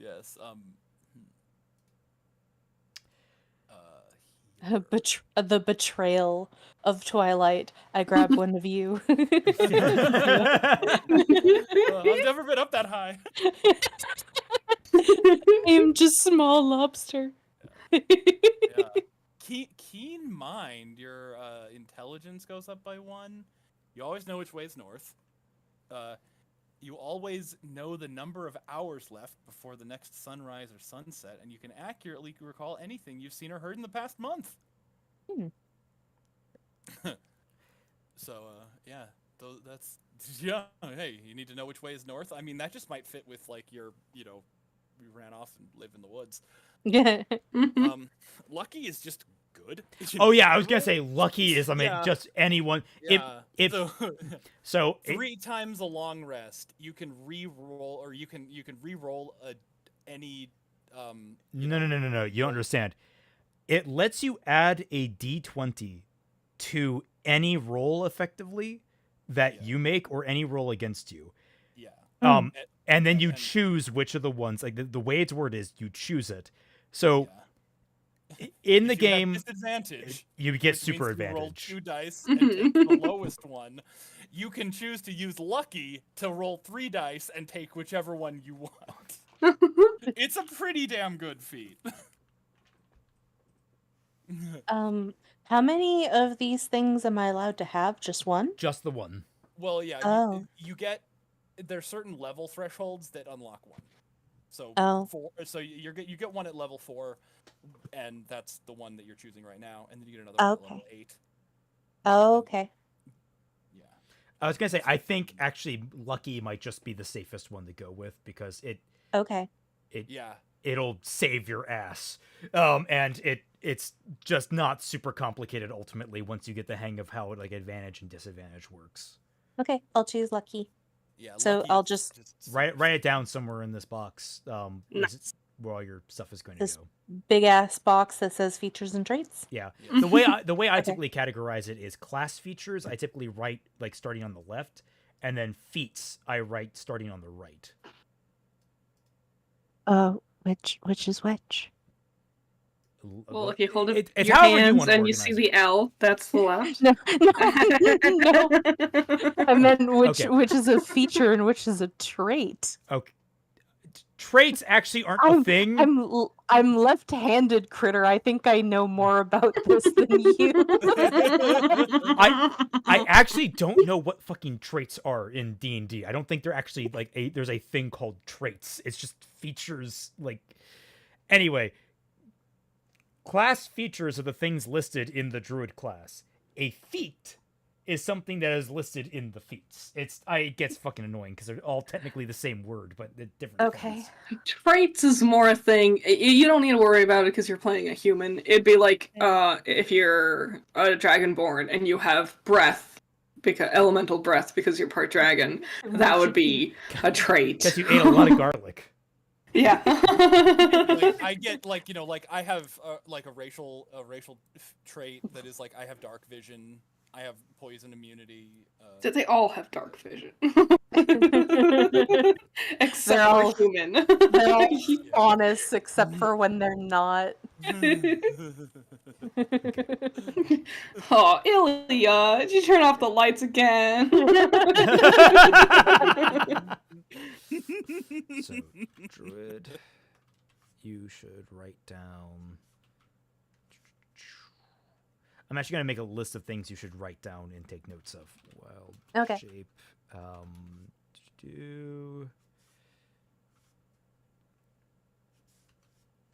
Do wild companion. And then you have circle. I'll be right back. Dreams, which in itself has different things. Balm of Summer Court. Balm of Summer Court, and then Hearth of Moonlight and Shadow. I could just start saying random nouns and it will sound correct. Platypus. Devil jump. Then background. Oh yeah, going back to my my tongues thing. I created alternate character names for some of my characters based off of that language. For my Zuko-esque character, her name was Kiantara Ramoshi, but her real name in her mother tongue was Talktim Ikha Nebre. Jeez. If you do something like that, I will not be able to pronounce it. Oh, we will give you a nickname, and you will be stuck My with that. dumb mouth cannot handle.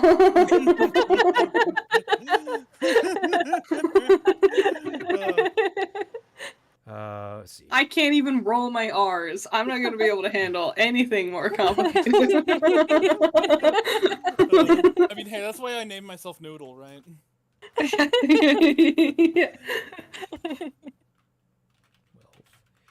Languages and then skills 2. No, I think I will just call this character Aisling, since she is basically just Aisling, and I'm not very clever when it comes to fast creating characters. Characters have to come to me and like knock on my brain door and be like, This "Hey, is I'm fast? here now."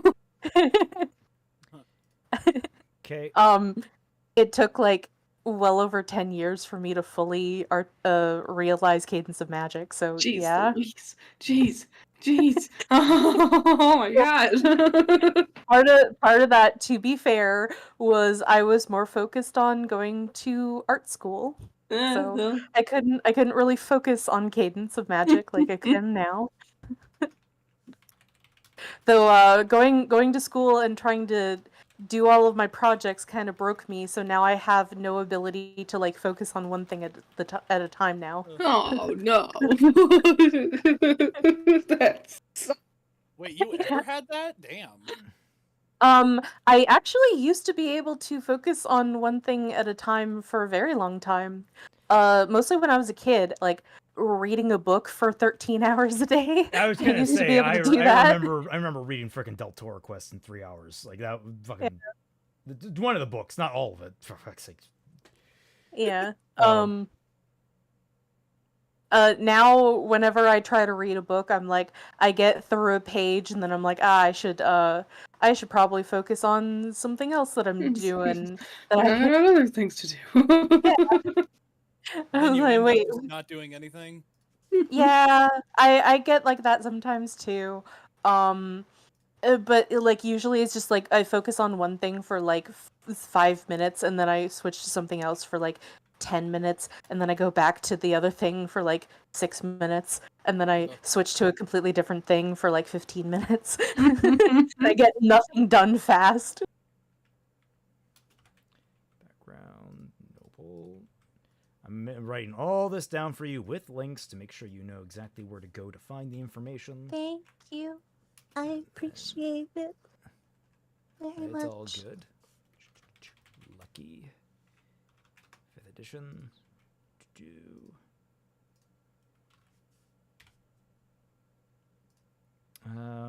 The only thing that I have that has my full attention anymore is roleplay. And it sucks because my only roleplay partners are both very slow with their replies. Oh no. And only reply like once a day. Oh no. Or less. Hi, I've been Or there. yeah, I'm sorry. yeah, or less. On the good days they reply once a day. On the bad days they reply once every 7 to 10 days. Okay, so got all this listed. I wish All that I right. could find more consistent roleplay partners. Well, hopefully this will D&D will help fill that void a little bit. Maybe. It is a different language still. Yeah, I mean it's still a role play. It is a roleplay, but like I don't write anything, so I'm like, well, Okay. All from your heart. yeah, it's weird. It's like way back in the day when I was a teenager and my friend Kelly and I used to like do roleplay over the phone. That was like a very weird experience because we would like we would like go off of the like actual sentences and paragraphs over the phone on the fly. That was really weird. But yeah, I am much more comfortable with writing like interactive short stories which is what the role play that I'm used to is. So this kind of role play is just a different beast altogether. Okay, well, I have this whole list of things for you to check and do, and I've got nice links and everything ready to go for you. I'll send this to you once the stream is done because I don't want to just swap over to our private messages while we're in the middle of a stream. Because I'm streaming my freaking Discord. Not that we have anything that's like secret or anything in the DMs. I think the last thing that we talked about was just no, we were talking about the spider that's just been hanging out on my I definitely can't. I can't show that on stream. Fatman will get scared. Yeah. I'm not joking. I actually do. I do genuinely. I don't want to show anything that might upset Fatman. I made that mistake once with freaking EDF, and I feel terrible about it. Yes. The other thing I want to clear with you, Critter, is how are we doing magic items? Okay, so what do you mean? Because typically at this level, it is typically recommended that players have, I think, somewhere between 2 to 3 magic items on them at this point. Okay. Like there are rules for them getting. Now, if you want to go without them, that's certainly your jurisprudence. Prerogative? Yeah, your prerogative. My prerogative. I mean, that's just what I thought the 5,000 gold pieces were for. Like, I thought we were gonna like go shopping. And well, the unfortunate thing is there's not really like a clear how much particular items cost when it comes to magic items. Well, that's what I thought that Critter would come up with that shit. I am preparing, especially since Fatman keeps bringing up shopping adventure. Yeah. There will be shops at the start of the adventure where you can find interesting magical items where you can purchase. Okay. That man just really wants to go on a shopping spree. He's like itching. He's just itching for it. That's the answer I needed. Gold. It's a lot of gold. Just gonna burn a hole in my pocket? Like, come on. But yeah, that's the answer I needed, and so I'm all good there. Oh, that was a weird squeak. You categorize your squeaks now? Well, sometimes I just have like really weird ones, and I'm just like, oh, I didn't know I could make that noise. Oh yeah, one thing that you might want to do, just a few more things that help flesh out the character. Obviously, you see right where you put background, there's things listed for personality traits, ideals, bonds, flaws, those sorts of things. Fill out however you see fit. At the very bottom, there's a spot for your alignment. Whichever alignment you think suits her best, pop it in there. I mean, you know the traditional alignment table. I think everyone does at this point. Kinda. Yeah. Lawful to chaotic, good to evil, and then there's neutral in the middle. So you get to just pop in whatever you want. It won't affect anything stat-wise. It's just for you to know. Yeah. Unless these are some that these are some that I have never seen before. Lawful wuss, chaotic stupid. Oh yeah, there are fun ones on this sheet. There are some goofy ones in there. Yeah. Chaotic stupid is like the most famous one. That's what people call a lot of chaotic evil characters. A lot of chaotic evil and chaotic neutral is always considered chaotic stupid. It's literally just the person running around trying to set everything on fire, and everyone else just being like, "What the fuck are you doing?" Yeah. It's so. Me, I run around trying to put out the fire, unless I can find out why they set the fire in the first place, and if I decide it's for a good enough reason, I'll just help. That was not you in Don't Starve. Don't play yourself, Batman. You don't be delusional. To be fair, him running around starting fires was largely accidental. Yeah. No, it wasn't accidental. It was just, it was calculated. A lot of it was he didn't pay attention to the time left on his torch, so he just panicked and set something on fire. So that I could put the torch away, and I could have all that time to stand in the light. It was but we didn't start the fire. It was always burning since the world's been turning. I was gonna say it was calculated, but sure, you're bad at math. But then usually what you did, Fat Man, was that you instead of creating a new torch, you just sat there until it went out, and then you died anyway. You gonna let all this good fire go to waste? And then there were the times that I tried to kite the leg birds into the fire. Oh, the leg birds.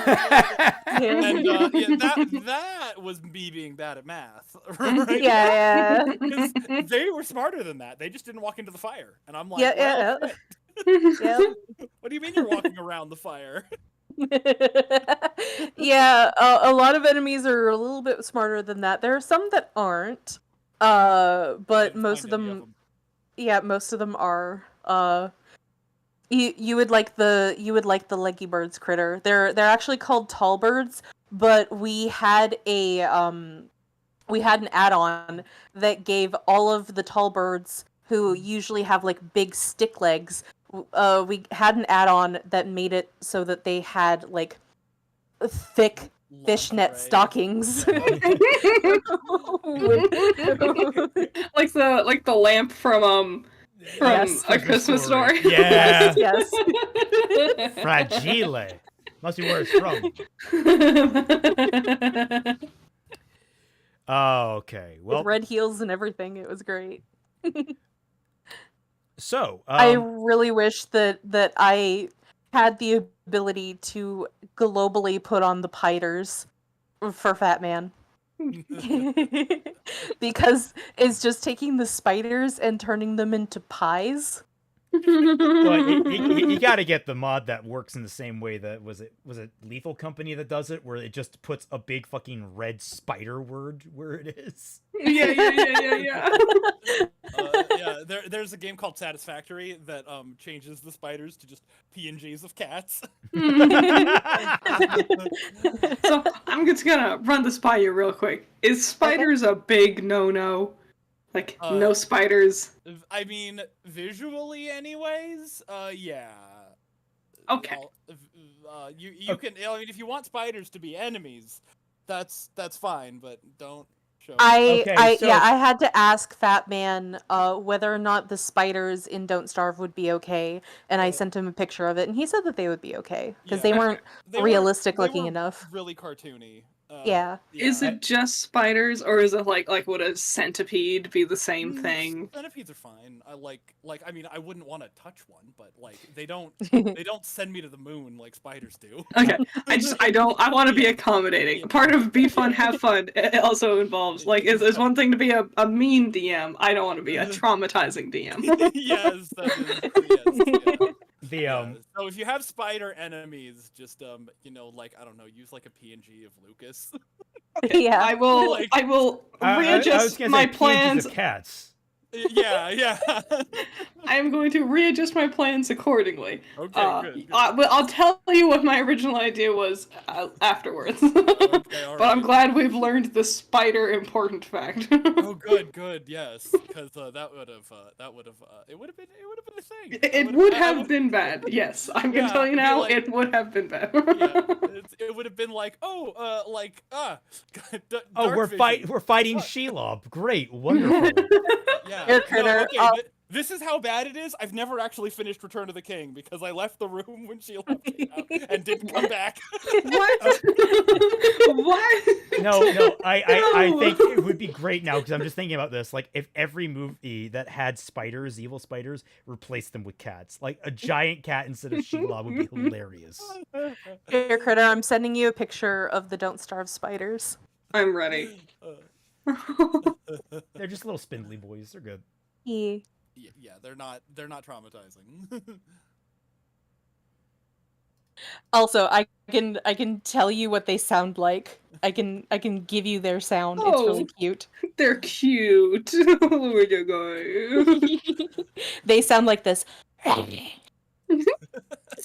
It's That's not literally what spiders someone sound doing that into the mic. What? Sorry, Ruben, what did you say? Me or her? What? Raymond, what did you say? It sounds like someone doing that into the mic. Like it's just the person making Yeah. that noise. It's great. Yeah, yeah. That's why I was able to reproduce it, because it is just a guy or a girl making sounds.